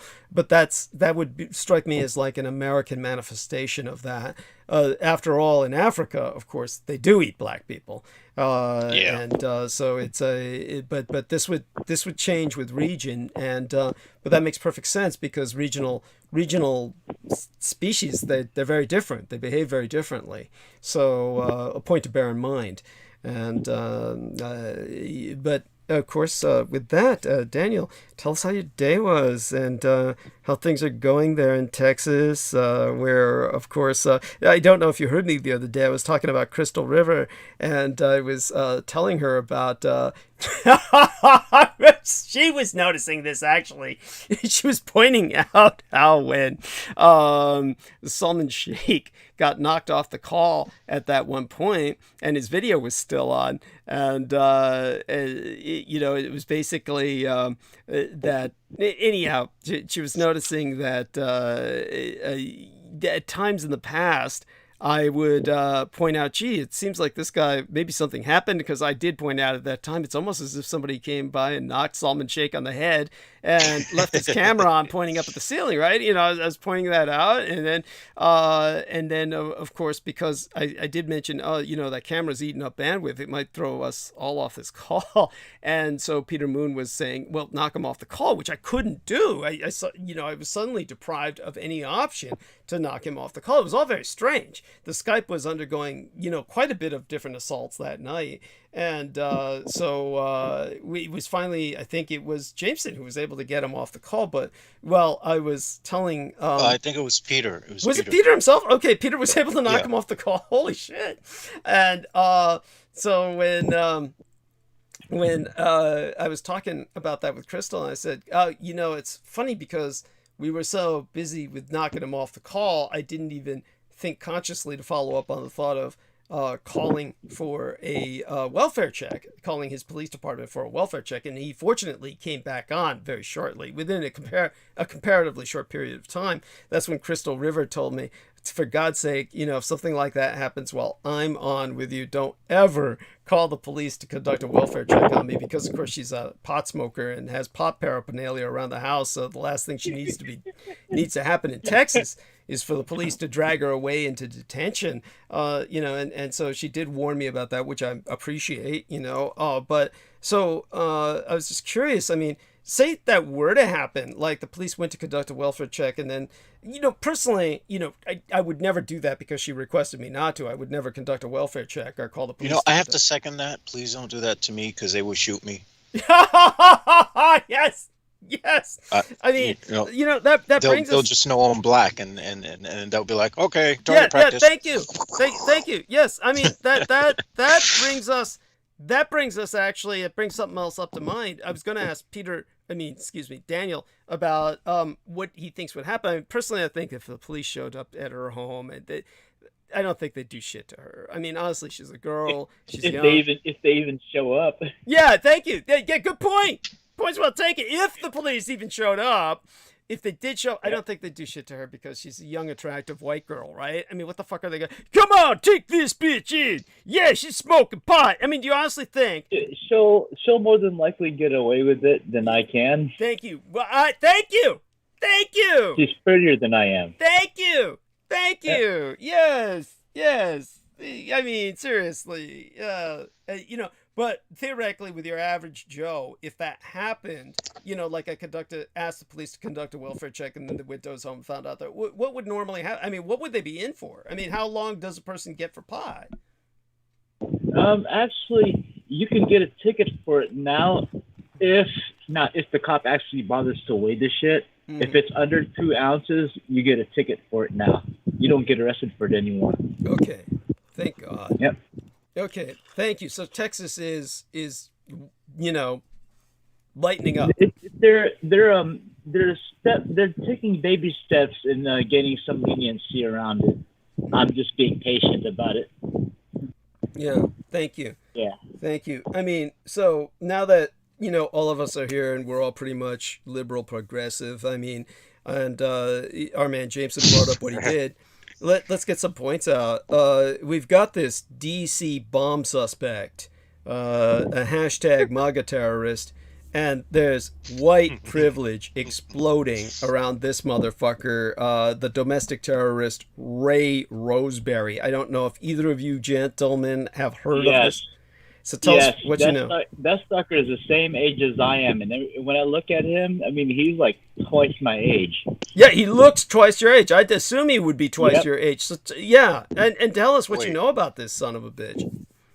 I don't really know nothing else about him except that he's from North Carolina, I believe. Oh God! And him going mad like that is not surprising, especially if he's coming from North Carolina. Especially if he came all the way from there. Wait, how old is this guy? 49. Yeah. Jesus. Yeah, I thought he was 76. Jesus Christ. Yeah, he looks old. And honestly, so this now, by the way, Peter Moon, he watches Fox News. He mentioned that tonight. Yeah, I think I remember this from Fox News. And it's like, these are the same people who claim this motherfucker had, quote unquote, no motive. I mean, this is a guy whose very motive for the bombing is he wants Biden to resign. That's his motive for the bombing. So that's not no motive, Fox News. But it's, it's not surprising that Fox News somehow can't figure out the quote unquote possible motive for the man who threatened to set off a bomb that would destroy 2 city blocks unless Joe Biden immediately resigns. His motive. Hey, yeah. Do you remember that half Italian, half Filipino guy named Cesar Sayo? How could I forget? Okay. Yeah. Now him, see, he lives in his van, and when he goes to the gym, other than working out, he usually does it for the purpose of watching Fox News. There we are. We are. That's just mind beam indoctrination. It's just like a mind beam. Talk about a light cone. Yeah, that's the professional wrestling of news media. I believe they're listed as news entertainment, if anything. Thank you. I don't know if we could call it entertainment, but it's more like Jesus. It's basically hate station. It's like they were talking about hate radio. It's hate television. It's anyhow, and this guy's motive was terrorism. He's threatening to set off a bomb in the District of Columbia, the capital of our nation, unless our president resigns. It's not that complicated. It's not that strange. He wanted Trump to become president again and then to pardon him for his crimes.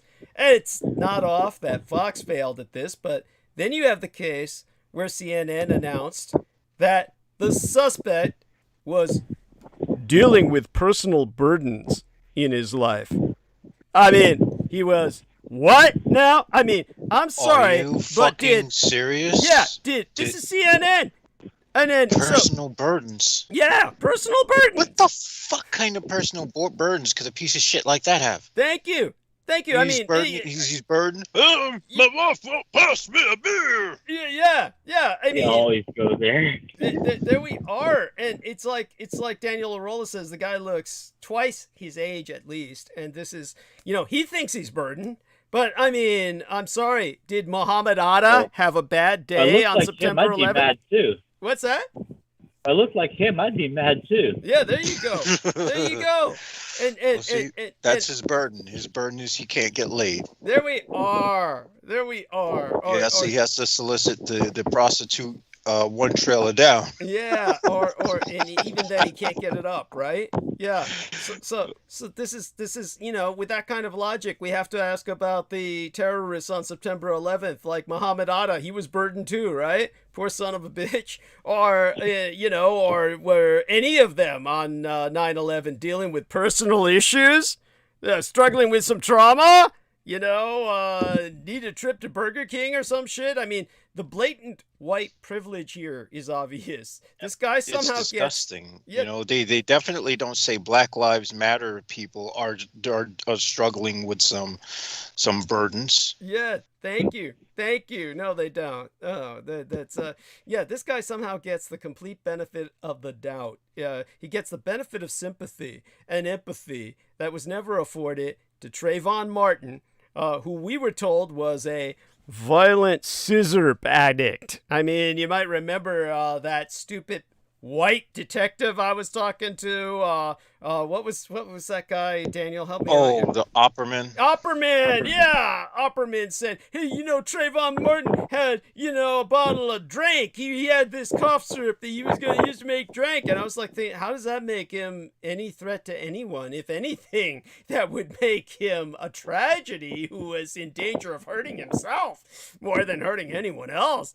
Or Michael Brown, who we were told was a violent strong-arm robber. Or Philando Castile, who was shot down as he admitted that he had a concealed carry permit, or Breonna Taylor, who was blamed for being at fault after she was shot to death in her sleep. Oh, wait, they woke her up first by breaking down the door. And Tamir Rice, who obviously shouldn't have been playing with a toy gun on a playground, or Jonathan Crawford III, who shouldn't have picked up and played with a toy gun in the middle of a Walmart, in an open carry state, no less. Or George Floyd, who really shouldn't have passed that bad $20 bill before he was slowly asphyxiated in the middle of the street. How was it that police politely and patiently negotiated with this guy for an hour and a half, and he didn't end up with a bullet in the back of his head as soon as they got there? I mean, what? Did he forget to nimbly drive between? Well, you see, this is why we need more police support. So we could start putting bullet in their cracker heads. Yeah, we are. Reverse, you know, we'll just reverse the entire thing, you know, make things right. Yeah, what did you say? We need more police what? Because there was kind of like a wind tunnel effect. Yeah. Where did that come from? It's Daniel's in the middle of his. Where are you, Dan? Okay. Yeah. I'm out here in the garage. He's in the garage. Yeah, cool. There's also a fan out here blowing. Oh, cool. I understand. Yeah, that makes sense. I mean, you know. So so go on. I'm sorry. What were you saying? Yeah, I was saying, yeah, we need some more police people of color so we could start putting bullets in their white heads. Yeah, there we are. We'll say that we're conducting brain surgery to fix their, you know, we'll call it a medical procedure. Yes. Yeah. There we are. There we are. So this white guy, this is, you know, I keep thinking of him as that now, as opposed to by his name, because his name is almost, it should. Well, aren't their names all the same? Well, Ray's Roseberry. The same anyway. Ray Roseberry is pretty. Yeah, that's pretty outstandingly faggoty. I mean, Ray Roseberry, I mean, with a name like that, he probably got picked on as a kid or something. That would be his defense, right? He claimed, Ray Roseberry did, that he had a sound-sensitive alarm on this bomb that could detect the window breaking. So and yet, at the same time, he left his driver's side window open and repeatedly stuck his head out the window. So, you know, it's all bullshit. But it's strange how our minds work, is it not? It's strange what we think of as soon as we see the race of the person in question. I mean, this is like, you know, how is it? Well, now you know why. Now you know why I'm in favor of summoning the American ghouls to, you know, there we do are. what they do. You know, that knucklehead didn't even know where the Capitol building was, so he just parked at the Library of Congress instead. Oh my God, the nearest big building. Thank you. I didn't even know that. Yeah, he didn't know where to find it. Yeah. Oh my God. Yeah, this is like, but the one thing that I do know about this idiot is that with media, they treat him as a fully realized human being when he's a white-skinned, blue-eyed, domestic fucking terrorist. I don't know if he's blonde-haired because he doesn't have any hair left. It's nothing but fizz, kind of like, you know, what's his name? You know, that other white guy, Bruce Willis. You know, the Bruce Willis effect. You know, it looks like he came out of chemo or something. Yeah, it's like at that point you might as well just cut it off. Jeez. Yeah. Yeah, but we treat this guy as an individual with agency and compassion and foibles, but we can't do that for other ethnics. I mean, the guy openly admitted what he was doing and why he was doing it on Facebook Live, and still some of us just can't believe it. We can't believe he's a terrorist. I mean, this is why Kyle Rittenhouse was able to walk away from murdering 2 people in Kenosha, Wisconsin, with his assault rifle still in his hands, walking towards the police, holding up his weapon, and they ignored him. I mean, this is why the McCloskeys could brandish their weapons in the street, waving them at peaceful Black Lives Matter protesters, and then get pardoned. I mean, really, if I could call that up on screen, what the news story about the governor of Missouri has pardoned a couple who were famously recorded pointing guns from the front of their luxury home at a group of passing Black Lives Matter protesters last summer. Oh my God. Just like Well, that's Missouri. It's just no surprise. No, people. I'm just gonna be blunt. We black folks shouldn't be in those places. I'm serious. I'm dead serious. If you're in those places, get out. What the fuck are you doing there? Thank you. Yes. And of course, most whites can't believe that the insurrectionists who assaulted police and invaded our capital on a mission to kill Speaker Nancy Pelosi, among others, are also terrorists, which is exactly what they are. You know, among the messages prosecutors found in the inspection of Oath Keepers' phones was an election night chat that discussed the shooting spree, beginning with Nancy Pelosi first. I mean, basically, these are the Proud Boys and all the rest. And you notice that the Fox kind of, you know, indoctrinates Peter into, you know, Nancy Pelosi and Kamala Harris. I mean, yeah, when he goes on that trip, I don't indulge it. I'm just like, okay, here we go. Thank you. Just let it pass. You just got to let it slide. you just got to ride the storm. I can accept it because sometimes he'll remind me of my father on some level, but at the same time, I mean, yeah, I could have some choice words to say, but say, nah, just let it be. Yeah. Hey, by the way, explain that to people so they don't think your father's some white guy. Tell them that, tell them about what your father's trip was. Basically, is that he somehow identified with white culture because It's my whole family. I mean, I grew up in a conservative Christian household. I voted Republican my whole life until Trump ran for president, and then I just quit everything. That's when I just like, whoa, what the fuck was I been doing my whole life? So I did a lot of I did a lot of relearning from that as a result, but. As far as my upbringing went, I grew up with a father that listened to a lot of conservative talk show radio, watched Rush Limbaugh and all that every day. And I spent every day with him. I spent a lot of time with him where I had to sit through all that shit too. I didn't really like it, but I was open enough to accept that was what my dad was into at the time. You know. I'm sorry, I keep forgetting. Did your father die? Yes. Yeah, he died of heart failure. Oh, I'm so... Yeah, well, yeah, not so sorry to hear that. I'm sorry. That's awful. Oh, my God. Yeah. Let me bring on Penny Bradley, who works among these people, though we don't want to give her any hard time about that. Okay. Yeah, she admits that she suffers amongst them. Yes. And, Yeah, I'm glad that she's come through with that, because those people were pretty much insufferable. God, was she still? She still has to work with him, of course. I mean, I'm aware of that. It is what it is. It's like one of those things where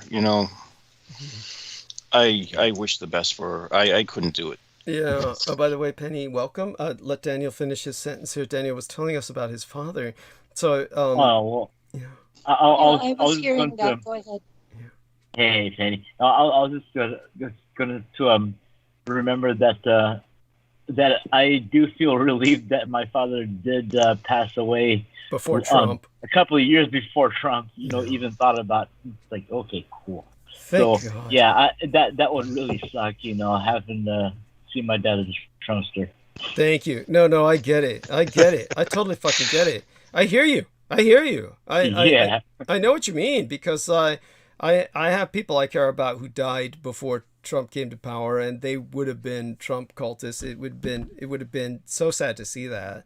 So Penny, welcome aboard. Thank you very much for joining us tonight, and I deeply appreciate it. And if you don't mind, Penny, I'm going to continue just raving for a little bit, because amidst this, I think of the Capitol rioter, Jenna Ryan. Amidst what happened that I missed because I was the doctor today? Oh, it's just nothing. You didn't. Well, yeah, there was a crazy white guy who basically wanted to blow up 2 blocks of the Capitol if Biden didn't resign. So, he's basically a Trumpster that lost his shit. Yeah.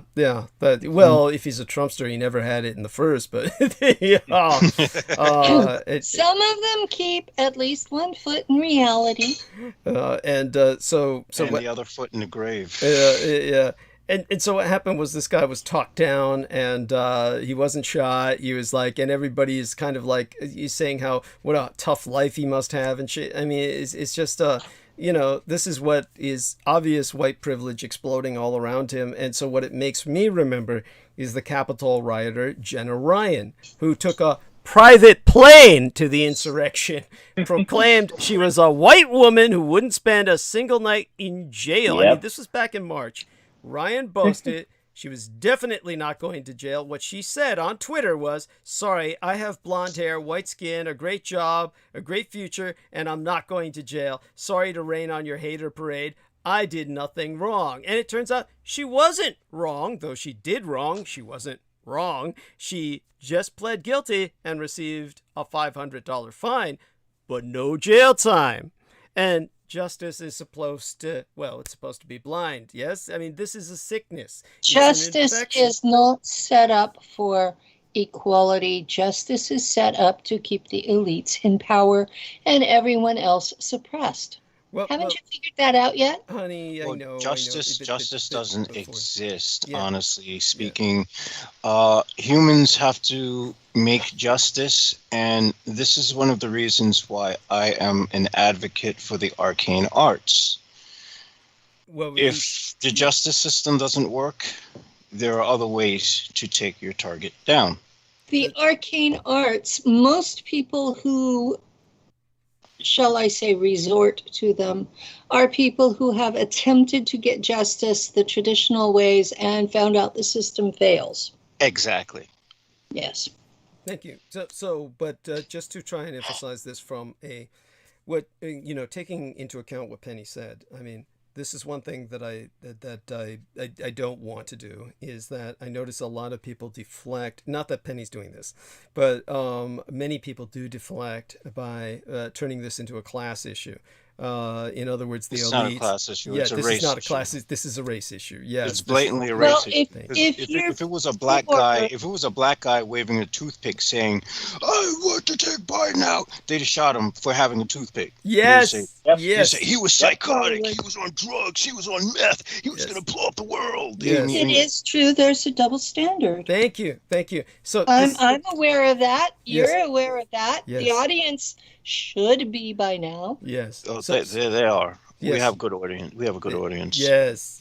So yes, there's a tier to level hierarchy to society, and the top tiers can pretty much do whatever the fuck but they you see, want. then you go back to And that. the rest- Then you go back to that. You rest go back to of the top us- tier.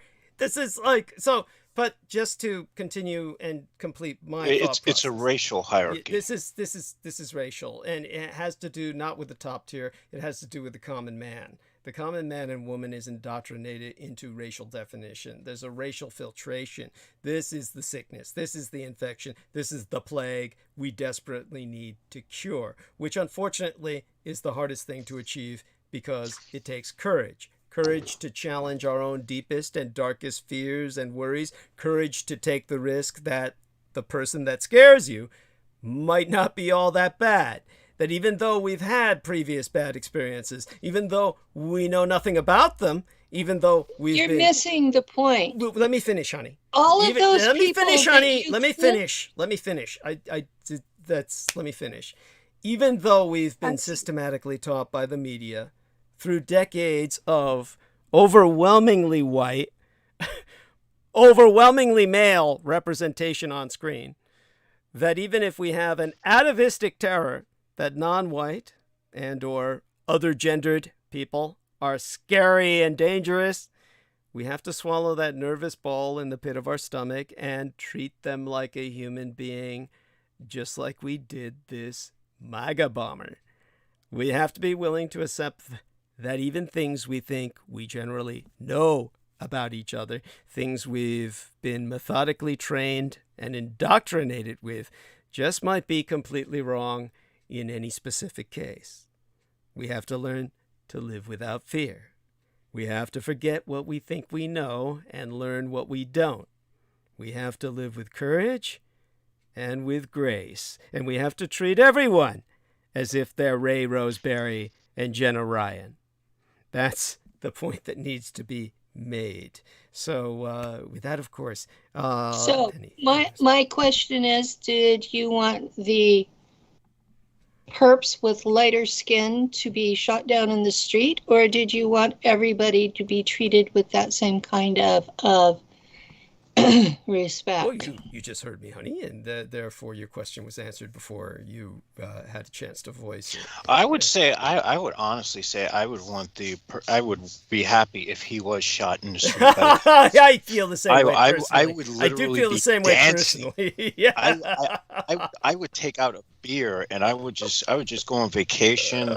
I'd have two beautiful, well-proportioned women at my side, and I'd be like on one of those commercials for like Corona or some shit. Yes. Yeah, I got to admit that's really what I feel, but I didn't discuss that because I was feeling. I was digging for honesty here. No.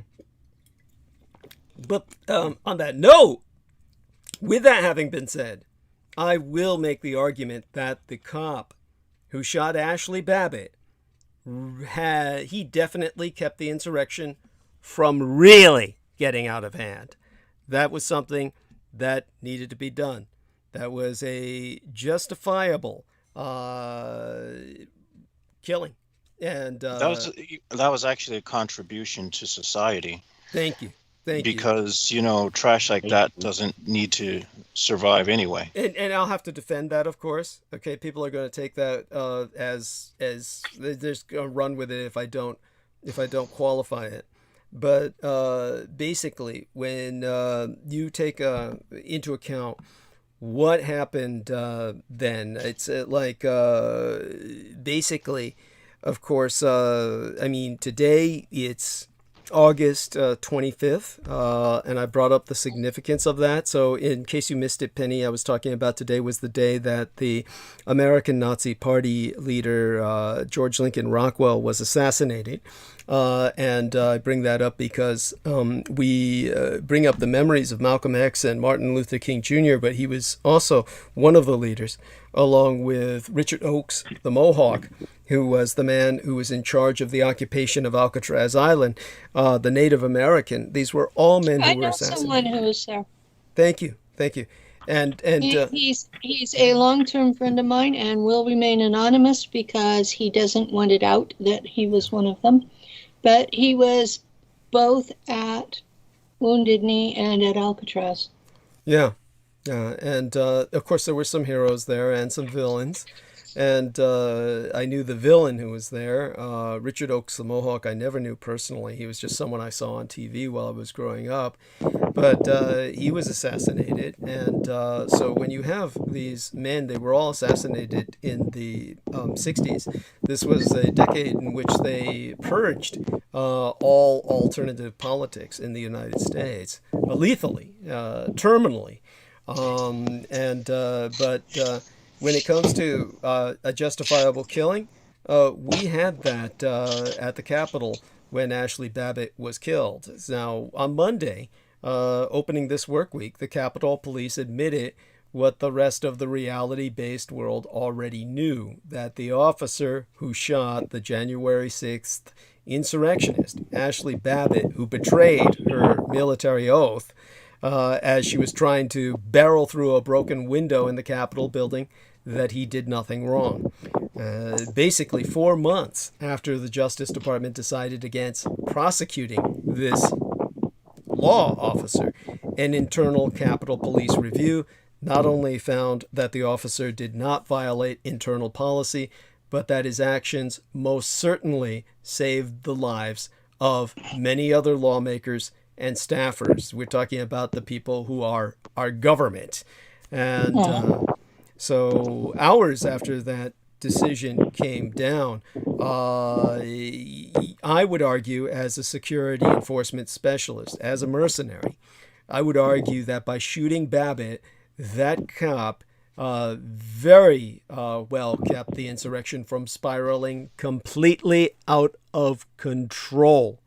So that is something that I could go into at length as well. It's something, well, to me, it's clear why the cop who shot her was exonerated. And by the way, I hope that she gets no military burial.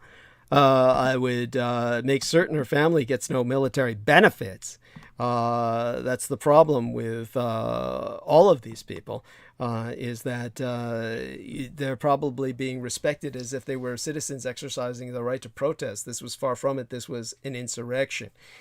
But if you go back and watch that terrifying footage of Ashley Babbitt's death during the riot at the United States Capitol on January 6th, it's probably been months since you've seen it. You've probably forgotten how frightening it was. The kind of Actually, scene... I went to a lot of effort to not watch any of that because I don't blame you. I don't blame you. It was I've seen it. it was I did too. totally and completely What's unnecessary, upsetting? wasteful, and was undermining anything rational from either side. Well, let's not go there. There's no. This wasn't I a remember. side issue. Yes. This was an issue of a bunch of crazed lunatics who were excused for acts of treason and terrorism. A bunch of crazed lunatics who were following the instructions of the prior president. Yeah, their executive commander-in-chief Yes. that they still thought was Yes. their president. Yes. Yes, this was what they were doing. So if you're not in that mindset, you think they're just irrational, but it's the premise on which their actions were based was what was faulty. Once you accept a premise that's faulty, then everything built on it is faulty. Well, yeah, thank you, honey. I mean, by the way, I'm not being dismissive of you. It's just that the one thing that I do want to, how would I say this? I don't approve of insurrections I understand that. No, unless definitely. you're literally a life or death situation, at which point you have no options. Well, at that point, that's No, not an insurrection. That's what the insurrection. Yes, thank you. At that So, point, that's not. Yeah. I'm not talking. I've never encouraged an insurrection. I've never encouraged anyone doing anything that was illegal. And I want to state that even though my politics are a little bit different, I was trained by an Air Force major in the NSA how to be a dissident without going to jail. And one of the things you do not do is act against the legal government. Thank you. Yes. Well, in other words, you act within the rule of law. So that's Yes. That's yes. Well, there you go. That's important. And so You completely act within the rule of law. And one of the things in the rule of law that's currently being ignored by most media, including the mainstream media, you cannot call for harm to come to individuals who are elected in office or have been in office. So I'm seeing a lot of media people ranting and raving about our prior president. Now, whether you like him or not, he's still a prior elected president and is protected by the same law. He's not a prior elected president. Protected by the same law that protects the current elected He was not elected president. by the people, so he's not a legitimate president. Yeah, he Thus, actually was not elected by the people. He does so not you can gain. argue. Yeah, he was hacked into power. Was in the office. He was honored as the office. I appreciate what you're saying. Is protected under the law as a former holder of the office. You cannot badmouth that you've got him. right. That you've got right. You cannot badmouth him or his family without coming under the same laws that you would get for badmouthing Hillary Clinton. I get it. So what Penny is saying? Bush what Penny is saying why are we going here? Yeah, because Penny is simply this is like derailing from what we were actually talking about, which was the racial disparity of treatment between these white fucking terrorists and people of color who are just minding their own fucking business. Right, and what Penny is emphasizing is that when it comes to the repercussions of speaking against Trump, the repercussions of speaking against him are the same as speaking against others. Trump. Yeah, I agree. The point is that Trump, but you can't say do such and such to him. Yeah, but none of us are saying that. So the point is that Penny, what you're saying is fine. It's one of those things that just remember that you don't need to say these things. That we don't need to hear them here. You can say plenty of other things that are fine, but when it comes to that, that's along the lines of really just what your normal audience is dealing with. It's a total different audience. Totally different audience. Your normal. We're freaks here. Yeah, it's or at least we're freaks in the sense that we're alternative media, and we're the only alternative media that isn't a bunch of right-wing white supremacists who claim that they're just trying to be understanding. But definitely, Penny, I understand what you're saying, but honestly, in a sense, what you say, it's technically all true, but in reality, it's not. I mean, the argument that I've made before is that, of course, Trump was not popularly elected. Of course, if you were to try and even say that he was elected legally, the only argument you can make was the Electoral College. And so he lost by a landslide in terms of the popular vote. In fact, all of the Republicans have all, in the past several decades, lost by a landslide in terms of the popular vote. The only reason the Republicans have won in any of the elections over the last several decades since Reagan, after Reagan, is basically through the Electoral College. So it's we're not talking about duly elected presidents in any popular sense anymore. So, but in Trump's case, there was the added insult, which was that the Russians actively worked on hacking him into power. So the Electoral College was only one with the Russian hacking involved. So this was They weren't the only ones hacking. Well, if they bring up the Chinese or any of the others, the Chinese did not have that level of sophistication that the Russians did in the sense that I don't think the Chinese even cared, I'll be honest. They cared only to a small degree, but and it's not that Chinese hackers are technically incompetent. The problem is the Chinese really don't have the cultural sophistication concerning America's internal workings that the Russians did, because the Russians are white and can pass as as white, and therefore just have been able to acclimate to American culture much better. And there are literally thousands of Russians here that communicate regularly with Russia, as opposed to the Chinese. The number of Chinese that are in America are minuscule. And so you don't have this kind of infiltration that we have with the level that the Russians have in America. And as our friend Salman Sheikh was saying earlier, it's different when you have somebody like Pakistanis or someone who are, Muslims, any of these people from Muslim nations. They're automatically ostracized by the majority of the public, so they're not integrated or assimilated as the Russians are. The Russians just are white, and so the Americans admire them. The Americans have this worship of them to a degree, because they honestly think the Russians won World War II for them. I've gone into this at great length. We don't need to go into it now. That's not. And it seems so easy to underestimate the skills of the Russians, that what they're getting away with, and the more they keep underestimating things, the more the Russians are just getting away with all kinds of shit. That's right, and they can act stupid, and still, the stupider they act, the more they get away with. I mean, a great example is that idiot who's not Russian at all, but just a Southern white guy. And he was operating this stupid, what was it? It was a gun show on YouTube.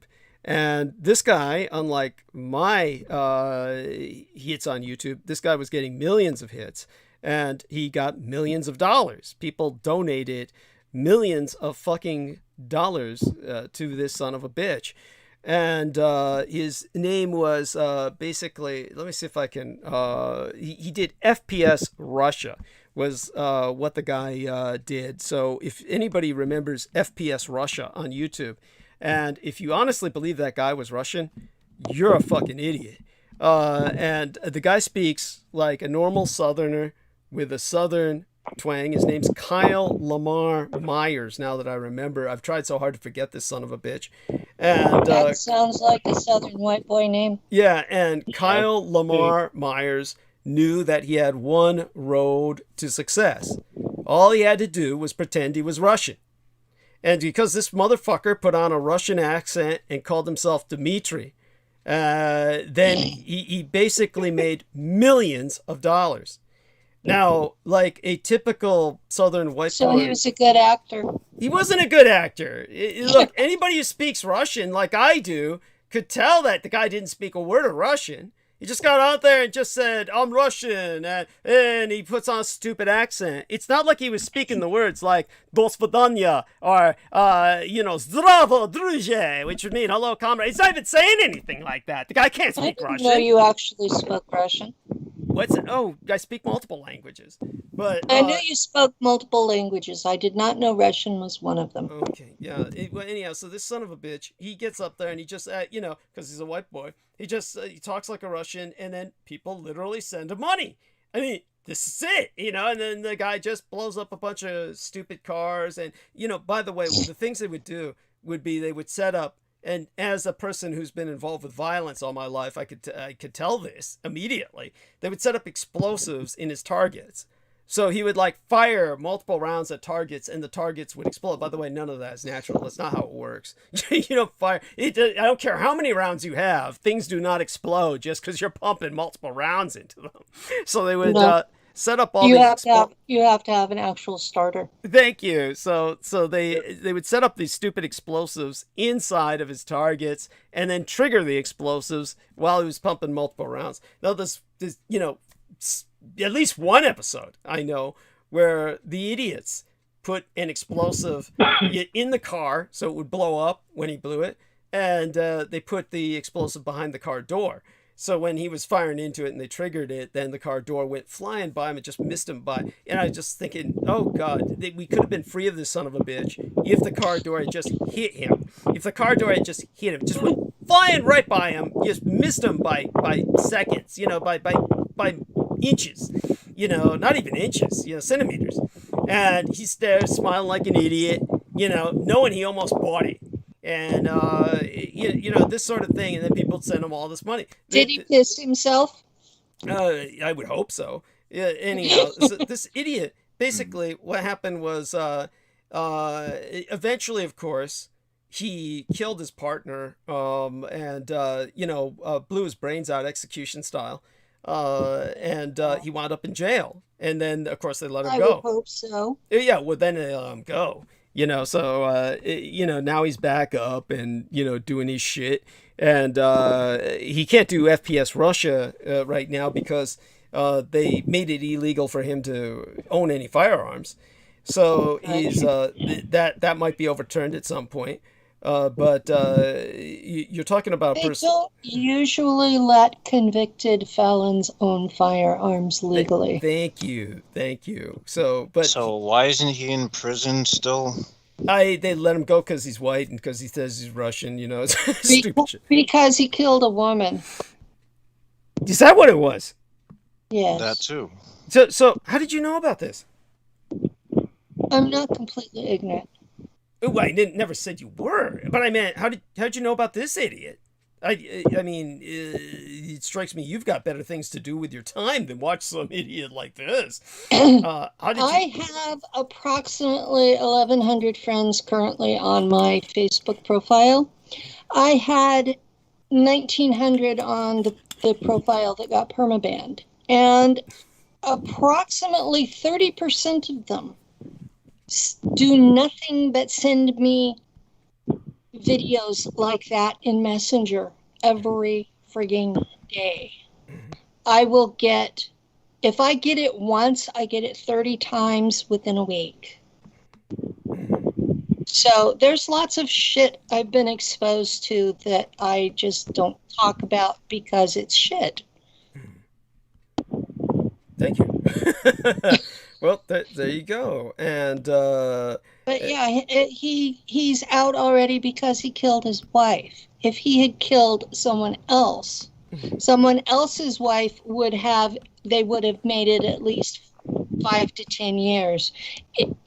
If it had been someone male, it would have been much longer. But it'd have been 25 years. Usually that's what it is. And if he had been by any chance black, he'd be serving 2 life sentences. In California, if you kill your wife, it's 5 years unless for some reason it's gotten really horrid, like you chopped her up and put her in the trash or something. Now, if the wife kills the husband, even in self-defense, she will be there for life because the men running the system will never let her go. Right. Because she is never repentant for having killed her husband. Okay. Yeah. But the way, now I believe you. I believe everything you're saying. And I believe this fucker killed his wife. And it doesn't matter what race you are for that one. If a woman kills her husband, she's in jail for life. Yeah, that is true. That is true. I've seen a lot of videos with that, and I pointed that disparity out time and time again. It's very, very disturbing. Yeah. Mm-hmm. But everything you say, I believe everything you're saying. I believe it's totally true. I'm talking about the wife being killed. Aside from the repercussions, which I know to be true, etc., that you're speaking of. So all of that is taken into account and duly noted. No, it's at the end of my first divorce. Understood. I had to consciously make the decision whether to kill him for his ongoing abuse or to divorce him and have to deal with him co-parenting for the rest of my life. Right. And I made the decision to not kill him. Yeah. But it was a close decision. Understood. Now, but everything you're saying, taken and accounted for, what I was thinking of was his business partner for FPS Russia, for that, white trash piece of shit that, every time I think about him, I just get sick and I just block his name off again. But the person... Sometimes it's best to block their names and forget they exist. Yes, definitely. It's one of those things. Much better for your blood pressure. You don't get as many ulcers that way. Yes, yeah, but it's of course Kyle Lamar Myers, and but what I was thinking of was Kyle Lamar Myers' actual business partner, Keith Ratliff, who had a 2-year-old son who he left behind when he was executed. So it was he was found executed with a bullet in his skull from behind, execution style, like he was put on his knees first and then killed. No struggle whatsoever at the homicide scene. So he was doubtlessly ambushed by someone he knew or thought he knew. And of course, it was Kyle Lamar Myers, who did go to jail and then was released. And that probably had to do with his killing his wife, but he essentially got away with murder when it came to Keith Ratliff. So Keith Ratliff was the guy who built all the modified guns that you saw on the YouTube videos. So all the YouTube videos of FPS Russia, it was Ratliff's body that was found in the office where he stored all the handguns and all the high-powered rifles that helped his videos, starring his friend Kyle Myers, climb all the YouTube charts. So all that was done because the guy couldn't fake a Russian accent. You see, it was the guy, he was the talent, was the guy who was killed. Keith Ratliff was the guy who made all the guns, set up the explosives. He was the guy who actually had the brains, but he couldn't fake a Russian accent. Isn't that the way that goes? Yes. So because the other white trash piece of shit who could, who had no talent, unlike the guy who had the mechanical talent to put all the shit together, Keith Ratliff, the guy who had no talent but could fake a Russian accent and therefore went on to the videos and shot all the guns. He was the guy who killed the guy who could make the guns, because the guy was threatening to let people know that the guy wasn't a real Russian. That's what Keith Ratliff died for. He basically said, I'm going to let people know you aren't Russian. And since the guy's whole career was based on being Russian, and imagine that being your career, is being a false ethnos, is just you're disguised as a different ethnicity. But this is what I mean when I talk about Americans worshiping Russians as their master race. It used to be the Jews. Oh, by the way, I wanted to give a shout out to all the people in the chat room. If Elizabeth Donatella is still there, and if not, hopefully she listens to this later on and reviews it. She says, I'm back, Douglas. Okay, Elizabeth Donatella, love you dearly. Sarah Thomas, love you dearly, honey. And of course, a kiss for Penny Bradley as well. And Nancy Volker, who was talking about any number of different things. One thing she said was rather, she says Mysterious Middle East, which is the name, I think, of like some series or something.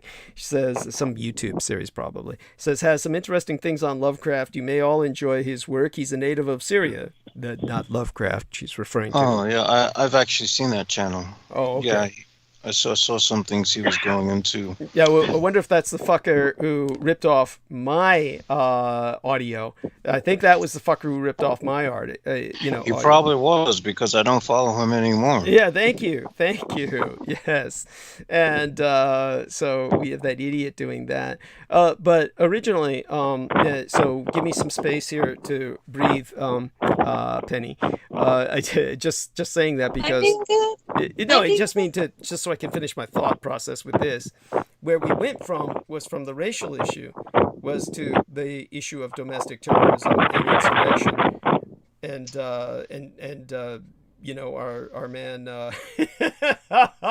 Daniel had that fan going as if he were sitting right next to it. I guess he's trying to blow the smell of smoke away or something. In terms maybe he's punching gravel as training. Yes, that's it.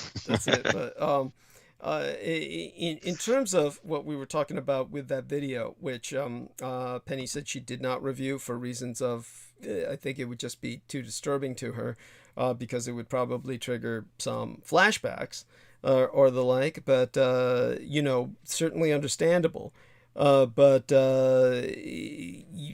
it was months since I last saw the video. Daniel and Jameson both saw it, but it's definitely something I had forgotten just how truly disturbing it was, because it was the kind of scene we see all the time in movies, transformed suddenly into a shocking and violent reality. And this is something that I will relate to all of you listeners and Penny and the lads who are with us on the roundtable, is that when I was with my gang brother Beaver at Tower Records one time, a white guy was stabbed in the parking lot. And the black security officer at Tower Records, he did what I would have done. He did the right thing. He locked the door so the white guy couldn't come in.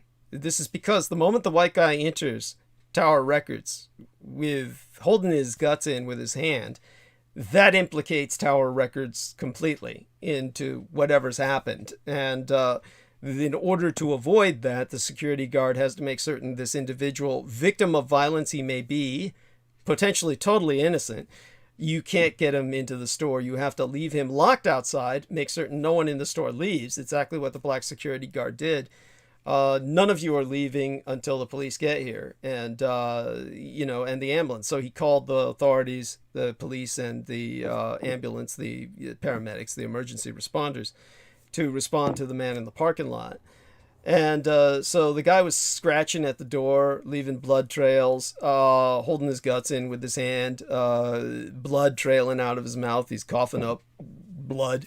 And so, bizarrely enough, because neither Beaver nor myself are the kind of people who ogle at accidents or anything, it just happened to be that this happened just as we were about to exit.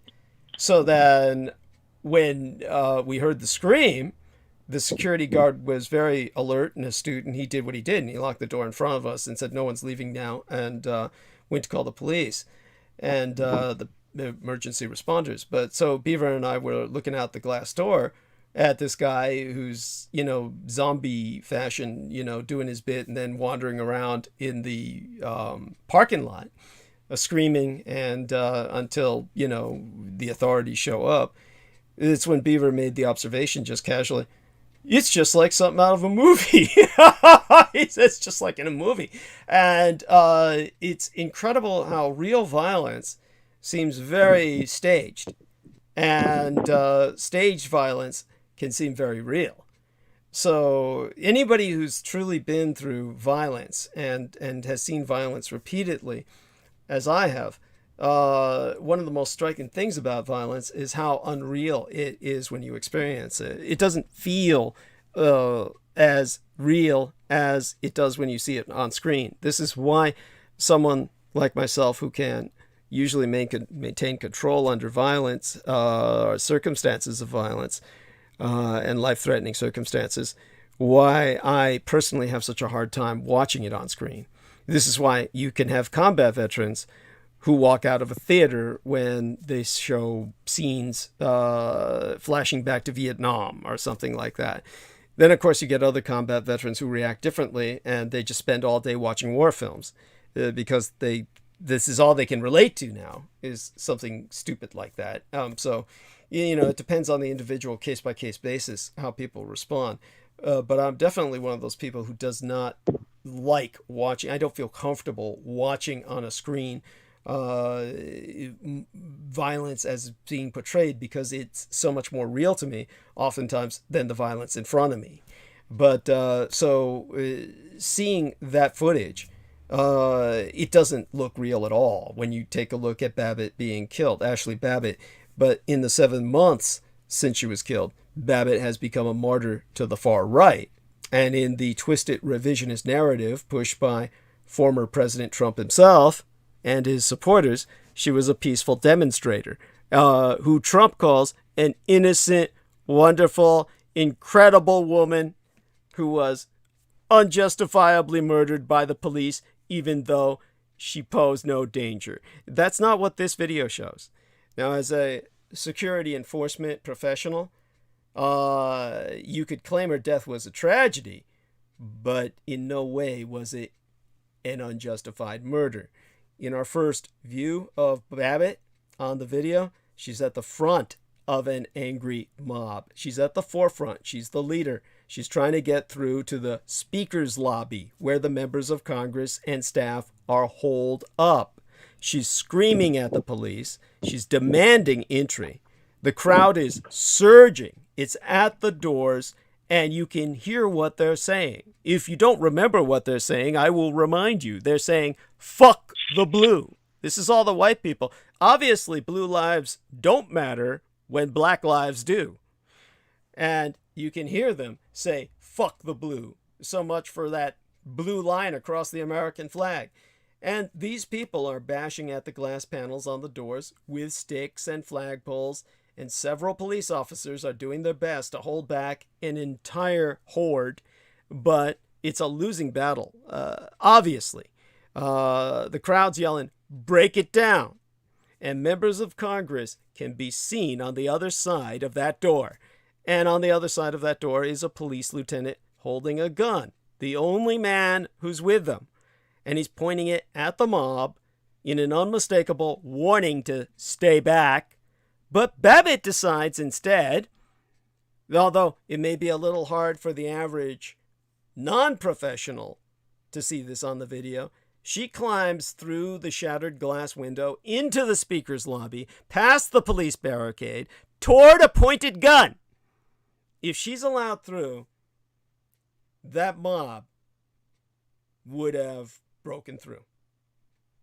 And as she climbs through, that police officer does what's right, does what he has to do. He fires a single shot, and that cunt drops to the floor.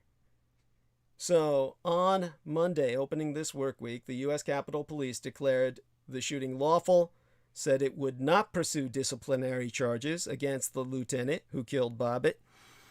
And that follows April's decision by the Department of Justice not to bring criminal charges against the officer. Neither agency has ever named the lieutenant for his own safety because he has received as many death threats as that anime artist, the manga illustrator that I earlier spraketh of. And of course, the Capitol Police officers, the Capitol Police's Office of Professional Responsibility wrote, "An officer may use deadly force only when the officer reasonably believes that action is in the defense of human life, including the officer's own life, or in the defense of any person in immediate danger of serious physical injury." And they concluded the actions of the officer in this case potentially saved lives, or potentially saved members of Congress and staff from serious injury and certain death from a large crowd of rioters. Now, I don't care whether anyone is as expert in forensics or police work as myself in terms of experience. And of course, I certainly myself haven't interviewed the witnesses or seen any more evidence, a little bit beyond what I've described, but not too much. But any normal human reaction to that video should tell anyone that the Capitol Police and the Justice Department are absolutely right. If you don't believe it, watch it repeatedly. Babbitt crossed a line that had been clearly delineated. The police obviously knew this was their last stand. The not even potential danger, the stated desire to murder the governance of this United States was shouted to the skies via the loudspeakers. And Babbitt's shooting stopped the forward movement of that crowd. All this happened on a day when the vice president's life had been threatened and when police were being savagely beaten everywhere else in the building. So that mob could not possibly have been stopped without Babbitt's death. There was no way to avoid deadly force. That way would have been suicidal in not only for any enforcement officers, but it would have been murder in terms of the people they were sworn to protect. It is clear that if Babbitt had gone through that doorway, that already out of control situation would have deteriorated completely. So from the moment that trigger was pulled by the anonymous police officer, it was inevitable as well that Babbitt would become a martyr to the far right. I mean, she was a 35-year-old Air Force veteran from San Diego, a vehement supporter of the former president, and a dedicated adherent to the conspiracy theories of QAnon. This is something people murder their children for. I don't know if you heard this the last time I was on Penny, but a white man killed both his children because they had a trace of Japanese blood in them because QAnon told them they were of the serpent bloodline. That was something that he took his children down to Mexico and killed them both. When I first brought this up, Peter was very skeptical and thought the whole thing might be an urban legend. And so I had to point out to him my personal... My interactions with the QAnon folks, they are that irrational. Thank you. Thank you. And I have many of them that are still holding hope that the QAnon nonsense will come to pass. And I have, you've seen my wall. It's what, once a month since the election, I've said something about their fantasies. And every time I have more people unfriend me, which is fine with me because they're irrational. Thank you. Thank you. And this is what I need to emphasize. I will take that and run with it for a while longer. So again, provide me some space to do that, just so that I can get the thoughts out. Sometimes these things take a little bit of weaving so that I can express them correctly. No one should be surprised by the signs at rallies that call Ashley Babbitt a protester murdered by the Capitol Police. The representative Paul Gosar, a Republican from Arizona, has described the shooting as an execution. But it is the involvement of Donald Trump himself that really threatens to turn the narrative on its head. Trump has asked why the Capitol Police officer is getting away with murder. He's asked repeatedly who shot Ashley Babbitt. And this month, escalating his rhetoric, he said more chillingly, we know who he is. So on Fox News with Donald Trump, the hostess, Maria Bartiromo, described Babbitt as a woman who went to a peaceful protest, and Trump put it in the context of us versus them. In a statement, he said, if this happened on the other side, there would be riots all over America. The radical left haters cannot be allowed to get away with this. There must be justice. And so, of her shooting, Trump has said there was no reason for it. But there was a reason. Americans need to remember that and not be fooled. In these days, when the truth itself has been completely devalued, when everything can be spun, where facts are malleable and can be dismantled and reassembled to tell an entirely different story, remember at least the clear-cut images on that goddamn video. These were not peaceful protesters. These were not protesters exercising their constitutionally protected right to calmly express differences of opinion with their elected representatives. They were bashing down doors with every intent to commit mass murder. This was an insurrection, and Ashley Babbitt was its vanguard. And based on what I've personally seen, that police officer who shot her was doing his job. And now our former president, if we could dignify him with that title, wants this man dead. That is something that should have recriminations. So yes, fuck Donald Trump. And yeah, if I were this police officer, I'd kill him first, before he harmed myself or my family. That I can say. Speaking of that tourist part, I remember the hearing with the Capitol Police, and I forgot the guy's name, but Congressman Jay Maraskin asked him to comment about one of the congressman's comments about the insurrectionists being tourists, and he commented. He said that if they were tourists, then he could understand why foreign countries hate American tourists. There you go. That's funny. And so in terms of Penny, I want to thank her very much for coming on with us, and she can do a bit of talking herself about this sort of thing, because obviously we brought her on to do some discussion. She helps to provide myself, of course, some breathing space. And what we're going to do, Penny, is if we're able to carry it that long, we'll carry it to the same amount of time we did with our last transmission, which would be, we're ending it at about 12 midnight on the Eastern Daylight Time, which would be about 1 a.m. in the morning, where our man, what was it? No, actually 2 a.m. in the morning where Daniel is, and 3 a.m. where our man Jameson is.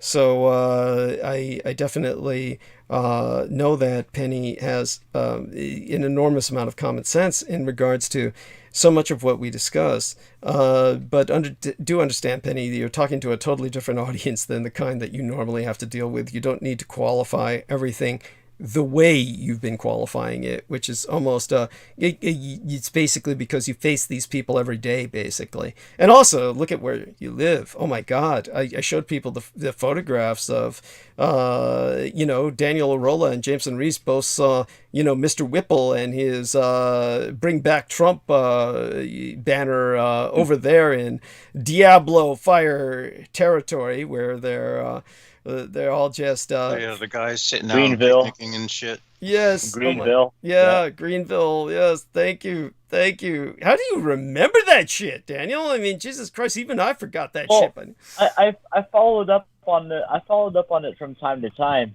and last I recalled, that whole town was just demolished, except for one dude's house, and he was the only one that didn't leave, and he was pretty much the loneliest. He was pretty much the loser of that town. Right. No one would take him in. No one would take him in, right. Okay. Yep. There you go. Holy he got his revenge. He got his revenge, man. Yeah, that's dope. Yeah, but it's like the revenge of the reject, right? I mean, his name is Jim. Jim. Yeah, there you go. Jimbo. Yep. Yeah, he's probably the biggest asshole in the world. And well, we had another fire start today about 10 miles from where I live. And fortunately for me, it's heading away from me, but it's heading straight for a small town called Vallecito. And it's now at over 1,000 acres burnt, and it started at about 2 p.m. today.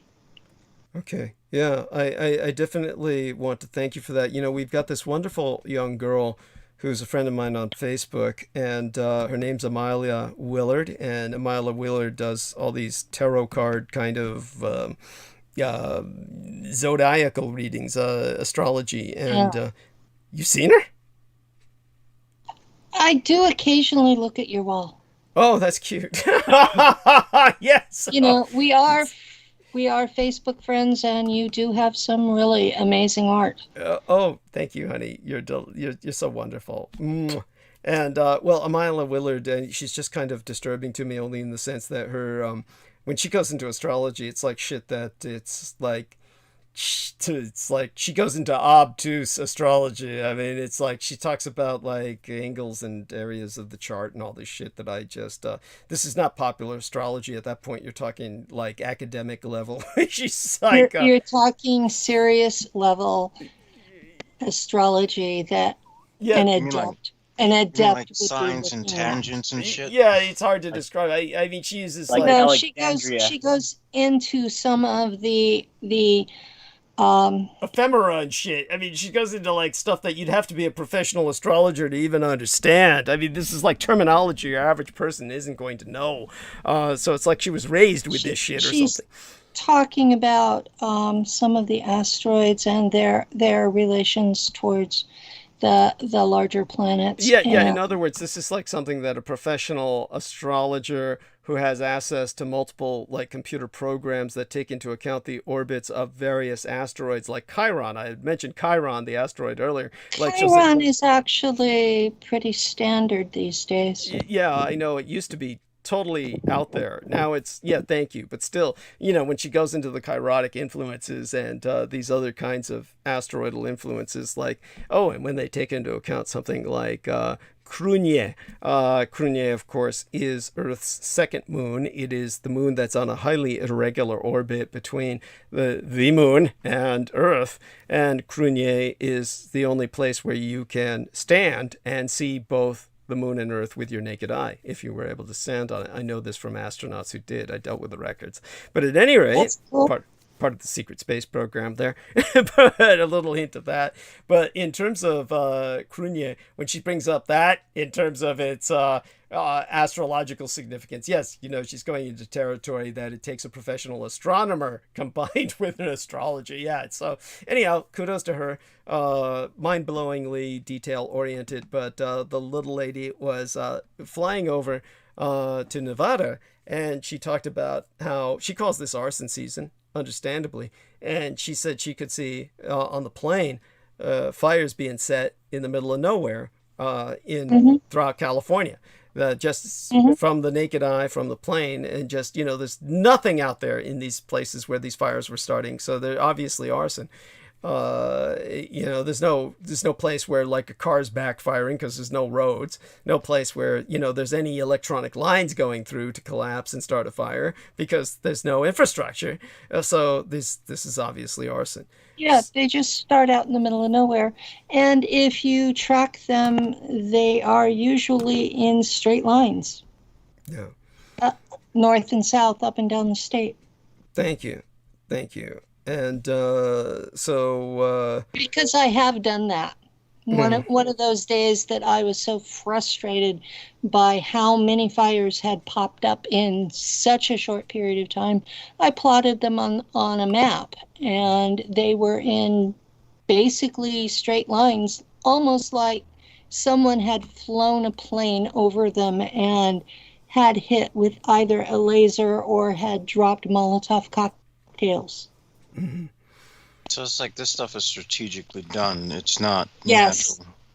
And there is an old map from it was a treaty that Congress saw the map and turned it down, but there's an old map that shows regions that would be barren of people, and all of the fires are in the red zones on that map. So it's someone is still trying to clear those regions of people. So the next dumb question is, and who is it? Because we haven't caught anyone.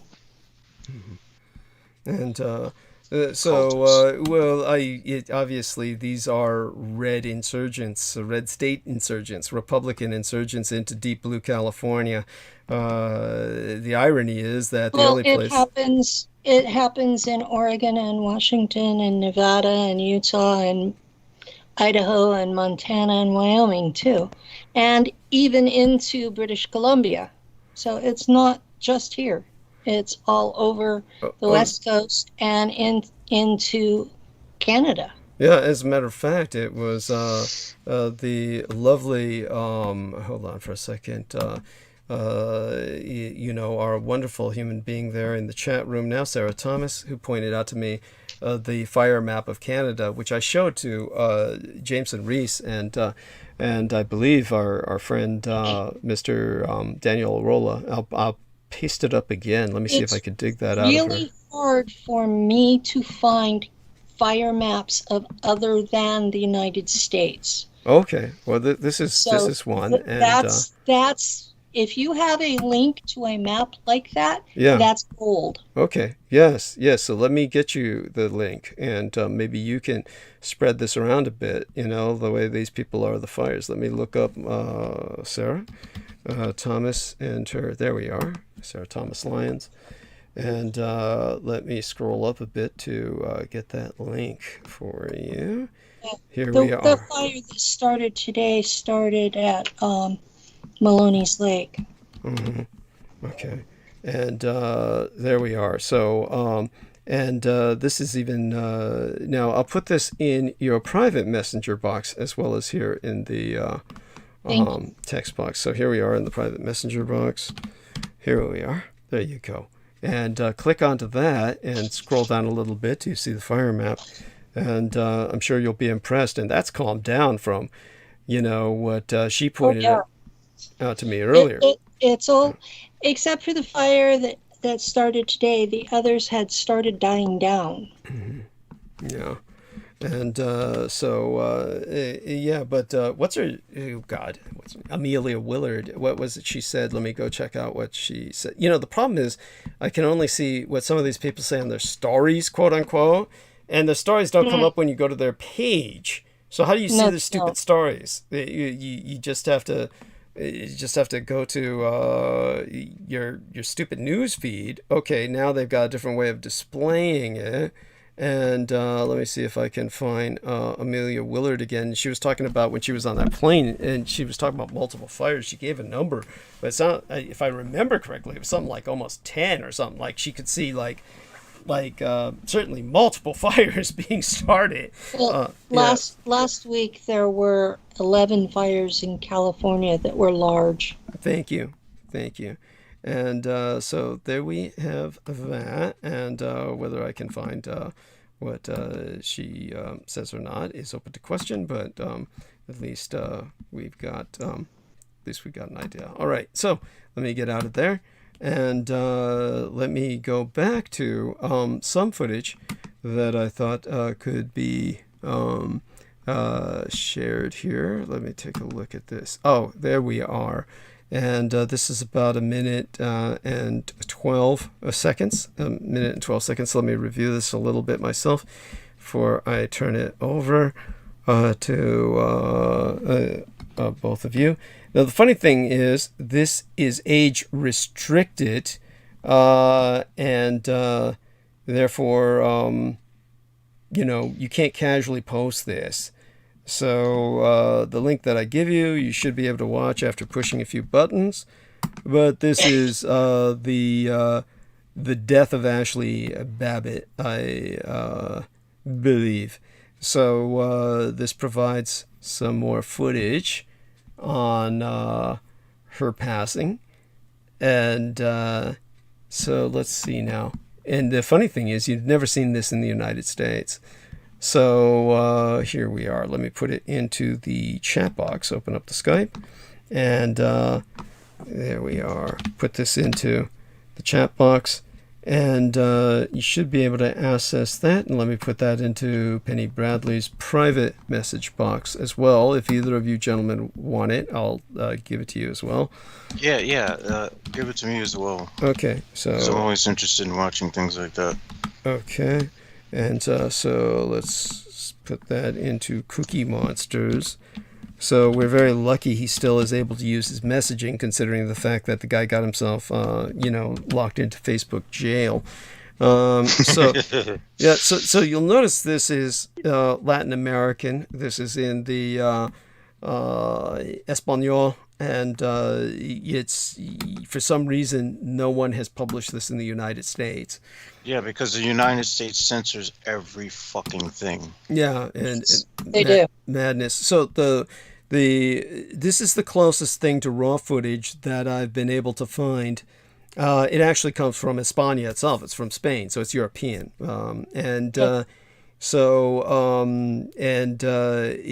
It's impossible not to agree with the actions of the police officer in question. He not only prevented the horror of January 6th from spiraling out of control, he goddamn well saved our republic. Now, due in part to the likes of Trump and Paul Gosar and others irately demanding that his name be released, then he's obviously being targeted for assassination, but at considerable risk to his own safety. And personally, I think he's an idiot for doing this. He's intending to reveal his identity for the first time on Thursday night in an interview with NBC News' Lester Holt. Oh boy, that's about That's the dumbest not thing he smart. possibly do. Thank you. I mean, At least if he does it, Smart at all.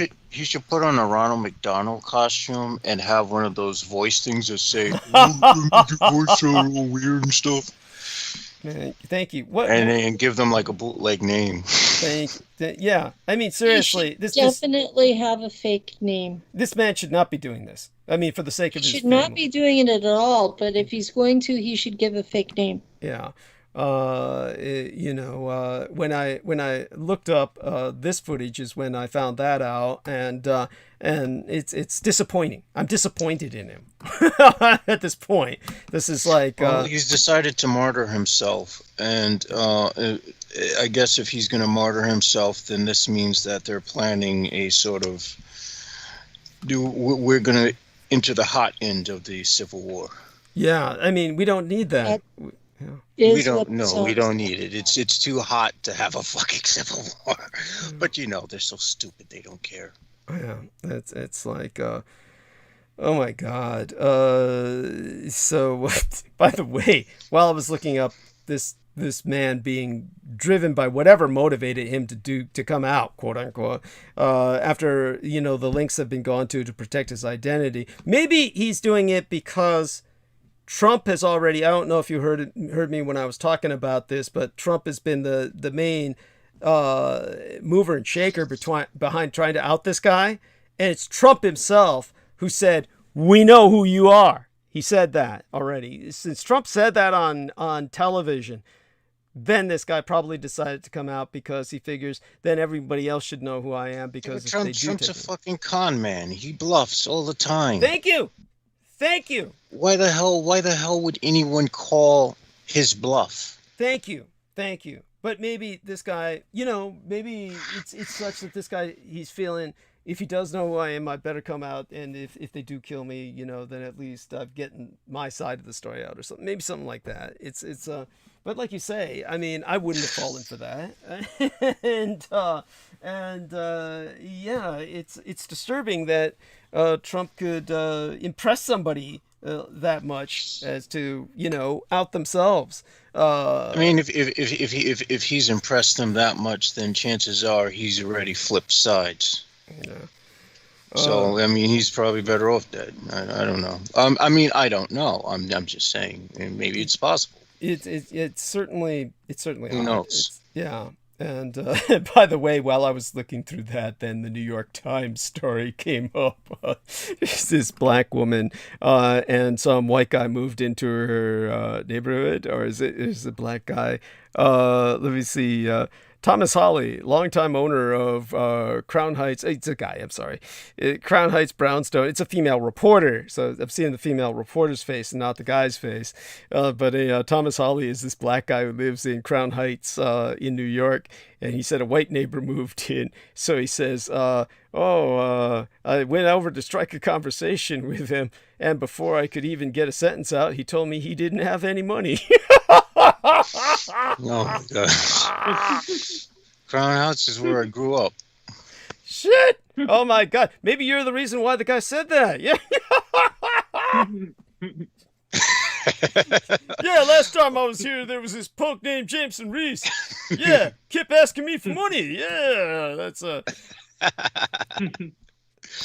But yeah, at any rate, there's gentrification for you. Yeah. So when it let's see now what else comes to mind. At any rate, Penny, Daniel, and Jameson, why don't you take over the stage for a bit of time, and you know, I'll be here, but I'll refresh myself. Oh, now I'm getting something from Penny. Okay, what's she sending me here? What is this, Penny? I'm sending you a link that a friend in Canada put on my Facebook wall. She's listening to our show here, and she sent me a link, and I'm there we are. Okay. Putting it in the chat here for everyone that wants it. Yes, and, by all means. It gives all of North America in the fires. Yes, let me put this including Mexico, which is really hard to find. Right, I can imagine. So I'll put this one in Daniel as well as Kooky Monsters box. Oh, I have that. I have that one already. Oh, you do? Okay. Yeah, I actually have the world map that shows every country burning from Africa, South can you America. share that with us? Put Yeah, that I put that. I sent that to Penny. I think I sent that to you through Cookie Monster. Okay. And I'll send it to both of you as well. Thank you. And so thank you for that. And there we are. So he's just sent that to me. We're like firebugs exchanging this is fascinating just to look at this. Oh my fucking God, the world is burning. This is It is, yes. The world is burning. And if you look at them, they are in nearly straight lines going north and south. Well, I don't know about that. The way it visually strikes me, is it's mostly the rainforest. It's the rainforests are being burnt down to. Yeah, they are. And in Africa, they're actually deliberately burning it because there's these crazy ass people who are just men. It's fucking men. It we is just men. Need to eradicate all the men. Yes, I agree. You look at something like this, yeah. I am a misandrist, and I am a proud misandrist. Yes,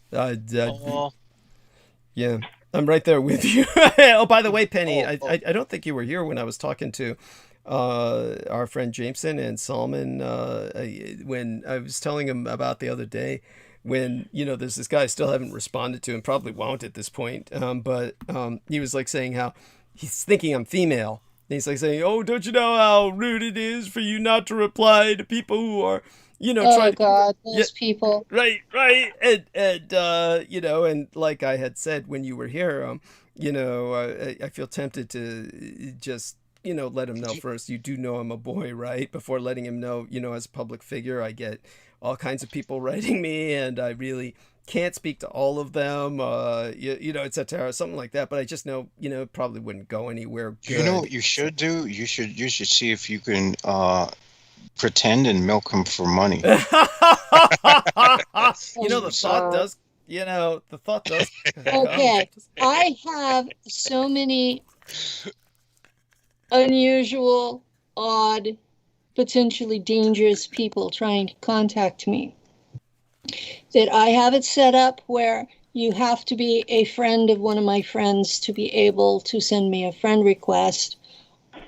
And if you are not a friend of a friend, then you can't send me a message either, because I've had so many people just inundate me. And what they've taken up doing is finding someone who has commented on my public post and friending them. And so I'm beginning to notice a pattern of certain of my friends will accept anyone and everyone. And it's like, okay, that filter only works if the friends are being proactive. Which they're not. Yeah, so that's... Which they're not, for whatever reasons of their own. And I'm like, So we have... When a man leads with, hello, beautiful, I know it's not going to go anywhere fun. Yes. At least not for me. Yeah. It's thank you. That's pretty bad. Oh, by the way, at least I'm not getting dick pics anymore. Thank God for that. Yes, that's I've gotten those in the past, and it's just you have to wonder about these people. Why on earth do they think any woman, and they obviously think I'm female, why would they think that a woman would respond positively to that? Is that how stupid can they be? They obviously don't know any women real world. Well, you see, that's called penile dementia. Penile dementia. I like that. That's That's a good term. But for those of you out there who are considering doing this, it's on the same level as if you walked up to a woman in a trench coat and opened it. You're going to get shock, anger, derision, and reported to the police. This is the usual response to this kind of behavior. One would hope, yes. And it's but anyhow, that being said, shout out to the Veronica Pereira in the chat room. She says, "Hola, Douglas." So, buenas noches a todas, Senora Veronica Pereira. Love you dearly. And Sarah Thomas says, yes, friends of friends, only for myself as well.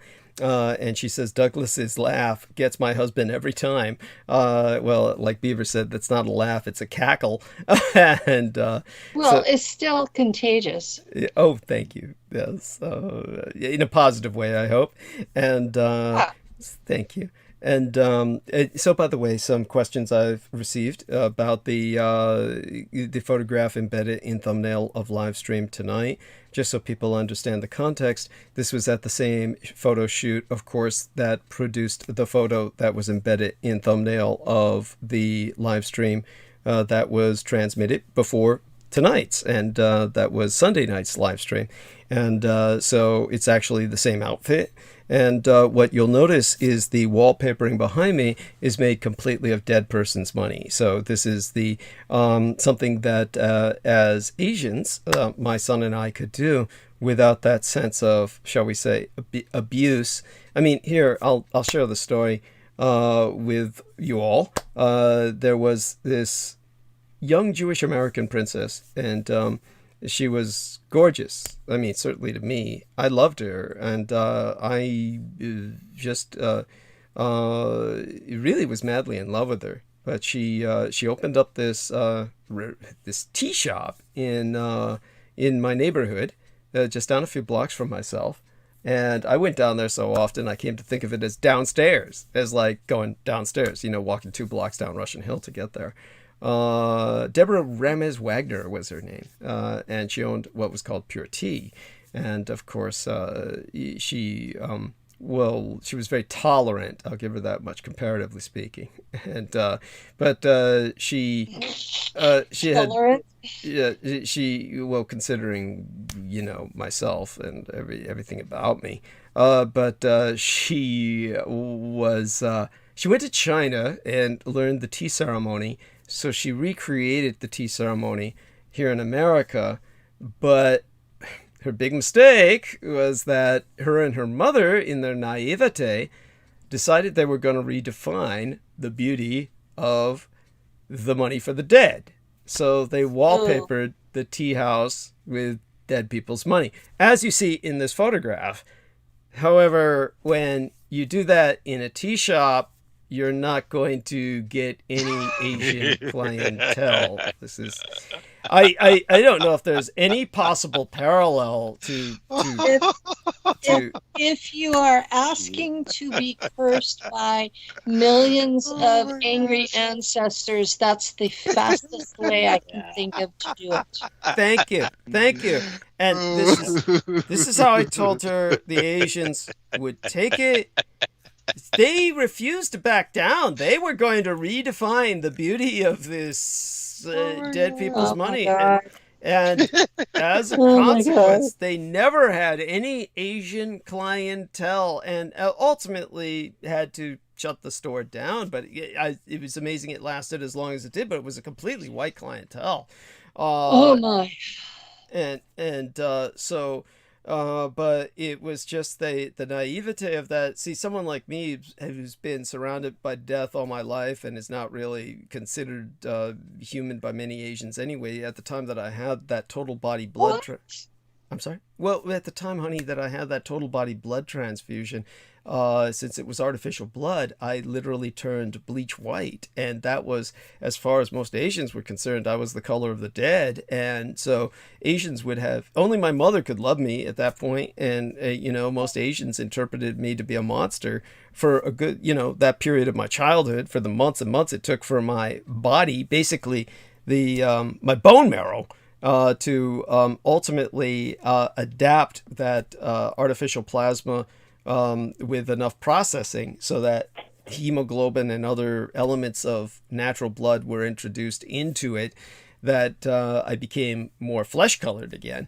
That was something that at a very pivotal time in my life alienated a large part of the San Francisco Asian community. And it was one of the reasons I was given the name of the White Widow. And so when it came to, white, of course, as you know, you do know, Penny, white's the color of death in Asia. You do know that, right? Yes. So anyhow, so there we had this tea shop, and I'm not completely unacquainted with your customs. Thank you, honey. Oh yes, Penny Bradley put this wonderful little picture up that was she was able to share with myself, that was talking about the this day, this kind of this season, this ghostly season. This season. That's right. And I was able to drag out of Daniel Larola some aspects of this season in the Philippines, where he finally was able to cop to his memories of the Chinese community. Yeah, and I don't know why they were so suppressed. There had to be some. Yeah, and for some reason he had kind of like suppressed them, and whether that comes from some kind of innate Filipino disdain. I know he's not disdainful or racist, but I mean it could be just the acculturation that he had in the Philippines, where the Chinese community was. Well, tell us about your impression of that, Daniel. What do you feel about the Chinese community in the Philippines? You've heard me talk about how the phenomenon is how they're basically kind of hated. Kind of is putting it mildly. But how they're universally reviled and loathed and hated. Actually, they're respected. I mean, they keep the economy going. I mean, they take care of business, and they take care of their own. So, but for the most part, now my association with the Chinese, of course, there in the Philippines, were the kids I knew through school. Now those kids, the rich kids, those are some bratty ass kids, and of course, I've had to put up with some of them because they were also my neighbors too. So I was so tempted to hate them, but it was strange because we're friends on the weekends, but we hate each other during the week. Wow. It was one of those things. Mm-hmm. And not only that, I was far more friendlier with the brown skinned kids in the fields, whose parents were poor, that they were farmers. So they were another story. Mm-hmm. And tell us a little bit of that story. Okay, now I had a lot of respect for the brown skinned kids because of the trades that they grew up in. I mean, they knew how to build. They knew where to find water, how to dig for the wells, all kinds of things that most of the townie kids just ignore them for, but I respected them because they knew what to do, and it's not that I try to really learn how to do what they did. I just observed them. I watched how they do it. Sometimes I'll ask them questions. I'd ask them what would be challenging about it, even if they've done it their whole lives, or see where their thoughts go about what they do. And it's pretty much just like a lot of other Indonesian folks that I've gotten to know. It's like, whoa, I mean, this is just our way. Our bodies are just adjusted to it. Mm-hmm. Thank you. I appreciate your sharing that. And by the way, Diane Hillis Buchberger, who I hope to have on this transmission someday, she also provided the link to the NASA FIRMS, which is an acronym for Fire Information for Resource Management System, which is a pretty clever acronym. And so the one she provided is the ones for the USA and Canada. And of course, in the USA, the way this makes it look like we've got all of the super heavy fires. It doesn't make it look like Canada does, but I know Canada's got some super heavy fires going on. So there's something about this system that is filtering the Canadian stuff out. And even though you can see what's going on in Mexico, I suspect they've got their share of really heavy super fires too that are covering over 1,000 acres. Yeah. You Well, know. you have to. Well, there's a place where you can adjust for the time Okay. and the duration on the site, and so if you adjust for the time where it's like within the last 24 hours or so, it'll show you all of those fires. Oh wow. How do you do this? Time based? You know, like what? Well, Which, it's probably in the link in the one that I sent you guys. okay. All right. I'm sure this one has the same thing, but it's just I don't know where to find it. And so we could go over that sometime soon. In the interim, by all means, we all agree that this is some arson campaign. This is a state of war, and someone. Well, it seems to be global, and I will say that we are. I'm going to be the optimistic one and say we're fucked. Well, this is definitely the cult of the kings I'm of going to Edom. say that's at least the plan. Whether they pull it off or not, I'm still rooting for humanity, but It's not a question of who we root for. It's if we be realistic as to the amount of damage done versus the amount of money and time it will take to solve the problem. I'd say we're pretty much it's a done deal. Enjoy, try to live every day like to your fullest if you can, folks. We're fucked. By the way, I'm not going to respond to that simply because I'm responding to Diane Hillis-Buchberger. I'll let Daniel and Penny handle Jameson's negativity here. It's not that he's negative. It's not negative. Diane's actually a very interesting person, and I've enjoyed talking with her. Oh, wonderful. Has she been on your show? No. Okay. She's a rather private person. I don't expect her to want to be on the show, but she's really interesting if you take the time to talk to her in Messenger.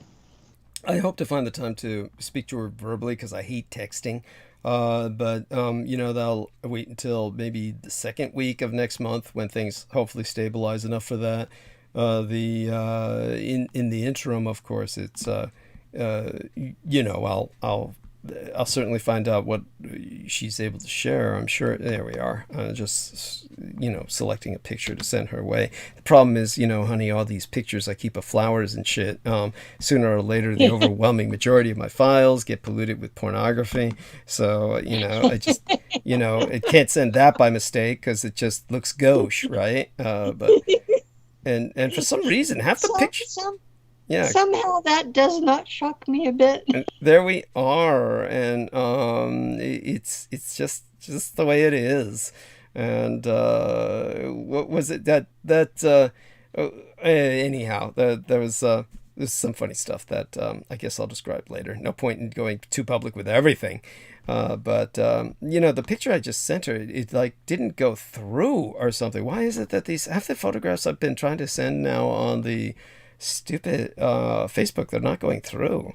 It's like the Facebook system. It's because glitchy. It's Facebook. It's Facebook. It's glitchy.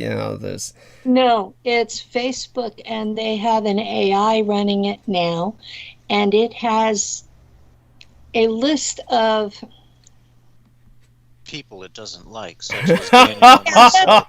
That's the best way of doing it. People that they consider to be dissidents and off the charts and potential breeders of more dissidents. And remember the question that they had, what was it, just last month or the month before, about has someone in your world been exposing you to extremist content? I didn't see that. I was never asked that, but several of my friends were and shared the screenshots. Oh, maybe that's why you and I didn't see it, was because we were the targets of the question, right? Exactly. Exactly. Oh I my God. know I am on a watch list, several of them, but Okay. I'm not doing anything illegal at the moment. And I I'm should do very a test. careful about that. Now, I should do a test and see if I would still be able to fly. Get a ticket to California or some shit. They still let me fly, yeah, but I I think haven't it's, tried to leave the country yeah. because last year, even during the COVID stuff, I was able to fly to Alaska Mm-hmm. and back. And you go over another country. So, when you flew during COVID, how was it? The plane was not fully packed. Because I have asthma, they were tolerant when I just couldn't breathe anymore. So I would lift the bottom of the mask, and they were very tolerant because I told them up front that I had asthma. Okay. But that I would attempt to comply until it got to be too much. And they said, that's fine. They because of my spinal injuries, they assisted me on and off the planes. It was Alaska Airlines. The only thing was on the way back, they lost loose luggage, and it had all of my meds in it. Oh, shit. Yes. And it took them 36 hours to find it and get it to us. Well, And so I had to have all of my pills refilled. And surprisingly, the insurance was okay with that. But it's not like I do it every month, though. And what medical insurance do you have? I have Medicare, and I have Silver Script for prescriptions. Jesus, never heard of that. What the hell is that? It's something that they offer disabled seniors. Oh, wow. Fuck, I never heard of it. So go on. Yeah. But Silver Script was okay with replacing my meds like they did. And when we got the suitcase, I notified the pharmacist because obviously it was going to be a longer length of time to get them refilled than the length they had filled for. And she was okay with that because she understood the circumstances. And but that was the only bad thing about it was they lost one of our bags. Okay. Yeah. But that's one reason. That's the only reason I'm afraid to fly is just getting everything stolen again. Actually, if you are going to fly, make sure anything medical is in a carry-on bag with you. Well, Well, I was hauling along a laptop and a CPAP and by the time I had all of this stuff, I could barely walk. And Lou was handling the stuff that went onto the plane, and once we made it through where they x-ray you, he carried the stuff. Well, you've got all of this stuff from TSA. Yeah, TSA. Yeah. And I may be on a list for social media, but I'm not on a list for traveling. So because I haven't done anything illegal, and the NSA taught me how to not do that, So I am not, to my knowledge, an agent, but I still haven't figured out why they would activate me. So there is always the possibility that they're protecting me. Okay. Right. So moving right along. Moving right along, on social media, I am considered to be What was it? What was it Facebook said when they permabanned me? It was, I was too dangerous to be on their platform. There we That's are. how they worded it. Oh gosh, That's how funny. they worded it. Yeah. And it was because my references to the German breakaway culture are seen as violating the German language country's laws against praise of a specific regime. Right, right. In other words, Facebook is an international entity, and because its laws can be violated depending on which country that you're in, it can cite those laws of any country that it chooses, really, in Yes. which to act against somebody, and then as a private corporation, refuse to do business with them. And in that Yes. sense, In that sense, Yeah. yes, what I talk about does violate the laws in Germany, Austria, Poland, etc., etc. I do have a large following in the former Soviet Union. That shocked me. Yeah, that is shocking. Why? I mean, nothing against it, but I'm just curious as to why would they be receptive to what you're saying? I don't know. There's over 1 million of them that hunt down my stuff. There is a man, Yuri Lear, who is in Latvia, and his channel, the stuff that I'm in that he shares, even English language, they're just going absolutely bonkers for it. And so the last interview that I did with Doris Neely, I'm looking into having that translated into Russian for them. Okay. Yeah, fascinating. But it's I don't speak Russian. I half-ass speak German and French. If I'm in a Spanish neighborhood, I understand enough to try to stay out of trouble.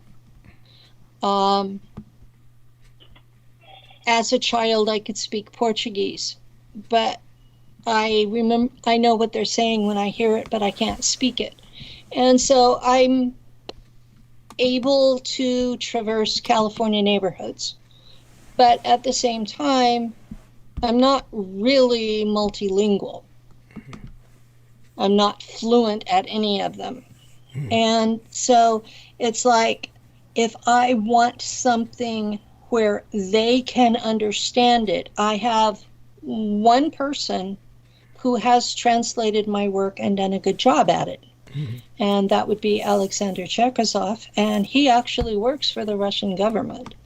And he was who initially contacted me to do recordings specifically for them. We recorded in English and he translated into Russian. Okay.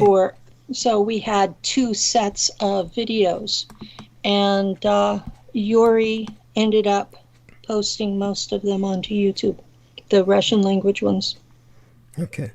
So thank you. Yeah, that's fascinating. So there's this, like, these 2 guys that have worked together and continue to work together, and one's in Lithuania and the other one's in, he said we would call it Siberia. And the one in Siberia actually works for the Russian Federation as an official translator. He speaks Russian, English, and Mandarin. Well, there you go. Yes. So thank you for sharing that. And so yeah, the world is getting very small in some ways, and in other ways we're just as hostile as we ever were. Yes. And so I joked with Yuri the other day when he interviewed me about how that when I was a child it would have been considered treason me just talking to him even in English. That things have come a long way. In a certain sense, yes. In a certain sense, they've really degenerated. I'm getting shocked silence out of the 3 of you. Okay. Yeah, if All right. Well, if I start to see a Russian detail around me, I know why. I'm not an agent for them. No, yeah, I'm not I talking understand that. about Yes. anything 3D Earth level that would implicate anyone here.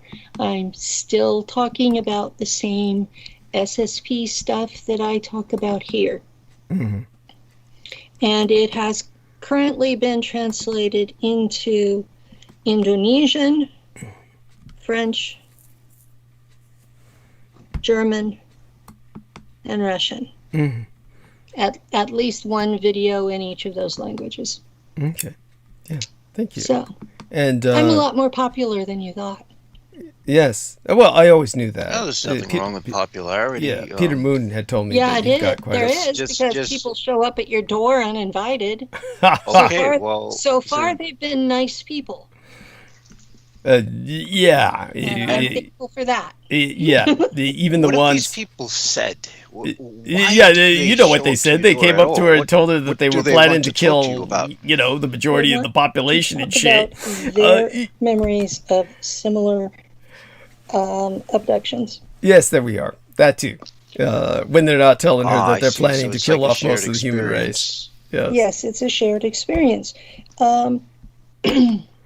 There are potentially millions of us with legitimate experiences. And the majority, the memory wipe is holding. Yes. But there are thousands that it's not. And they either have full memories or close to it, and they can't talk to anybody because everyone assumes they're delusional. So when they find someone like me who can describe my experiences rationally without resorting to religion or politics, then they come in and they're like, okay, we need to talk to her because she understands. Oh, by the way, not to interrupt this, but to point out something that may be important. So, could you check onto this, Jameson Reese? There's Nancy Volker says, "Hey, all my snarky comments are gone. Laugh out loud. Hey, Pennywise."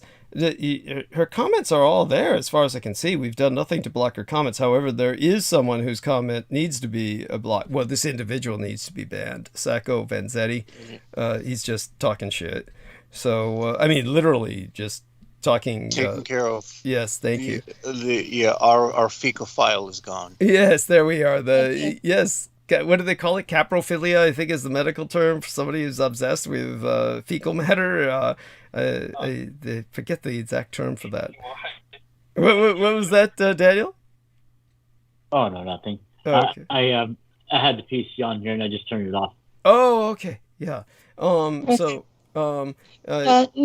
Nancy Volker follows my YouTube as well as yours. Yeah, wonderful. She's a good person and makes reasonable comments. Yes. Yeah, she's cute. And I don't understand why she doesn't see her earlier comments. They're all there, honey. I see them. Yeah. Yeah, I was seeing them there too, unless YouTube is deleting them. I've had comments on my YouTube channel that I would get the email for it, but when I would go to look for it to respond, it would not be there at all. And it's about 40% of them. Yeah. So. And so there we have that. So YouTube is essentially filtering. It's filtering commentary. Yes, YouTube is filtering, especially on people that they consider to be potentially dangerous. I guess that's all determined by the aggregate that seeks for people who have very uncommon views and the usual. The uncommon views are what put you outside of what they want. They want the least common denominator and the official explanations for everything. Now, I know there are several topics that I don't dare upload those interviews to my channel because they will get my channel taken down. Right. Right. I've had a couple, well, I've probably had 4 interviews in the last 6 months that I cannot upload to YouTube. So every one of them were political. Mm-hmm. And Anyhow, Nancy Volker says, I can't see any at all. YouTube is out to get me. Laugh out loud. Believe me, honey, they're there. Maybe you'll see them later. When it uploads, when it publishes, you should be able to see them. She says, James Rink is on BitChute now. So that's cute. yes, Fucking with this. James Yeah. Rink is on BitChute because he had a lot of problems with his QAnon content. Oh, no. Well, there you go. What was I going to say, before you go there? Daniel, what did you say? You said something about somebody's fucking with us? That's what I thought I heard you Oh say. no, I think Nancy Volker was just fucking with this. Oh, being cynical. I get it. Yeah, maybe. Yes. I see. She says, I have to scroll up there and laugh out loud. Oh, okay. I mean, I was just reading out loud. It wasn't that, it's just what it is. And, yeah, Daniel's right. She's probably just having fun with us. So, as for James My Rink, community has a conservative problem and a wishful thinking problem and a lack of grounding in 3D reality problem. Mm-hmm. And those 3 problems converge to create a lot of the channels are being deleted. Mm-hmm. So I know what the problem is, and I have talked privately to these people and told them, if you want to stay on YouTube, you have to stop this shit. Mm-hmm. And they have continued the shit, and their channels have been demonetized, and they have been censored, and they have been given strikes, and some of them have had over half of their followers removed, and et cetera, et cetera, et cetera. Mm-hmm. And some of them with one at least had 500,000 followers, and she woke up one morning and her entire channel was gone. Oh, there you go. I mean, It's because they are mixing religion and politics into their SSP, and the combination is so out there that the big 3 will no longer tolerate them. yes. The big 3 being Twitter, Facebook, and YouTube. They'll no longer tolerate them because they are too far out. They could always go to Odyssey. Yeah, there you go. Well, some of them are going to BitChute. A lot of them are going to Telegram, and they're going to a place called Minds that was so right-wing. That's the last thing we need. Yeah. But they're sitting there in this enclave, and they're polarizing themselves farther and farther and farther and farther to the right. Yeah, this is the problem, and of Well, what course, that does is that creates extremism, and that creates people who are very violent and unpredictable. Mm-hmm. And if they had stayed in something like Facebook or Twitter, they would have been forced to interact with the people they disagree with, but that would have kept the polarity down. Yeah, well, we're definitely polarizing, and that's indicative of course, where we're headed into a civil war. So I definitely want to emphasize that. I don't see that going well for anybody. Well, it's got to go well for somebody in the end. But it will go well for the people who want to have an excuse to take total control and have the means to do so. And everybody else is basically going to be fucked. It's only going to go good for people who like shooting people and getting away with it. Well, I'm not quite sure that it's just that. It's one of those things where obviously, if that's what it takes to basically settle the situation, that's what it takes. And we are, we've been there before, and this is where things go. Things get to this point. We've been there before. We'll be there again, and this is just round number. Blah blah blah. Yeah. This happens every so many generations whenever you're attempting to have a republic, because they don't want to share, they don't want to compromise, they want to dictate.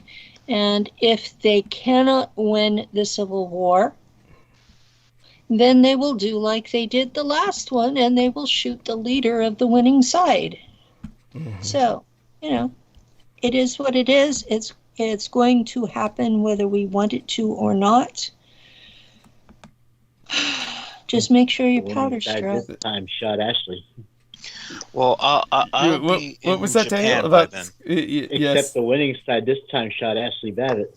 Shot Ashley Babbitt. Yes, this time. Yes, that's right. But by the way, The war isn't over yet either. It's just the beginning. last one, they waited until it was over, and then they shot Lincoln. Yeah, yes, there we are. Yes, of course, that war never really ended. This is basically an extension thereof to a degree. Yes, because you had a country that was divided in its basic core culture. And we've never healed that divide. The North just bullied the South because they won. And it never healed the divide that caused it in the first place. So this is 150 years later, the wounds are still festering. And the core problems were never resolved. Yes. That's right. And if you're sitting where I am, where half the people you interact with on a daily basis are stuck in this delusion that QAnon brought forth. I mean, seriously, I made a post on August the 14th on my wall about, guys, Biden won, get over it.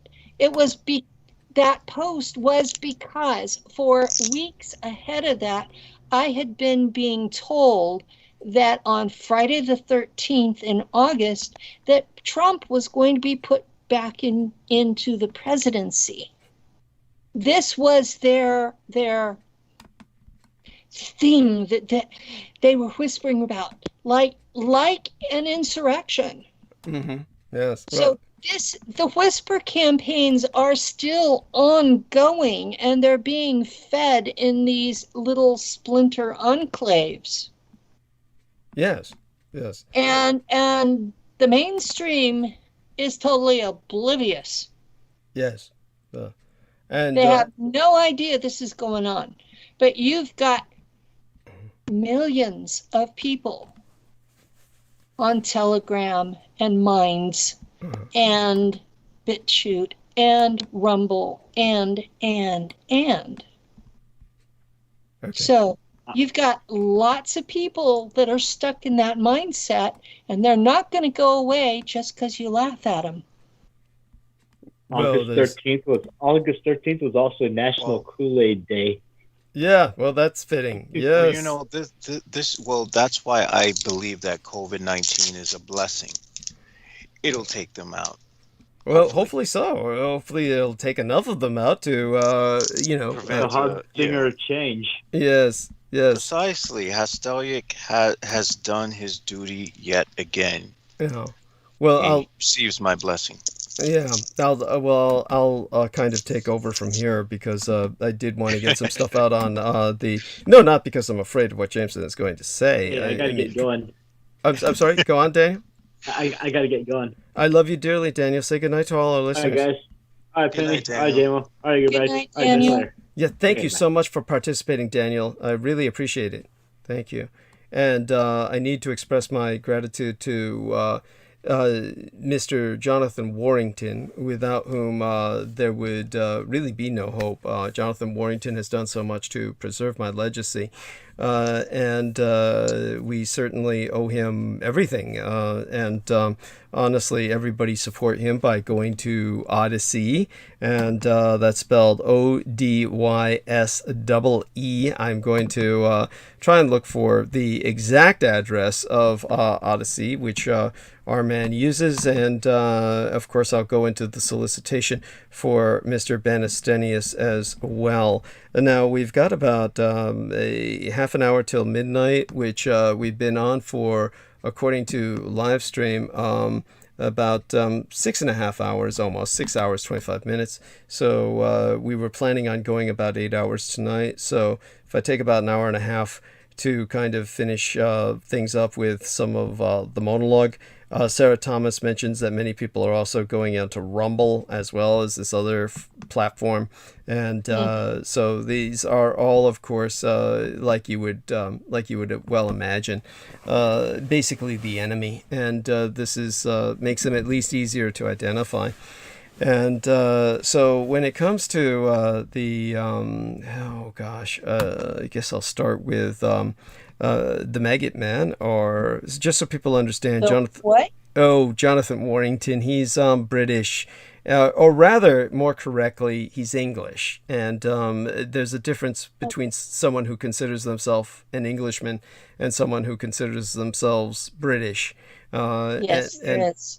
Yeah, and of course there's the term Briton, which I'm fine with for many people, but Jonathan Warrington considers himself an Englishman, and so he has taken all mine archives and he's placed those on Odysee.com, and again, Odysee is spelled ODYSEE.com, and to how would I say this? Narrow down your focus to my videos. You will find them on his channel at Odysee.com. So the address will be, or the e-dress, the electronic address will be Odysee.com/maggot:*E, as in maggot colony. MAGGOT : and then E. Again, that's Odysee.com/maggot:*E. And so that people grasp the culture behind this. In the Celtic culture, the term maggot is like an attention seeker. It means that somebody's at a party and they're all drunk and they're put on a lampshade and they tap dance on the table. Someone would say they're acting the maggot. So that means, he's acting the maggot means he's an attention seeker. So this is very Celtic. In other words, the British, the Irish, the Welsh, Scots, they use terms like that. And so to us, it sounds just, what the fuck is this guy talking about? Sounds very repulsive. But to people in the Commonwealth of the English-speaking nations, they're more able to grasp the nuance of this. So he considers himself the Grand Magator, and the Grand Attention Seeker, which you can tell if you go to his timeline and take a look at him exploring the minicam. In other words, John Warrington does to the minicam of his computer kind of what you see primates do in the jungle when they see a mirror. Okay, it's kind of like that. Oh,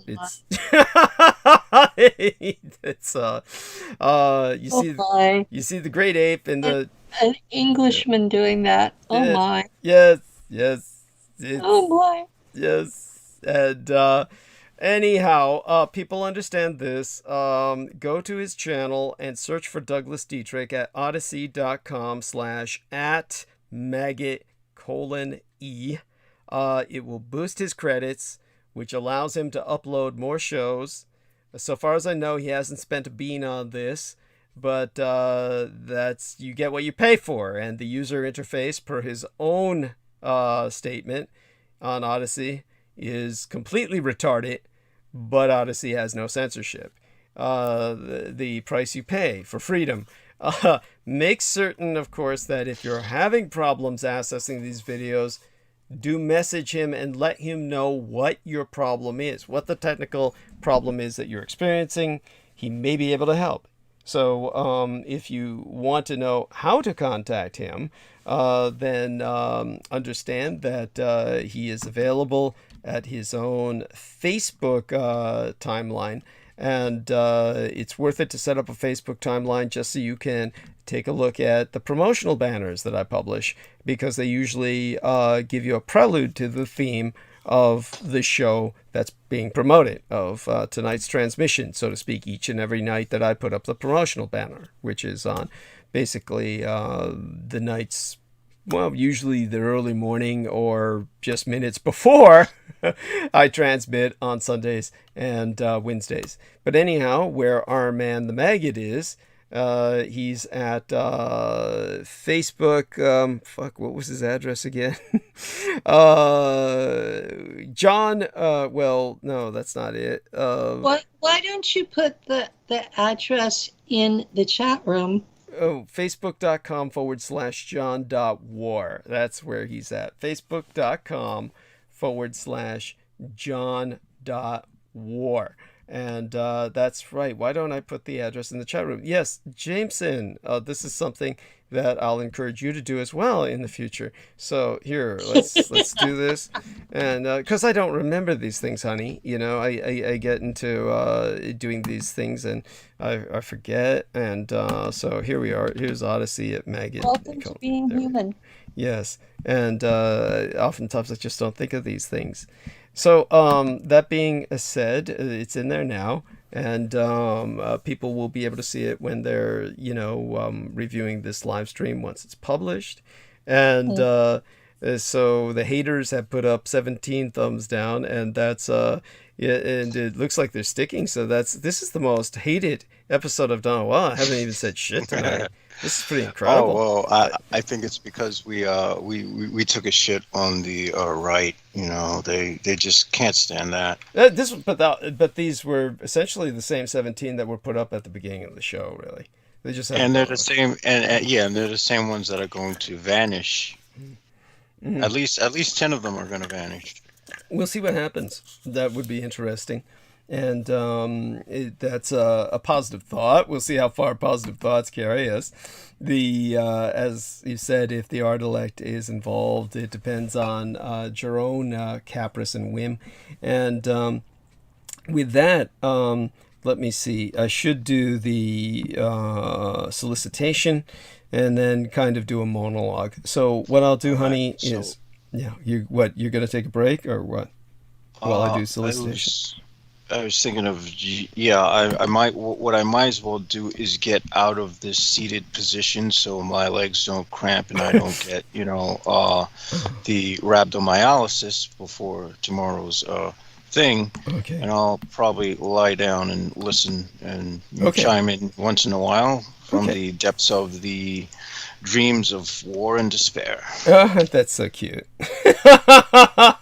I kid you not. All my dreams, I'm like fighting people. I'm sword fighting with people and shit. It's just crazy. There's nothing but violence in my dreams, and I wake up kicking the sheets, and I'm like, what the hell? So I don't feel rested when I wake up. Oh, gee, I'm so sorry to hear that. That can be a problem, yeah. Yeah, is it always like that? No, it's something that's just happened this month for some reason. Things have just started to get more and more intense, and it also has to do with the fact that time is slowing down drastically. Have any of you noticed it? Yes. No. Not me, no. Yes, I've noticed it, and I've also noticed that sleeping has become a challenge, that I become lucid dream instead of actually asleep. So the body is getting no rest. Yes, and I wake up, I'm sore and tired and a bit on the bitchy side. Gee, I'm so sorry to hear that with you two. I mean, I have lucid dreams too, but the body rests when you have lucid dreaming, supposedly. I mean, you're not having the same kinds of lucid dreams that I am, and no, I don't want to talk about them. Well, in my case, it has to do with the fact that I'm probably borderline narcoleptic, and I have sleep apnea. So that and the fact that Did you ever get a CPAP? Yes, but the CPAP I got is recalled because it's been supposedly there's something that happens when it's heating up and the water vapor is being released that's causing a lot of a chemical called PFAS to enter the system, which is quite hazardous. Yeah, it's a sort of plastic that's a sort of fluorocarbon that can be cancerous in high amounts. Jesus. Since they recalled it, are they going to give you one that doesn't do that? I have to contact, what I'm going to have to do tomorrow is contact the manufacturer and find out what's going on with that. I received mine through Medicaid, Medicare after a sort of like, after a trial period where it became mine after that point. So So I got to make sure that it's covered, and I got to see what I can do going forward, because if I'm going to continue to be this zombie, then you guys are going to have, well, I'm sick of dealing with my bitchy, I'm going to kill humanity side, which comes good, because I'm kind of tired of that side too, but I've been tolerating you because otherwise you're fine. I assure you, it's the fact that you guys are tired of it is a healthy thing. If you weren't tired of it, I'd be concerned. Thank you. Okay. Thank you. No, I mean, look, we love you, Jameson, honestly, and we love you, Penny, and obviously we're all here with this big love-in. we get along. We do care about each other, and in my past, people who have been heading into the dark that Jameson is, they tend to have unhappy outcomes, and I'm really hoping that he can avoid that in the future. There we are, yes. I like to stay in the gray. I do too. We'll put it like that. I've been taught by a very wise guide that it's best that I stay in the gray. I have a tutor. I have mentioned him once or twice, and I told him that I was unhappy being in the total dark, that I preferred to be in the gray, and he did a belly laugh that lasted about 45 minutes. And then he informed me that he understood where I was coming from, and that was the healthiest thing I had said in the last year. Yeah, there we are. Thank you. So, preferring to be in the gray is a good sign, and I've actually been kind of worried about you.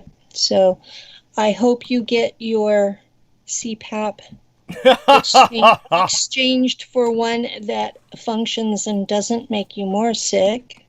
And mine only had a 2-year warranty on it, so I hope that since it was a recall, that they can take care of the problem.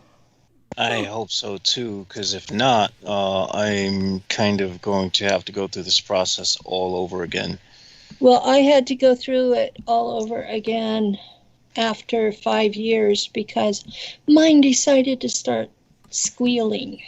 Yeah, well, I knew this guy who was working with the VA forever, well over 30 years, and then he's retired now and in his, what now must be in his 70s to 80s.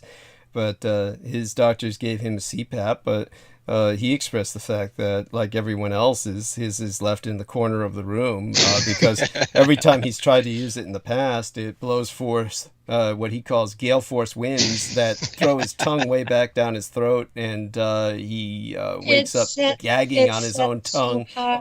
It's set at too high of a pounds per square inch. Well, there you go. He needs to have the respiratory therapist turn down the pressure. Okay, there we are. I don't care enough to even let him know. For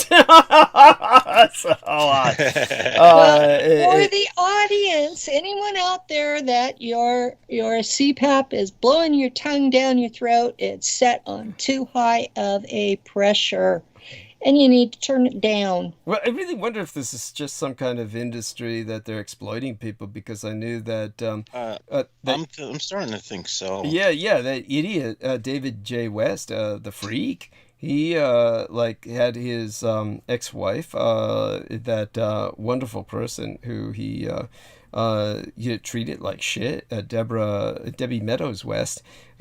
She went to the doctor, and the doctor said she needed a CPAP, and then he expressed some kind of sleeping problems or some maybe breathing issues when he slept or something. He went to the doctor, and they just looked down his throat and just literally just looked down his throat and said, "Yeah, you need a CPAP." I mean, it's just like that. I mean, it That's was like, weird. yeah. I had to go that's very through weird. 2 sleep studies, and the two techs doing the sleep studies were in disagreement on what setting to use for me. And one of them was high enough that I literally ripped the mask off because it was too high. Oh, there you And go. the other one was too low. And I said, you know, guys, my last one was set on this. How about we go for that? And they go, oh. Okay, there you have it. Yes, thank you. But my problem is that I have primary apnea, and I literally stop breathing Okay. for minutes. And I was stopping breathing approximately every 3 minutes, whether I was awake or not. And I knew I was stopping breathing while I was awake. So I was getting to where I was zombified. Seriously, I was having trouble talking Jeez. because I was so oxygen deprived. And so the CPAP has been a lifesaver for me. Now, I'm sure there are people out there who are frauding that just like they fraud everything else. There, thank you. Yeah. But in my case, it was a lifesaver, or actually I should say a brain saver. So I would still be alive possibly, but I would be sitting in a corner drooling. Oh. Well, I'm so glad that you're being helped by modern technology, and that this is, both of you. Hopefully, this works out for you both. Hopefully, I both. get a strange feeling that everything in my body tells me that if I were to ask for one, not to take it, because it'll be like compromised in some weird way. Oh well. Anyway, Maybe I'm just too paranoid. yeah. Nancy Volker says, "Damn, you guys have stuff going on. Would hypnosis work? Yeah, maybe you guys should try some hypnosis and something." I've had hypnosis. Okay. And it was, I've had 3 different hypnotists for 3 different things. And because of my Black Ops past, weird shit comes up. And it's not particularly helpful. So, Okay. I Well. have a In really other. hard time with it. Yeah. So, I'm sure we'll think of something. Anyhow, honey. So, I love you dearly. You have a. Anyway, I'm going to give a plug for my show Saturday, Oh yes. which my guest is not going to be Douglas this time. He's going to be on 9/11. That's right. September 11th. Go on. But my guest this Saturday is Robert Stanley. And he is one of the people who has done a lot of study into the Anunnaki, and he believes them to be spirit beings and not friendly. So it's going to be an interesting conversation. And he had a book he wanted me to read, and I'm having a hard time because it's mostly religion. So Is he himself very religious? From the book, I would say yes. But I haven't talked to him personally. So a lot of people do use holy books as reference material. So it may not be his personal faith, but just he was using it as that. But I'm sure it'll come up on the show. Right. Well, thank you. I tend to trigger religious people into sharing everything. Oh God, that reminds me of Derek Talley for some reason. As soon as I say ahead of the show, I don't want this to be about religion or politics, they immediately go there. That's so funny. So, Well, now you know what to do. And it's like, do try to keep my show 3D rational. So. Anyhow, that's funny what James has said about Derek Talley. Yeah, there you have that. What was the other thing about him? So, like I mentioned, he was one of these people who Selena Khan brought up the fact that he desperately wanted to have the total access to my website. And, it's one of those things where, she could never get out of him why he wanted access to the website. But he kept, obviously it was to ultimately delete it. And so there you have that. And, he promoted himself as being religious, but bear in mind, he actually never said anything very much about religion. There's very little he ever said. He was the one that had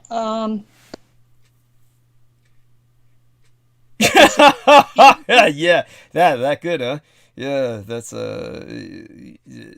did she get cut off? Come on, I spent the day at no worries, honey. Yes, that's right. That's right. Yes. No, it's more of a joke on Derek. It was more of a joke. I'm kind of doing this flat panic because I know I have to have an MRI. And the closer we get to the actual MRI, the more I'm going to panic because I have a panic attack. And it actually starts in about 2 weeks ahead of the MRI. And by the time I get there, I'm ready to throw up all over the place. Oh my God, I'm so sorry. Look, they have MRIs where you just sit in a room. Couldn't you arrange for that or ask them? Or that won't be covered by No, your they insurance? have this monster thing that fills up half the room, and it resembles tech from I know what an MRI looks like. I've actually been through it, but I mean they have MRIs now that you sit in a room and they can MRI you for people like you who just panic in the MRI. And there's plenty like you. I mean, there's plenty of people, who have that. Yeah, I know. I have told the tech that I had been abducted as a child and that the room I was held in looked like their room. Okay. I have not told them that their machine looks exactly like what was used on me then. Okay. But it's every time I go in, the panic gets worse. But don't they have dope for that? Come on, don't they have something to... You have to be awake enough to cooperate. Mm-hmm. So they cannot knock me out. They do give me the highest dose Valium that they allow for an MRI. Uh-huh. So I go in there and I'm doped up, and if they time it right, I'm falling asleep just as they put me in. Uh-huh. Yeah. Which they're not really happy about that, but it's better than me throwing up in their machine. Yeah. So. Yeah. And Yeah. So, sorry you're going through that. And anyhow, just so you know, Derek Talley was the guy who kept coming up with shit so that he could have everybody lavish attention and pity and sympathy on him. Yeah, he was the guy who was first. It was cancer, and then he's on dialysis, and that was the one that I had heard was the dialysis. I said his kidneys, right? Yeah. When he and the way he said it, it's the same kind of thing that the way a shithead would say it. Like he just came to me out of the blue on the message box, in my Facebook. I have cancer. It's like real piece of shit. Only a real piece of shit would say something like that. It's like your average person would be far different in broaching that topic. Rather, it's just this. Well, you haven't seen some of the people that message me. I've gotten to where the people I interact with are so far off the norm that I have no idea what is normal behavior anymore. Well, there we have that. Thank you. Well, I feel better on that note. So, honey, love you dearly. You have a blessed night. Do remind people I'll be on with you on September 11th. We'll probably have you back on before then. You will be on my show on September 11th, and you don't have to talk about what the anniversary is, although it will be the 20th anniversary. Thank you. I mean, I think that will be pretty objectionable if I don't address September 11th. It would be, it would be fairly disrespectful of us both not to address the import of the commemorative date. But you know, we'll go in potentially some other directions. I mean, after all, we only have 2 hours or 3 hours. 2? Yeah, 2 hours. Jesus Christ, it's nothing. I know you can talk for 2 hours saying hello. So I'm not worried about filling the time. You know, and my audience may not be the same as yours, but they're used to weird. I mean, they follow me, right? Yes, I got it. No worries. Anyway. Okay, love you, honey. Have a blessed night. And have fun with your monologue. Good night. Good night, darling. And that was Penny Bradley. And with that, Jameson Reese will be lying down any minute. And hey, yeah. Yes. So I sent you a little commercial from Pink Plastic. Shop Pink Plastic is always nice for lingerie models. So there you have that in the private messages. And with that, nice. So are any of these models single? They never mentioned that status. But at any rate, I'll start now with the solicitation. And one among the creepiest true crime tours. Oh, by the way, before I do that, you know, say goodnight to our listeners. Correct. Good night, folks. And yeah. Oh, yes. And yeah, try to try to stay out of the way of approaching fires. There you go. That's nice. That's good. Or, you know, I thought you were going to say something like, don't forget to put your CPAP in. Yeah, turn it on high. Yes. I've heard of people who would put like, what do you call it? The like that liquid marijuana oil in the CPAP machine. Jesus. Yeah, I forgot what is it? The marijuana oil. What do they call that shit? I forgot. Yeah, the THC freaking cannabis oil. That's it. Cannabis oil. Yeah, cannabis oil. I never tried it, but you know, it's something I wish I did at least once. Okay, I'm sure you'll get to it. I'm sure you'll get to it. Yeah, and so with that, bless you, my son. You have a blessed night, and hopefully your dreams will be a bit more peaceful. I mean, I have every once in a while my own traumatic dreams that, you know, creep up on me. But you know, the thing is, they're not traumatic. They're just challenging. It's like I'm being taught how to fight. So I find it interesting. Good. Well, then good. It's not negative. And you know, I mean, most of the time my dreams are wonderful, actually, to tell people the truth. And you know, it's they're peaceful and engaging and the like. But okay, so I'll take it from here. And with that, again, oh yes, Nancy Volker is saying, okay, my bedtime, love you all. She's saying Douglas is going to start monologuing. I got to go. Yeah. So, thanks, Nancy. And, all right, one among the creepiest true crime tours in America is the Tucson Murders True Crime Tours. The Tucson Murders True Crime Tours provide a historic crime investigation into forgotten lost crimes in Tucson, Arizona. These small private tours are hosted by the Mr. Ben Baron Astenius, a true crime researcher and enthusiast who will personally take us to real historic crime locations related to these crimes in Tucson.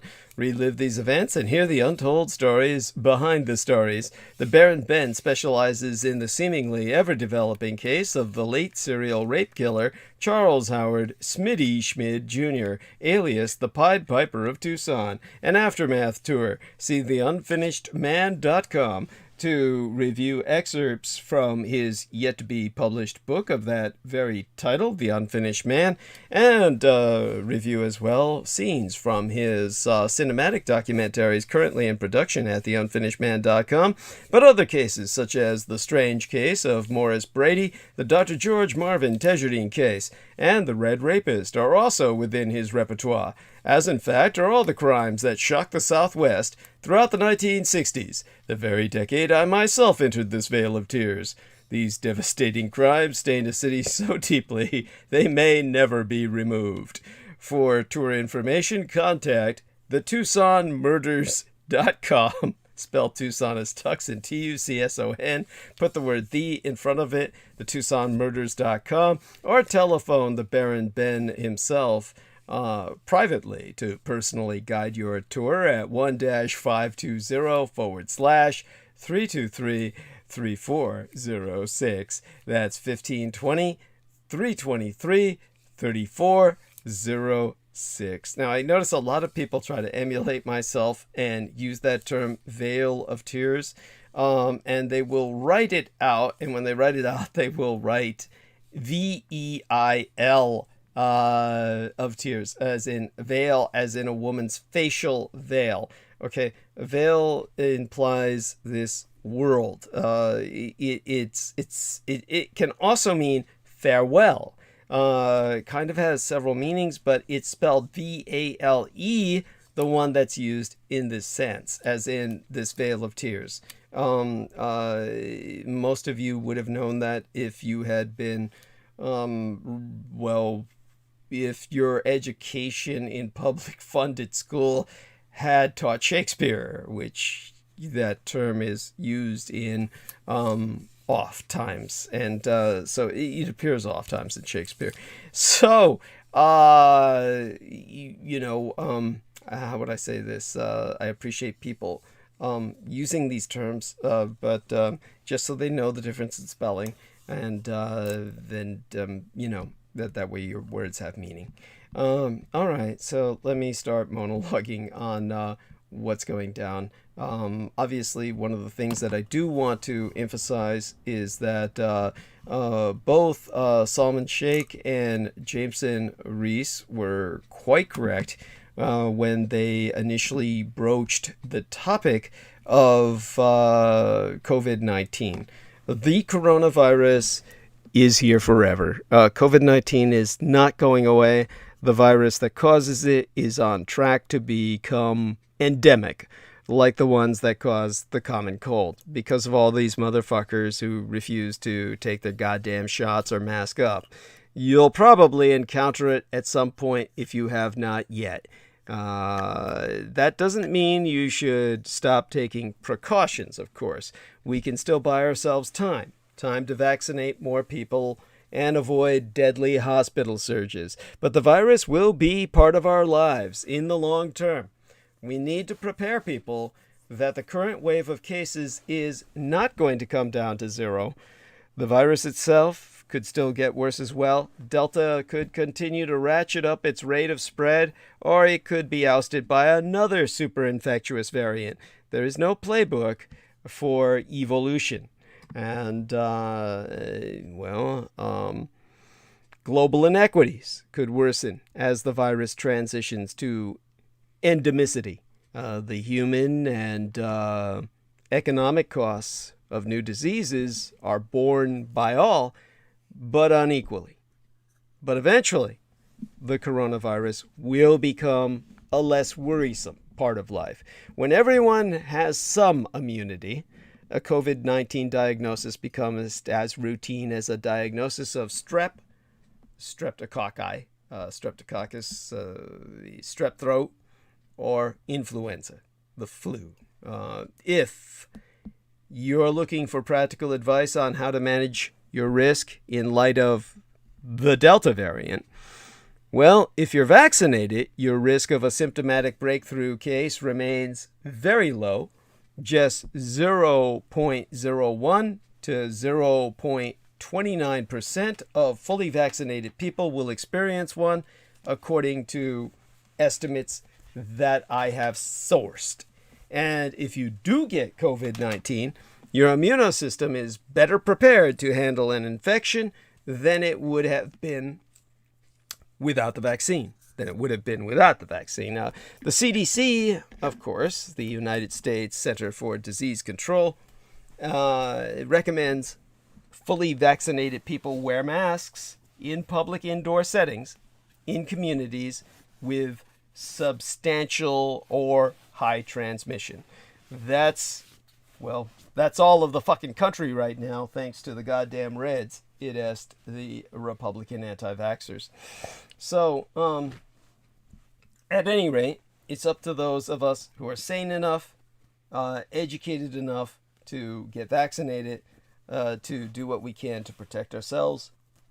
And as for the pandemic, well, let it take those who deny its existence. And then by that time that enough of them die, we'll all have accumulated enough herd immunity to relegate this to the past. If you have had your full vaccines and they recommend the booster, as they have a supplement for my own Janssen vaccine, the Johnson & Johnson vaccine, which was one shot and you're done. They are offering something at San Francisco General, but I'm going to confer with my MD first before I get it, if I get it. Because they're wanting people to allow the vaccine to run its course so that you don't double up unnecessarily, and they want you to therefore get your booster at the time when your vaccine's effectiveness may kind of wear off, when your efficaciousness of your vaccine kind of fades with time. Because with this kind of COVID-19, they found out that the effects may not necessarily last, but they last long enough where you want to wait until the effect wears off before you get the booster. In terms of the second shot for Delta, that is, not your original vaccine, which has its booster is required at a certain point in time, which is about a month after you get the original shot. Okay, that's very different with these mRNA vaccines. It's very different from, what we've got with the Janssen vaccine, which was one shot and you're done, because it's based on the old style vaccines that are proven to work with the actual viral load, as opposed to something that fucks with your mRNA or, your DNA. I shouldn't say that, because these people will now think that it changes your DNA. Which is the argument of the anti-vaxxers against it, or one of the arguments of the anti-vaxxers against it, which is, of course, preposterous. You can't change your DNA because you're not, what could change your DNA would be, it would require something that is called CRISPR. CRISPR would be the acronym for that. This isn't a CRISPR shot or some kind of injection where you're literally fucking with your DNA. Now, in terms of moving away from all that onto the much more solid ground of geopolitics, not that anything that I was speaking of was not solidly based, but nevertheless, it's something that a lot of people just can't, are unwilling to even contend with, and they just want not to hear it and not to deal with it.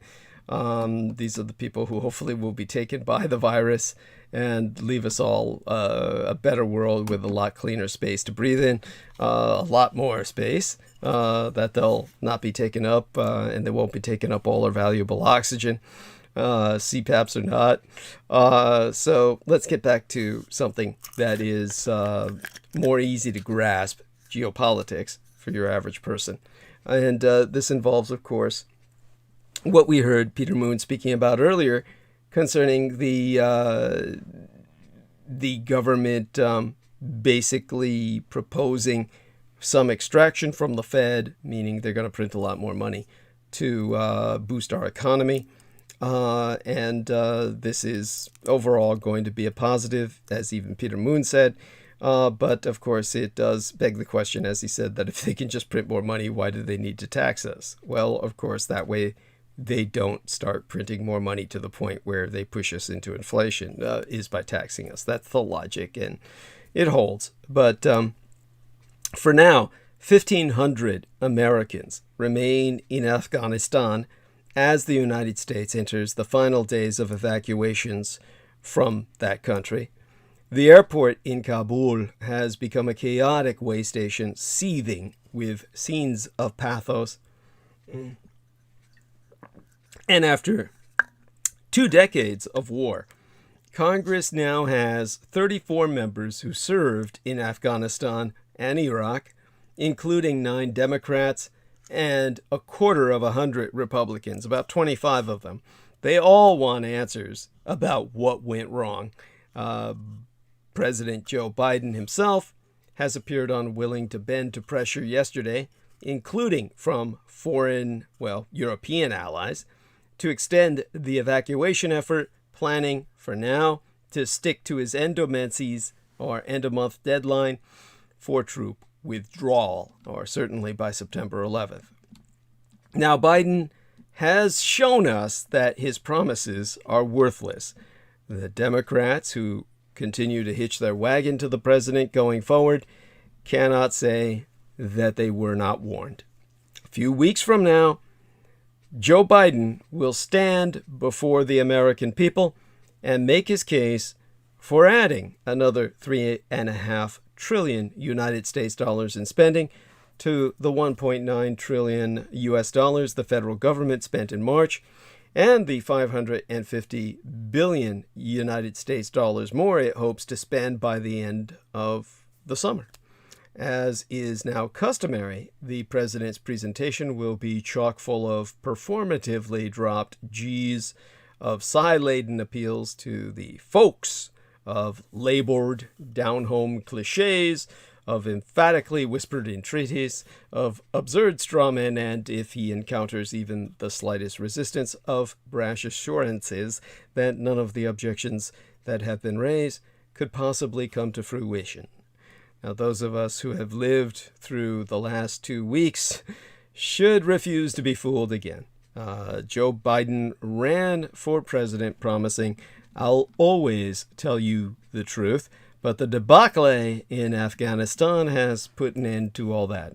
In July, Biden broke out his usual "are you stupid" meme to insist that a Taliban takeover of Afghanistan was not inevitable. He swore that there was 0 chance that Americans would see people being lifted off the roof of an embassy of the United States from Afghanistan.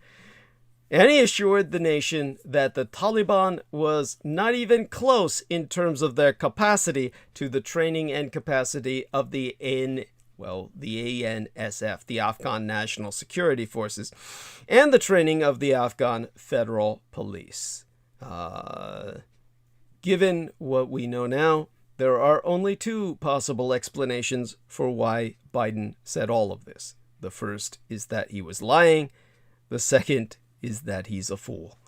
Quite rightly, we are currently focused on the fallout from Biden's disastrous Afghanistan withdrawal, but it is worth our remembering that in his discussions of the economy, Biden has struck an almost identically Penglosian tone. In July, the president said, "It's highly unlikely that the United States will see long-term inflation that's going to get out of hand.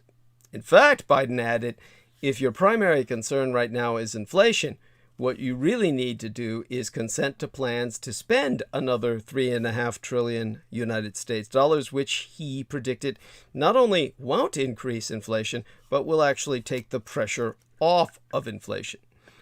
Translation: worry not, for inflation is nowhere near the gates, and it's not going to get there anytime soon. Now, Biden is not a man who speaks carefully. As a direct result of his decisions about Afghanistan, Americans are stranded, our allies are outraged, our reputation is diminished, and the Afghan people have been left once again at the mercy of a cabal of cutthroat tyrants. In response, Biden has insisted that all of this was inevitable, despite his having promised precisely the opposite beforehand. We should remember as much when, in the coming weeks, we listen to him contend ridiculously that if we increase the availability of quality, affordable childcare, elder care, and paid leave, more people will enter the workforce. We watch him pretend that he always expected the United States to be experiencing 5.37% inflation by the first summer of his term, even though his own White House Budget Office predicted inflation of just 2.1% in 2021 and 2022, and we sit through press conference after press conference at which he asks us to believe that the real inflationary risks come not with a New Deal-sized federal splurge, but with Congress's declining to authorize one. At some point, the more sensible members of Biden's party will come to recognize that they have tied themselves to a buffoon. Barack Obama famously warned his fellow Democrats that they should not underestimate Joe's ability to fuck things up. And yet, for the last 6 months, that is precisely what they have done. The results have been deleterious. In the space of a fortnight, the president's approval rating has dropped dramatically. So far, in fact, that he may even be underwater in his home state of Delaware. And an environment that was already looking promising for Republicans has begun to look downright appealing. Knowing what they know now, do the many swing district Democrats who eked out victories in 2020 really want to throw in their lot with this guy? If they do, they cannot say they were not warned. From the moment that he won the nomination, there have existed 2 cases for Joe Biden, one plausible and one absurd. The plausible case was that as a relatively inoffensive mediocrity, Biden would be able to win an election against Donald Trump. The absurd case was that Biden was a smart, wise, decent, sober, incisive, even-tempered, and politically moderate man who would excel at being president of the United States. Until the last week, the fact that so many ostensibly intelligent people felt obliged to make the latter case could be explained away as a hangover from the derangement of the last 5 years, but that excuse no longer holds water. Abandon hope, all ye who follow now. As the exit of U.S. troops from Afghanistan unfolds, the question of whom to blame has taken over the discourse. But what's unfolding in Afghanistan is the culmination of decades of foreign policy. Its many decisions, some effective, others not, compounded over years.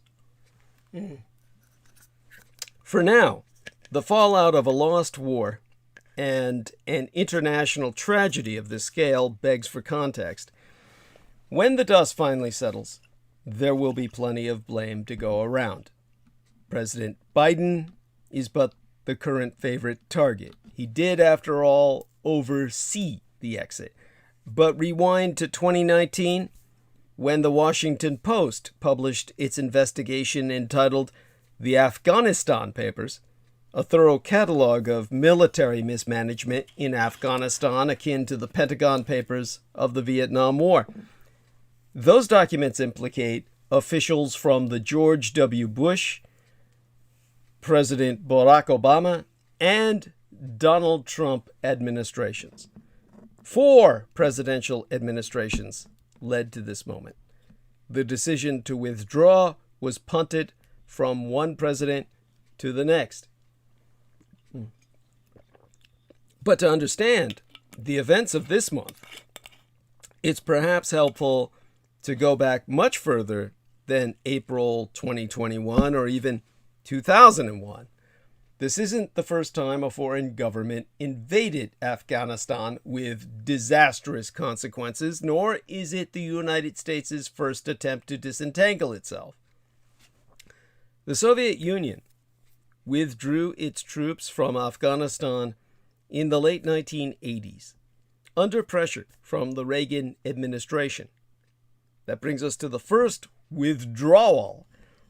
Let's start with a history lesson about the last time the U.S. left Afghanistan. In 1979, a pro-Soviet regime in Afghanistan faced strong resistance from opposition groups inside the country.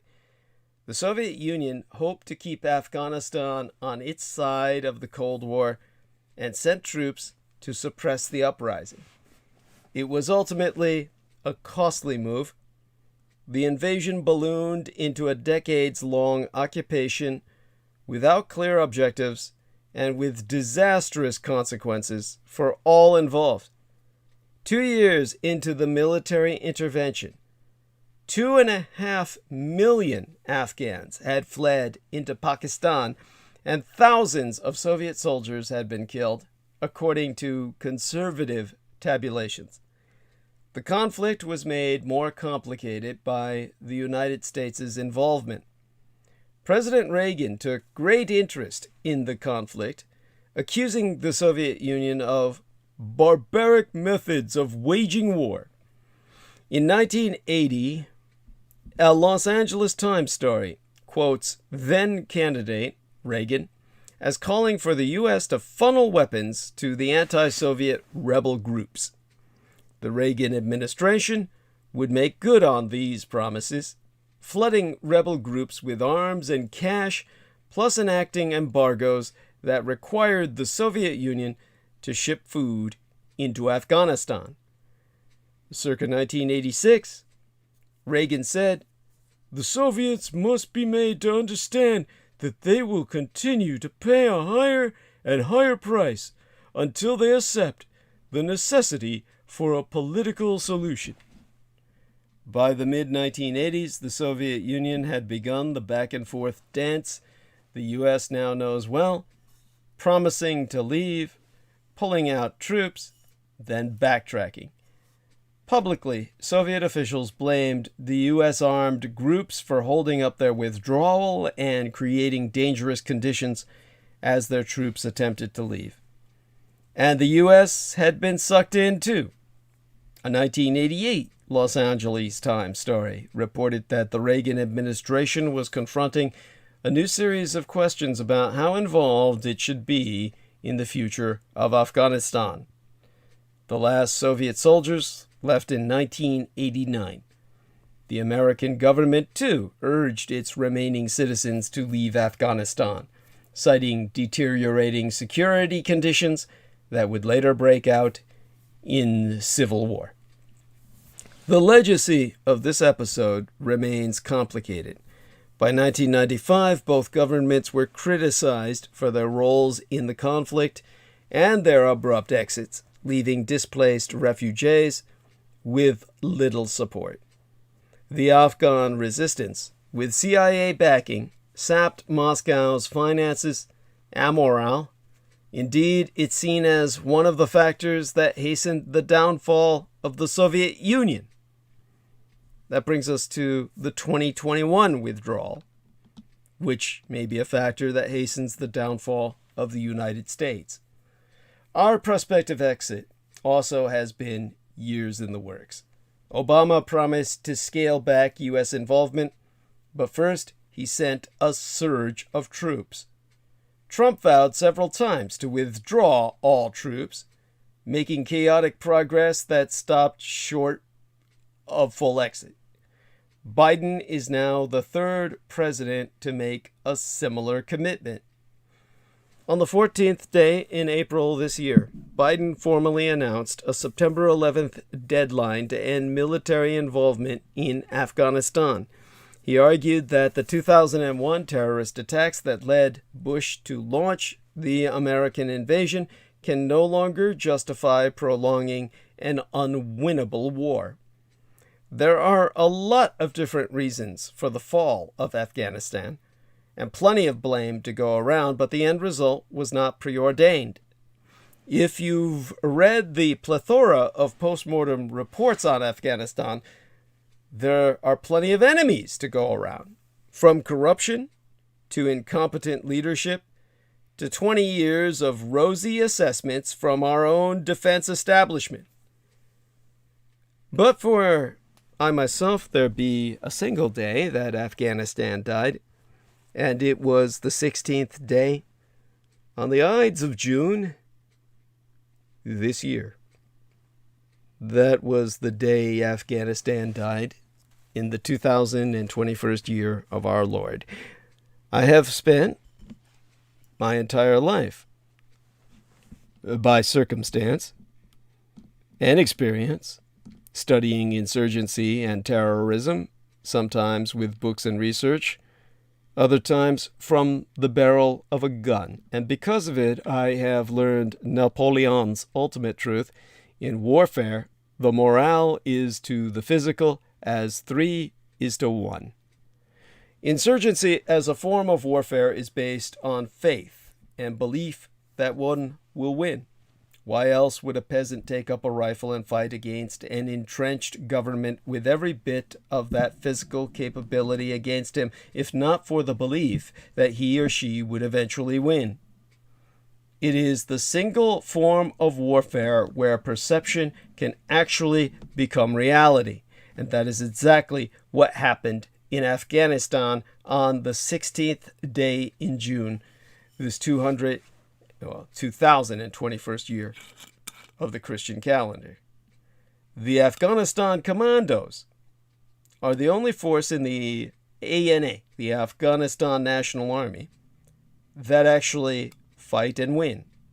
They have done so since we, as Americans, began building them, first with the CIA, then with our own special forces. They were known as the only force that had no tribal affiliation, and were the only force in the country that would fight for the state of Afghanistan regardless of the human terrain. And they were very good.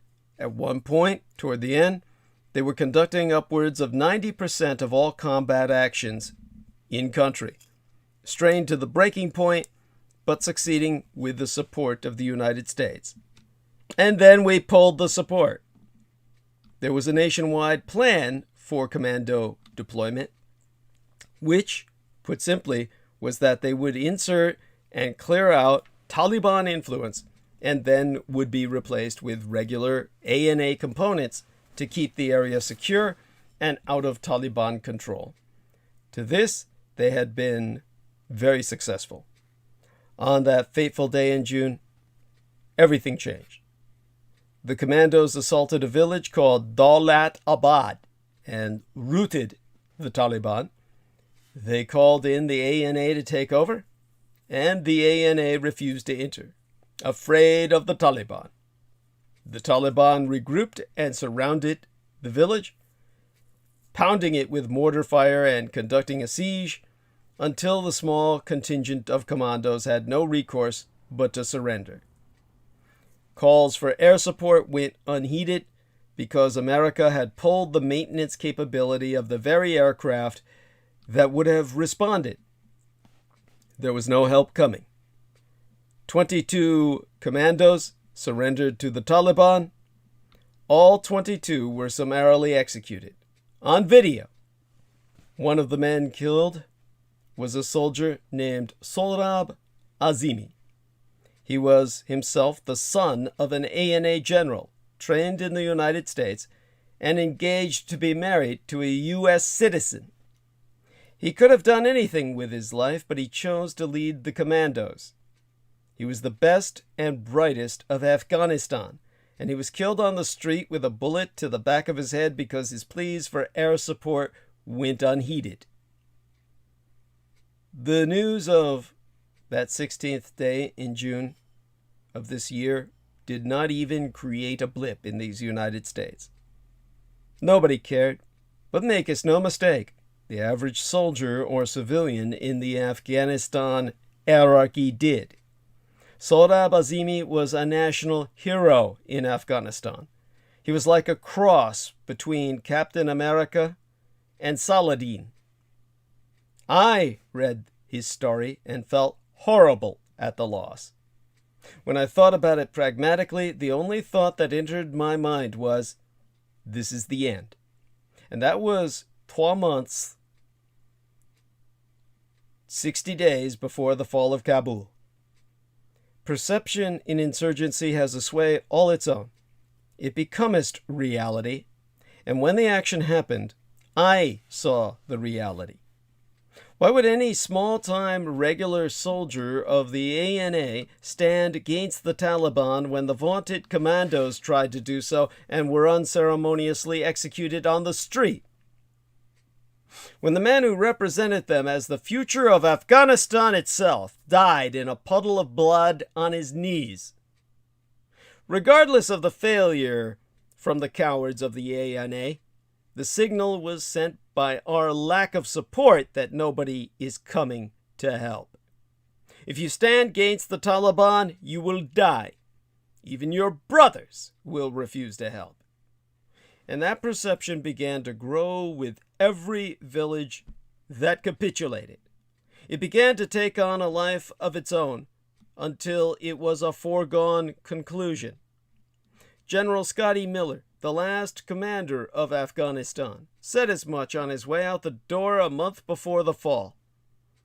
In an ABC This Week interview, he said, "War is physical, but it's also got a psychological or moral component to it.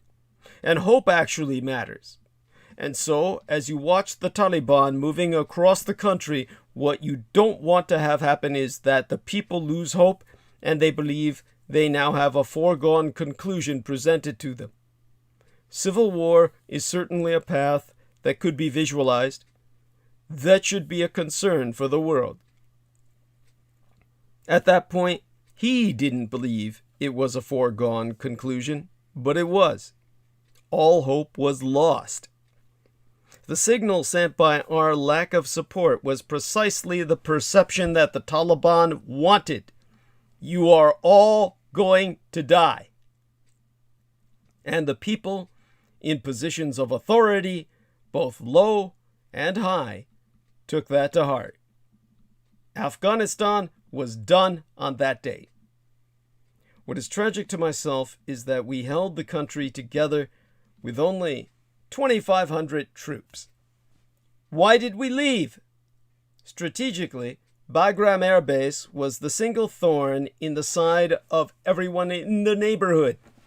The current administration keeps talking about shifting focus to threats that matter in order to get out of forever wars. But take a look at the location of Afghanistan. To the north of Bagram Airfield is Russia itself. To the east is the Communist Chinese Empire. To the west is the demented mulacracy of Iran. You couldn't ask for a better force projection platform for the shift to the so-called great power competition. Giving that up is a self-defeating prophecy on the world stage. And that's before we allowed the Taliban to free 5,000 terrorist prisoners from their cells on that base. Every time I hear the words forever war, as if that's a mantra against fighting for American interests, I can't help but think about Korea. We are literally at war on the Korean Peninsula to this day. We never signed any peace treaty, but our positioning of troops there has stabilized the region for close to 70 goddamn years. And the cost was well worth it. Nobody in America cares about this, but we have 29,000 troops in South Korea. So 2,500 troops in Afghanistan was a ball breaker? Our hasty withdrawal from Afghanistan will do nothing for stability in region or our own security. Beyond the strategic loss of Bagram as a power projection platform, the Taliban are going to welcome terrorist groups with open arms. The administration claims that this is no big deal because terrorists are operating in ungoverned spaces such as Yemen, Libya, and Somalia right now, and we deal with them from over the horizon, but this is a chimera. One, you need intelligence to decipher terrorist threats. Who is going to give us that in Afghanistan? Nobody, that's who, because being seen as helping the United States is a death sentence. Two, there is an enormous difference between terrorist groups operating in ungoverned spaces and terrorist groups operating with the support of a terrorist state. If you question this, take a look at Hezbollah versus Al-Qaeda right now. One has the capability, supported by Iran, to literally cause the downfall of the State of Israel. The other is living in a cave, fantasizing about future attacks, waiting on their perception to become reality. There are a lot of different reasons for the fall of Afghanistan, and plenty of blame to go around. But the end result was not preordained until the 16th day in the Ides of June in this 2021st year of our Lord, when perception became reality. And on the 2nd of July, the month thereafter, the Pentagon announced that the military had vacated Bagram Airfield, its biggest airbase in country, in preparation for withdrawal from Afghanistan by the end of August. On the 30th day in July, the first group of Afghan interpreters and contractors who aided U.S. military and diplomatic missions arrived in these United States at Dulles, Virginia. The flight was part of a frantic Biden administration effort to evacuate thousands of people potentially facing retribution in Afghanistan from a resurgent Taliban. The first arrivals came just hours after Congress took action to expand the Afghan Special Immigrant Visa Program by approving $1.125 billion United States dollars in additional funding. On the 1st through the 12th days of August this month, the Taliban began to swiftly take over cities and provinces, including Herat, a provincial capital that had become an oasis for women and girls, out of which it had once been pushed. The payroll of the corruption-plagued Afghan security forces was stuffed with ghost soldiers who didn't exist or never showed up, helping explain why the national forces didn't stop the Taliban. Early this month, the Biden administration announced it will expand a refugee visa program, but the system's complexities are limiting. On the 12th day of August, the Biden administration announced it will pull most U.S. Embassy personnel out of Kabul and urged American citizens to leave the country immediately. Several thousand U.S. troops were dispatched, mainly to the Kabul airport, to help with a military-run partial evacuation. On the 14th day of August, Taliban militants moved into the capital, Kabul, and occupied the presidential palace, demanding the unconditional surrender of the Afghan government. The Afghan president, Ashraf Ghani, fled the country. After the Ides of August, on the 16th day this month, Biden, in an address from the White House, defended his chaotic withdrawal, taking responsibility for ending the 20-year war, but deflecting blame for the hard and messy events, his words, of recent days, thus lamenting, "I'm deeply saddened by the facts we now face, but I do not regret my decision to end America's war in Afghanistan."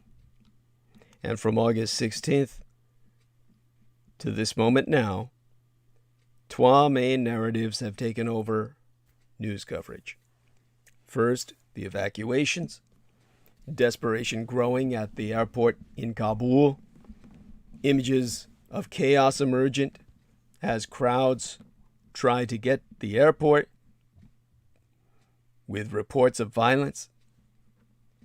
On the 20th day this August, Biden said U.S. forces were making significant progress in evacuating U.S. citizens and vulnerable Afghans.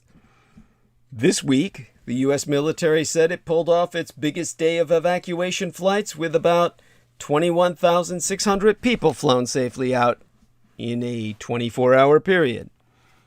Meanwhile, CIA, the agency director, William Burns, secretly went to Kabul on Monday to meet with the Taliban's top political leader. And second, the political reckoning. Be the other narrative taking over news coverage. Some Republicans in Congress blame Biden for ending the 20-year war after former President Trump made a deal with the Taliban, but not the Afghan government, to withdraw our troops. Some Democrats defend Biden while others call for more aid. Even late-night TV hosts have been weighing in, criticizing Biden's handling of the withdrawal. Any defense observer should question how an army built with nearly $1 trillion United States dollars and NATO funding over 2 decades and tons of materiel, from rockets to Humvees, could so quickly collapse. More foresightful defense officials would express concerns about a potential rise in terrorist threats. And some jihadi groups are now looking to the Taliban for inspiration, unleashing yet more disagreement about what the United States should have done over the 20 years and 4 American presidencies during our war in Afghanistan. And then, of course, there'd be Pompeo's underwhelming defense of the Trump-Taliban agreement I so dissected in our transmission preceding tonight's. No, our last transmission before the latest transmission preceding tonight's, I believe, when I spoke about Afghanistan in depth. That was the transmission before last, the transmission before the transmission I'm hosting tonight. Matter of fact, I can tell you that was 6 days ago. That was Dietrich's in-depth Aschure analysis. Yes, do check it out. Highly recommend it. And that is dated on my YouTube channel as, you'll find it as dated August 18th, 2021, or that was when it was streaming live, and published in its wake on, it's simply titled In-Depth Aschure Analysis, subtitled Kabul Fall, Critical Omissions. It has 5 comments on it. And, of course, wonderful people. Very deeply appreciate it. With that,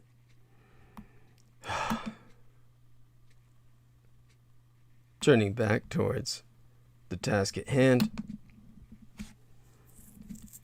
Up until things recently turned into a 5-alarm debacle in Afghanistan, former President Donald Trump's major criticism was that his successor wasn't getting out of Afghanistan fast enough.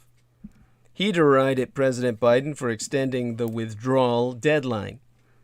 Put aside that the total U.S. pullout under any circumstances would have eviscerated the counterterrorism mission that continues to be essential, namely denying anti-American jihadis sanctuary from an operational partnership with the host regime.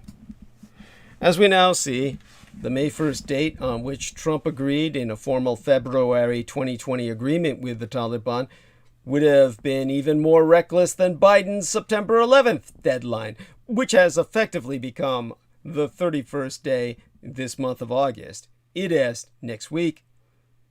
That is the reality. And it is why one is so underwhelmed by former Secretary of State Mike Pompeo's attempt to defend the Trump-Taliban agreement laid out by myself in the episode preceding last from but a week ago, as dated. Oh, geez. I'll need that date again. Let me go over there to our YouTube live and grab that date for you so you can review it intensively at length. There we are. I remember this. Of course, when I go to YouTube to access my own channel, it goes without saying, I get totally distracted by so much other shit that I find on YouTube that I have to bookmark it for later. And there you go. Okay, going back to something that I'm supposed to be doing. You know, at least I flatter myself that I behave with some level of professionalism, even though I'm not paid. Yes, August 18th, critical omissions. Do review that for my in-depth analysis. Okay, now,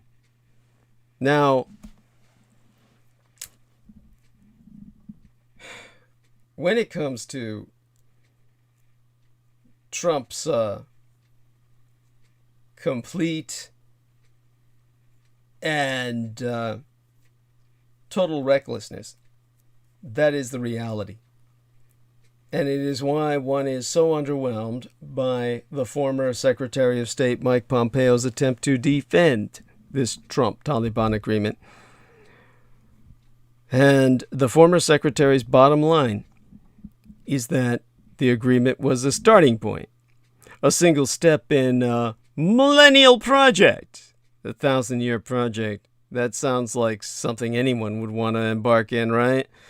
Not an endpoint, well, an endpoint in and of itself. Let's leave aside that that is not how the agreement reads.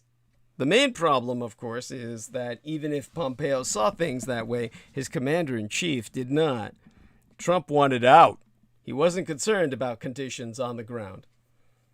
As the Taliban tighten their grip, we are seeing why solid national security officials, such as Pompeo, were worried about a premature withdrawal.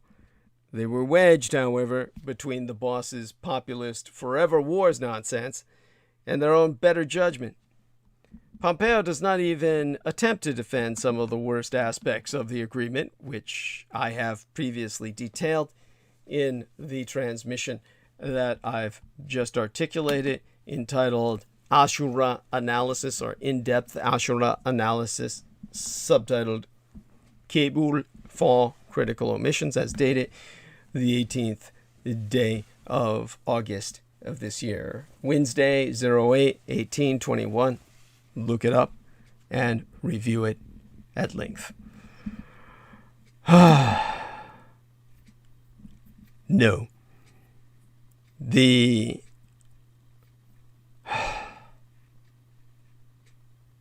Let's just put it this way. The Trump administration's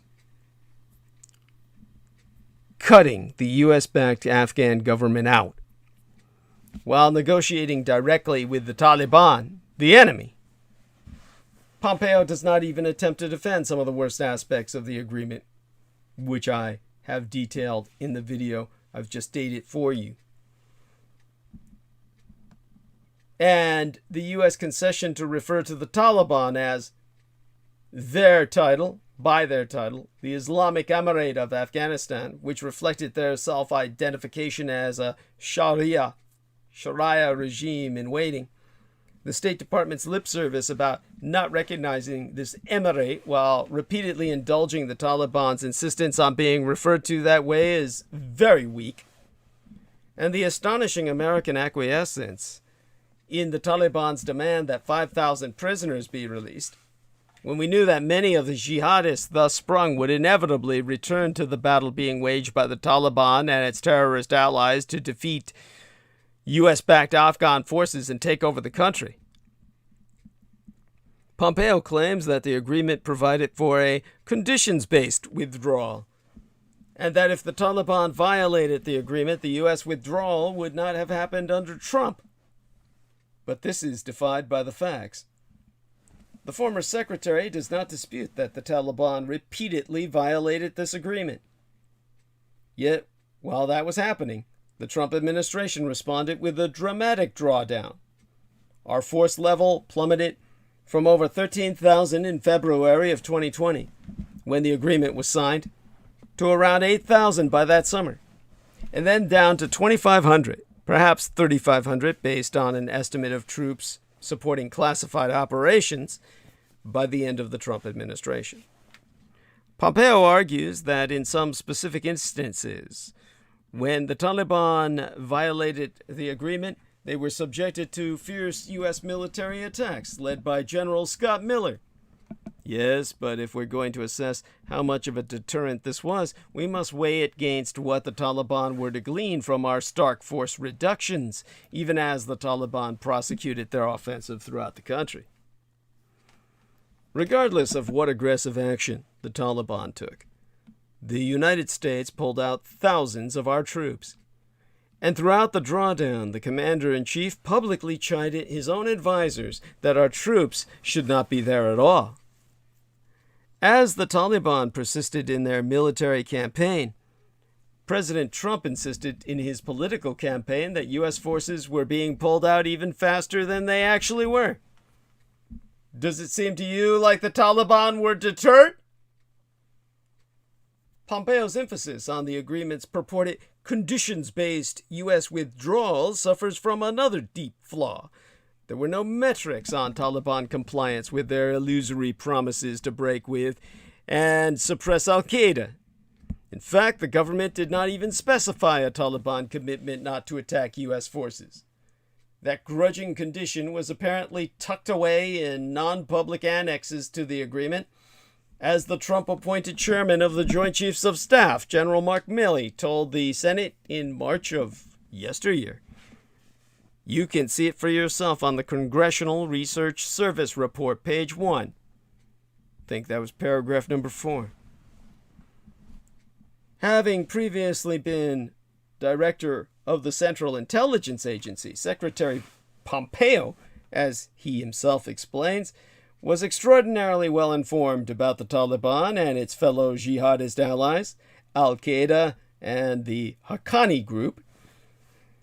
Not surprisingly, he says he did not believe anything the Taliban said. I'm sure that's true, but then, why make an agreement with them at all? More to the point, why make an agreement under circumstances in which the Taliban refused to make written public commitments not to attack Americans, and when Pompeo knew they were not serious about their commitments in any event? And why make an agreement stipulating to a total pullout if, as Pompeo says, he anticipated a modest continuing U.S. presence? On the force level point, Pompeo observes that we were keeping order in Afghanistan, although we had drawn down to 2,500 troops. Against the tide of opinion from NATO allies and the Afghanistan Study Group, Pompeo asserts that a small footprint of roughly that size would have sufficed because it would have kept the Afghan forces up and running. Artillery, air support, and intelligence. This, he maintains, would have preserved a security environment in which not a single American was killed in the months after the agreement. This is completely unconvincing. Americans were not targeted after the agreement was signed because it stipulated that the United States would leave by May 1st of 2021. That is exactly what the Taliban wanted, so why would they give us reason to reconsider? Moreover, to convince the Taliban that Trump was serious, his administration deeply reduced forces as the agreement required. You see, unlike the Taliban's vague commitments, the agreement made our burdens concrete and measurable. We were able to get down to 2,500 troops while sustaining no attacks because the Taliban knew we were leaving. They also figured out that their stepped-up attacks on U.S.-backed Afghan forces, which the agreement gave them more resources to execute, made no difference to Donald Trump. Whatever specific whatever significance conditions may have held for the Secretary of State, the president continued to pull out. Pompeo insists that we can do effective counterterrorism with a small footprint, because that is what we do in such other dangerous countries as Somalia and Iraq. That argument echoes President Biden's own rationale for pulling out of Afghanistan, though Biden, like Trump, is more extreme in demanding a complete withdrawal, no in-country U.S. military presence at all. Yet Pompeo and Biden are skipping past an inconvenient fact. In Somalia and Iraq, we have cooperative military relationships with the host governments which welcome U.S. assistance to fight jihadists. And even so, we still have a military presence. There are about 2,500 U.S. troops in Iraq, though Biden plans to pull them out later this year. In Somalia, there were about 700 until Trump ordered them out at the end of his term. But our commanders are compensating by rotating in U.S. troops stationed elsewhere. In Afghanistan, by contrast, the Taliban, our enemy and the terrorists' ally, are assuming power. The challenge is not just that there will be Al-Qaeda cells, as there are in many places. It is that they will have an operational partnership with the host regime. The last time that happened, from 1996 through to 2001, we had no means of gathering vital intelligence, and Al-Qaeda used its regime protection to conduct massive anti-American terrorist attacks, bombing our embassies in Eastern Africa, nearly sinking a naval destroyer in Yemen, and ravaging our homeland in the 9/11 atrocities. And let's not overlook that most patent and stubborn fact: the Trump-Taliban agreement did not provide for the small footprint Pompeo suggests that he always envisioned keeping. It says all U.S. forces would leave. If we hadn't agreed to a complete pullout, then the Taliban would not have signed. If we hadn't proceeded with the pullout as promised, then the Taliban would have gone back to attacking Americans, making a drawdown to 2,500 impractical. Finally, Pompeo says we could get away with a small force because that's what would have been necessary for the Afghan armed forces to do the heavy lifting.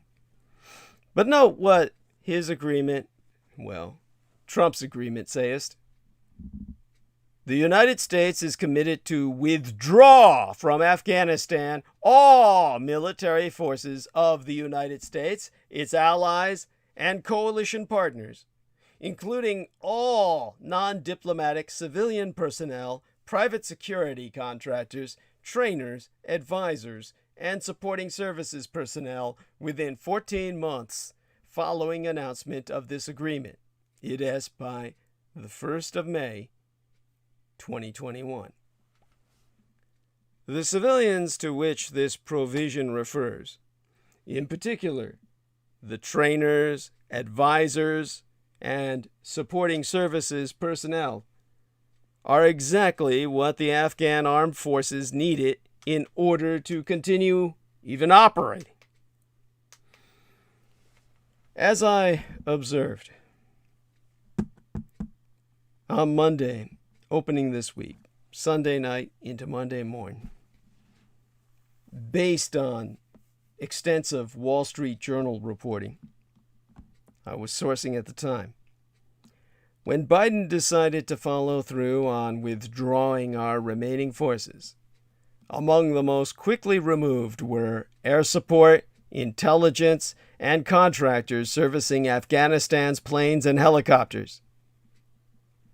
Since we designed the Afghan military to be dependent on air power, the removal of U.S. civilian contractor support rendered that military unable to function.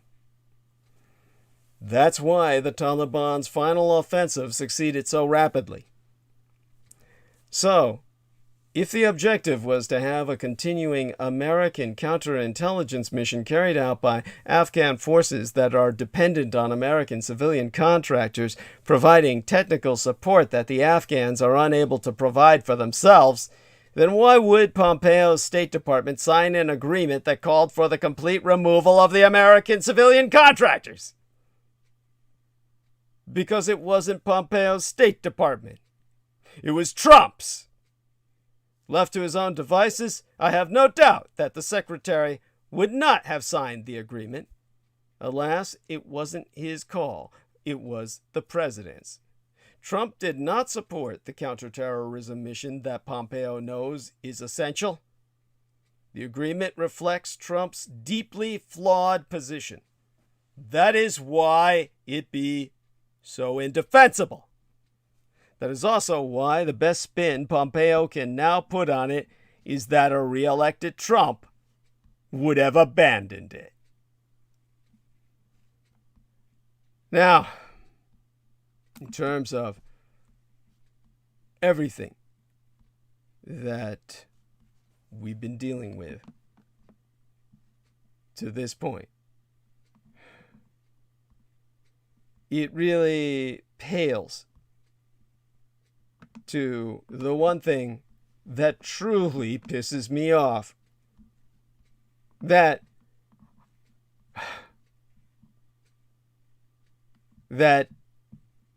Joe Biden has so neutered himself that he can't even criticize the Taliban. He's afraid of offending the group that controls the fate of his presidency.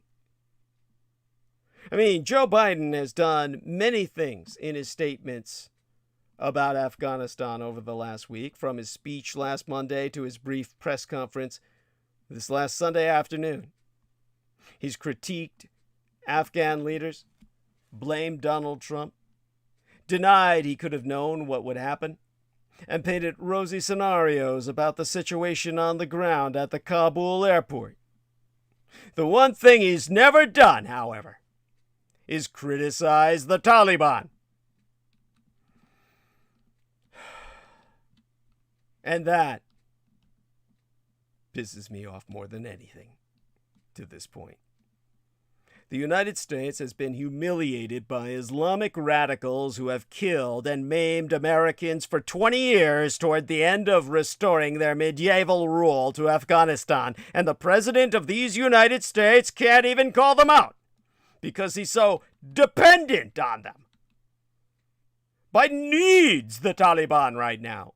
They control the fate of his presidency and have the power to determine whether he gets out of this to fight another day, or whether he's the next LBJ or Jimmy Carter, whose presidencies were both destroyed by the Vietnam War and the Iranian hostage crises, respectively. If the Taliban, or a faction of them, decide to take American hostages, or, say, crater the runway at the Kabul airport, the current debacle would instantly become several magnitudes worse. So Biden is very forceful at rebutting his critics, but gentle as a kitten when talking about the Taliban, who, in Biden's statements, have achieved a status as that of a partner in crime. In his otherworldly Friday press conference into this weekend last, Biden assured the American public, "We've been in constant contact with the Taliban leadership on the ground in Kabul, as well as the Taliban leadership at Doha, and we've been coordinating what we are doing." Biden vouched for the Taliban's good faith. He asserted, against all evidence on the ground, and counter to his own defense secretary's briefing to Congress, that Americans were reliably reaching the airport thanks to the good offices of the Taliban. Of the trapped Americans, he said, "We have no indication that they haven't been able to get in Kabul through the airport. We've made an agreement with the with the Taliban. Thus far, they've allowed them to go through. It's in their interest for them to go through. Biden has swaddled any slightly discouraging sentiments about the Taliban with hopefulness about the prospect of the group moderating its behavior. When George Stephanopoulos asked Biden yesterday last week whether he thinks the Taliban have changed, Biden denied it and then immediately said the Taliban are facing a choice. He said, I think they are going through sort of an existential crisis about do they want to be recognized by the international community as being a legitimate government. And so in his Friday press conference, Biden mentioned possible sanctions and the prospect of the Taliban changing in the same breath. He explained, Secretary Blinken and I are going to be working with our allies to see to it that we can bring international pressure on the Taliban to be. They're looking to gain some legitimacy. They're going to have to figure out how they're going to maintain that country. And at the end of his Sunday press conference, a reporter got to the crux of the matter. He asked Biden if he trusts the Taliban. Biden avoided answering, and then, when the reporter asked again, Biden deflected by saying that he doesn't trust anyone, including the reporter who asked the question. He then talked again of the fundamental decision the Taliban have to make about their legitimacy.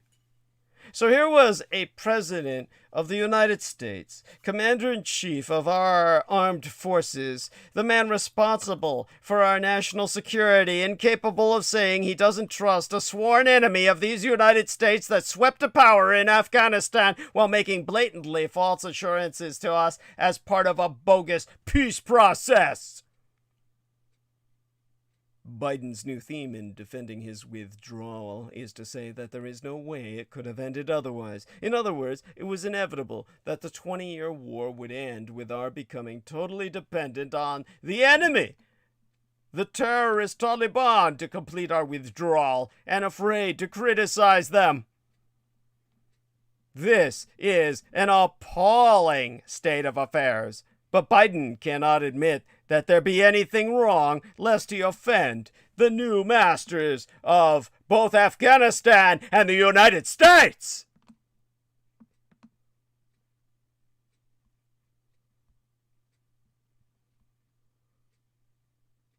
I am beyond words. This is beyond description. This is historically simply unprecedented. The American empire has surrendered to the Taliban. Yes, those bots that swarm and provide the downvotes. These are the people who are on the side of the Taliban. These are the cultists of the kings of Edom who have supported the Taliban throughout the past 20 years. They are your enemy. Bear that in mind now and always. And understand that you cannot trust them any more than you can the Taliban, for they are one and the same. The Herodians, the Edomites, the enemy out to kill your God and bring into our universe the anti-gods to destroy creation and yourself in the image of the Creator. In terms of what we can do from this point forward, you have to understand that I am the only intervention that can help you. That I am what Gene Roddenberry envisioned as your Vulcan intervention. In times like this, you have no choice. There is no one else who analyzes with my level of insight to the degree that you can finally understand why your world is all in darkness, even as it burns.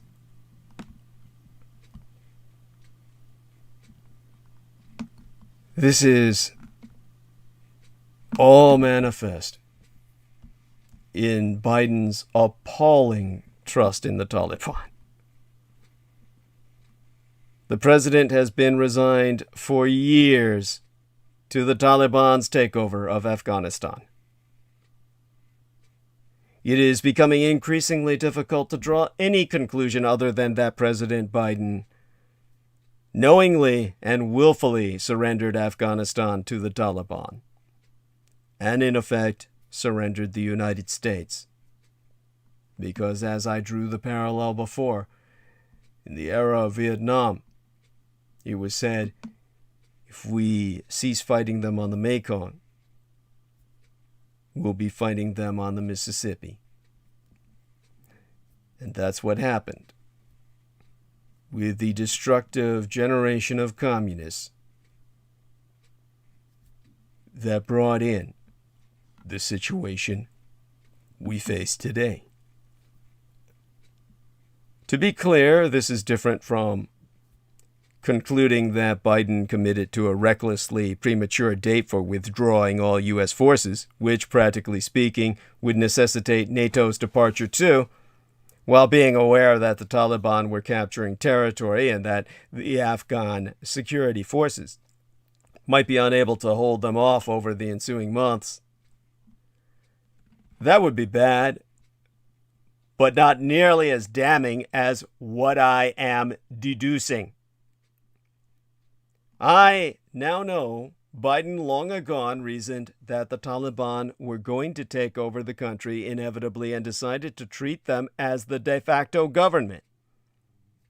Consistent with this, and with the progressive democratic orientation that American military power is needlessly provocative, and that concessions are the preferred way to inspire rogues into good behavior, Biden determined back in the spring that he would set a firm deadline to pull our forces out and then demonstrate to the Taliban that the deadline was real. And this, he calculated, would accomplish two things. First, on the domestic political front, the president could claim he was ending America's longest war. Second, Biden could assure the Taliban that he was irreversibly committed to military withdrawal, even though he was extending the Trump administration's irresponsible May 1st deadline, negotiated with the Taliban in an agreement that cut out and thus nullified the ostensibly U.S.-backed Afghan government in Kabul, releasing 5,000 prisoners at the Taliban's demand. Biden saw the Taliban as the regime in waiting, with whom his administration was energetically negotiating.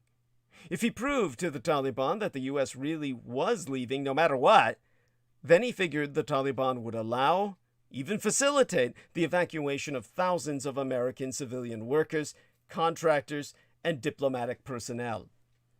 Biden would pull out American troops and trust the Taliban, thus appeased with the fate of the remaining Americans. This is mind-boggling, but not the half of it.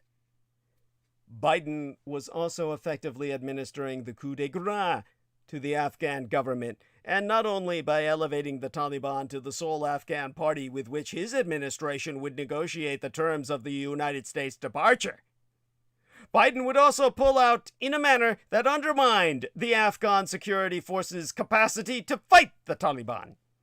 After all, if U.S. troops and contractors continued providing technical and logistical support to the Afghan ground and air forces, the Taliban might interpret that as an American commitment to continue the war. Biden would make sure the jihadists had no cause for doubt. In this, Biden had to know he would be leaving to the Taliban, the fate of tens of thousands of Afghans who supported American combat, intelligence, training, and nation-building efforts over the last 20 years. Though many government officials, members of Congress, and influential commentators pleaded with the Biden administration to fast-track the visa process and evacuate the Afghans while American forces were still in control, Biden plainly rationalized that this could provoke the Taliban into retaliatory measures, potentially against Americans, that would put public pressure on him to maintain U.S. forces in country. Biden's priority was to withdraw them.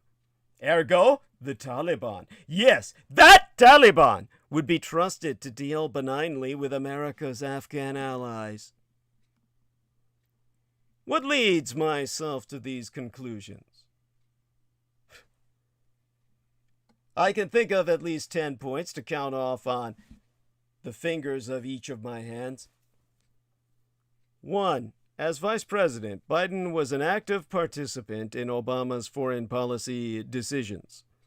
It was the Obama-Biden administration that aided and abetted the Taliban's leadership in establishing in Doha, Qatar, a diplomatic presence for the Islamic Emirate of Afghanistan, which, as I have explained, is the highly meaningful, or rather, at least, emotionally charged name the Taliban adopted for their regime in waiting. While not formal U.S. government recognition, this was de facto recognition of the Taliban, de facto recognition in which the Trump administration persisted. 2. The Obama-Biden administration's key role in establishing the Taliban's formal diplomatic presence in Doha in 2013 was expressly intended to signal the need for Taliban participation in the Afghan government once Obama ended U.S. combat operations in 2014, a step the Obama-Biden administration irrationally believed would end the war and usher in a political settlement, even though the Taliban were never going to accept an Afghan republic. They have always been determined to rule an unabashedly Sharia-based emirate.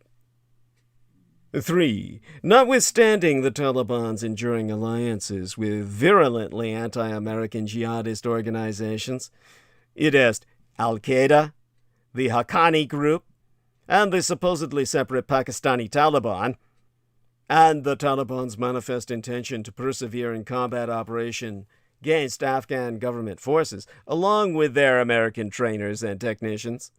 The Obama-Biden administration agreed to release 5 Taliban commanders who had long been in American custody. The administration tried to camouflage the dereliction as a routine prisoner exchange. The prisoner, you'll recall, was the deserter Bowie Bergdahl. Ironically, in light of Biden's apparent abandonment of Americans to the tender mercies of the Taliban, the Obama-Biden administration portrayed the swap for Bergdahl, who was later convicted in a court-martial, as an instance of the time-honored U.S. commitment to leave no American behind. Susan Rice, a top advisor to Obama and Biden, claimed that Bergdahl had served with honor and distinction. In reality, the Obama-Biden administration knowingly fortified the Taliban when it was undeniable that the Taliban would continue fighting to take over the country as the U.S. drew down its forces. 4. In April of 2021, American military commanders pleaded with President Biden to maintain a modest military presence of about 2,500 U.S. troops in Afghanistan in order to maintain stability, whilst the U.S.-backed Afghan government attempted to reach a peace agreement with the Taliban. Obviously, such pleas would have been unnecessary if the American officials believed that the Afghan security forces, designed, trained, and supported by the U.S. military, were capable of holding off the Taliban offensive. Biden rebuffed the U.S. commanders because he was hell-bent on ending the war by the 20th anniversary of the 9/11 attacks. Given that Biden knew the Taliban were committed to persisting in the fight, the only way the war could have ended by September 11th was if the Taliban had already won. 5. I'm on my thumb now of my left hand.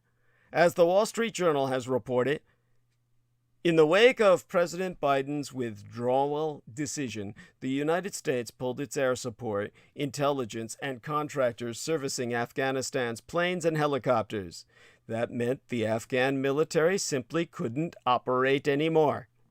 With the Biden administration having assured the Taliban that the U.S. was vacating the country by September 11th, and with the Taliban actively executing an offensive in which they captured district after district, Biden had to have known that depriving the Afghan armed forces of the basics they needed to operate would mean the Taliban would rapidly roll over the Afghan government, just as the U.S. commanders had warned Biden the Taliban would do. 6, and here I am on the opposing thumb of my right hand.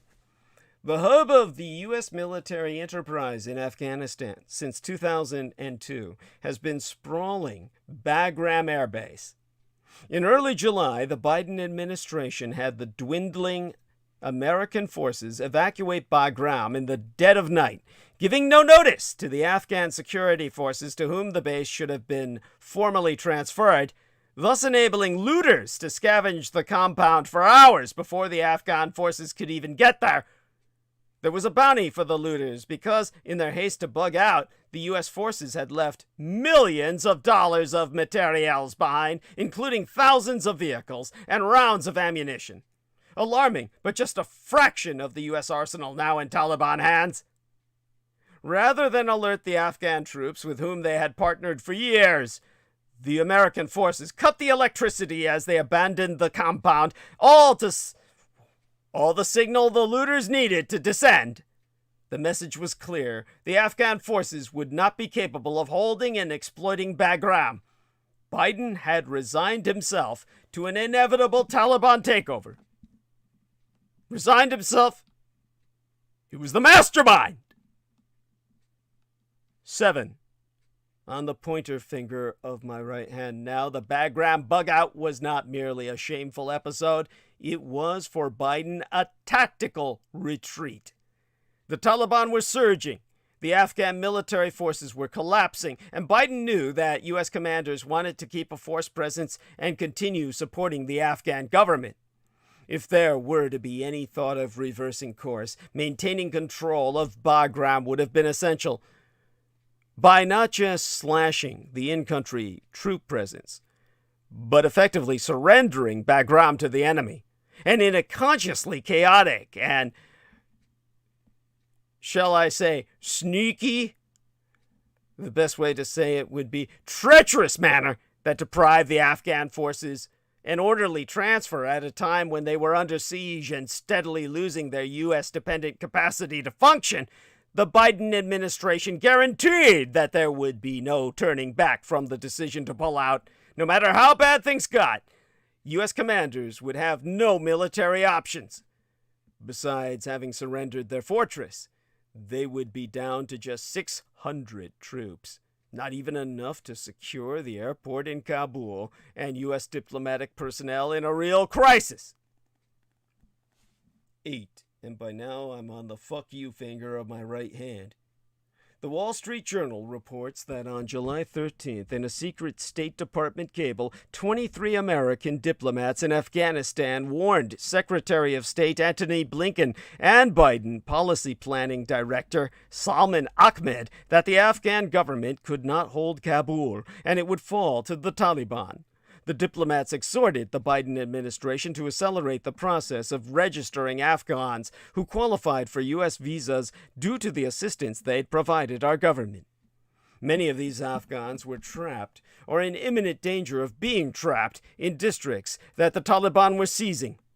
The journal adds that diplomats also called for the State Department to use tougher language in describing the atrocities being committed by the Taliban. 9, and I'm now on that ring finger of my right hand. This highlights the sheer mendacity of claims by the president and his top advisors that no one could have anticipated that the Afghan government would collapse as rapidly as it did. The administration was repeatedly advised by knowledgeable officials that this was the likelihood unless Biden changed course. The president did not just ignore these admonitions, he affirmatively cut the legs out from under the Afghan government and armed forces. Furthermore, the calls for condemnation of the Taliban fell on deaf ears as the Biden administration continued negotiations with their representatives in Doha.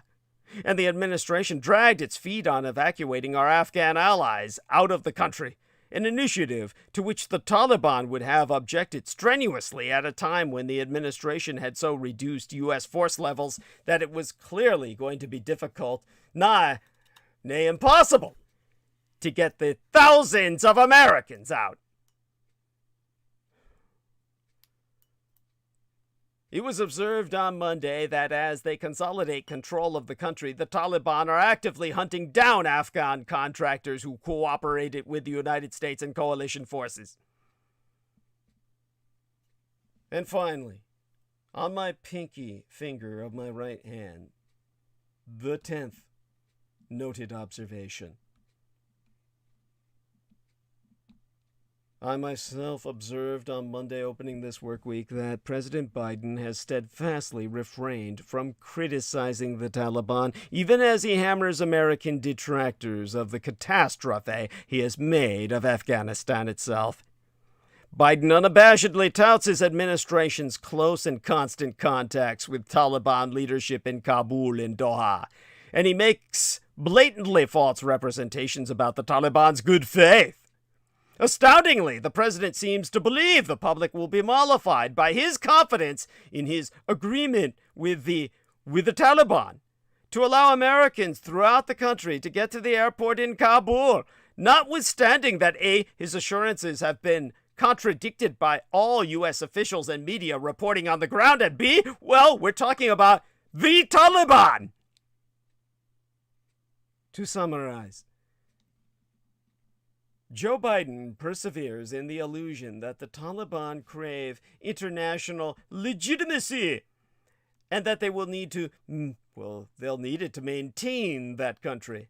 I have no doubt that the president is fearful of offending the Taliban, which is in a position to take American hostages if they have not already done so. That would make the ongoing debacle an even worse crisis. Indeed, the Taliban haughtily announced on Monday opening this work week that Biden's promise of an August 31st final departure of U.S. forces is a red line for them, warning that there will be a reaction if Biden tries to extend said deadline, as British Prime Minister Boris Johnson is reportedly urging him to do. It will be interesting to see what reaction there is from a president of the United States to a blunt threat from jihadists. All that said, I now knowest that Joe Biden did not bumble into this disaster. The president has been resolved for years to allowest the Taliban's takeover of Afghanistan. He hoped that when the inevitable happened, the Taliban would crave international legitimacy, the transnational progressive gold standard, and thus that they would behave, relatively speaking, upon seizing control.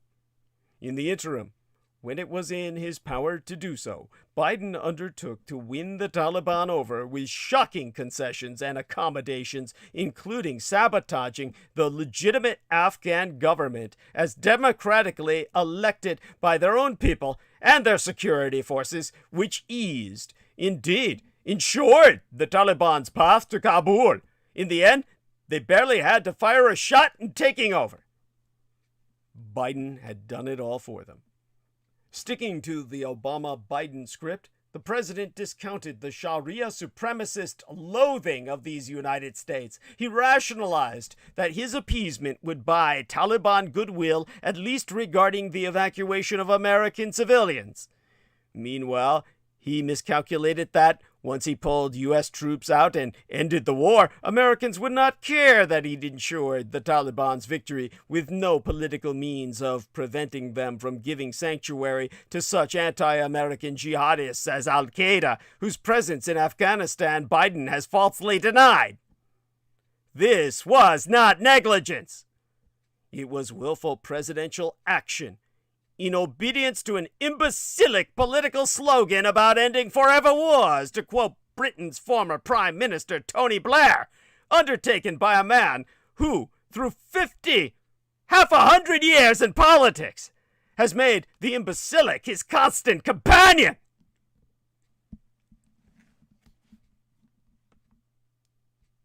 Enough.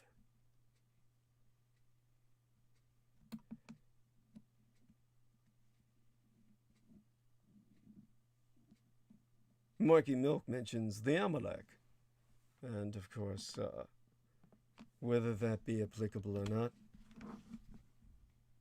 the real enemy, of course, the Taliban's allies, are among those who have downvoted my analysis tonight. Upvote to counter them, and make it certain that you're here with us come Sunday night of next week. So we've been on for 8.5 hours, more than a good day's work. And I pray indeed that all of you who support me be blessed and kept. We'll speak again soon enough. And until next we speak, may your own dreams be pleasant as compared to those of so many of us who spranketh tonight. And with that,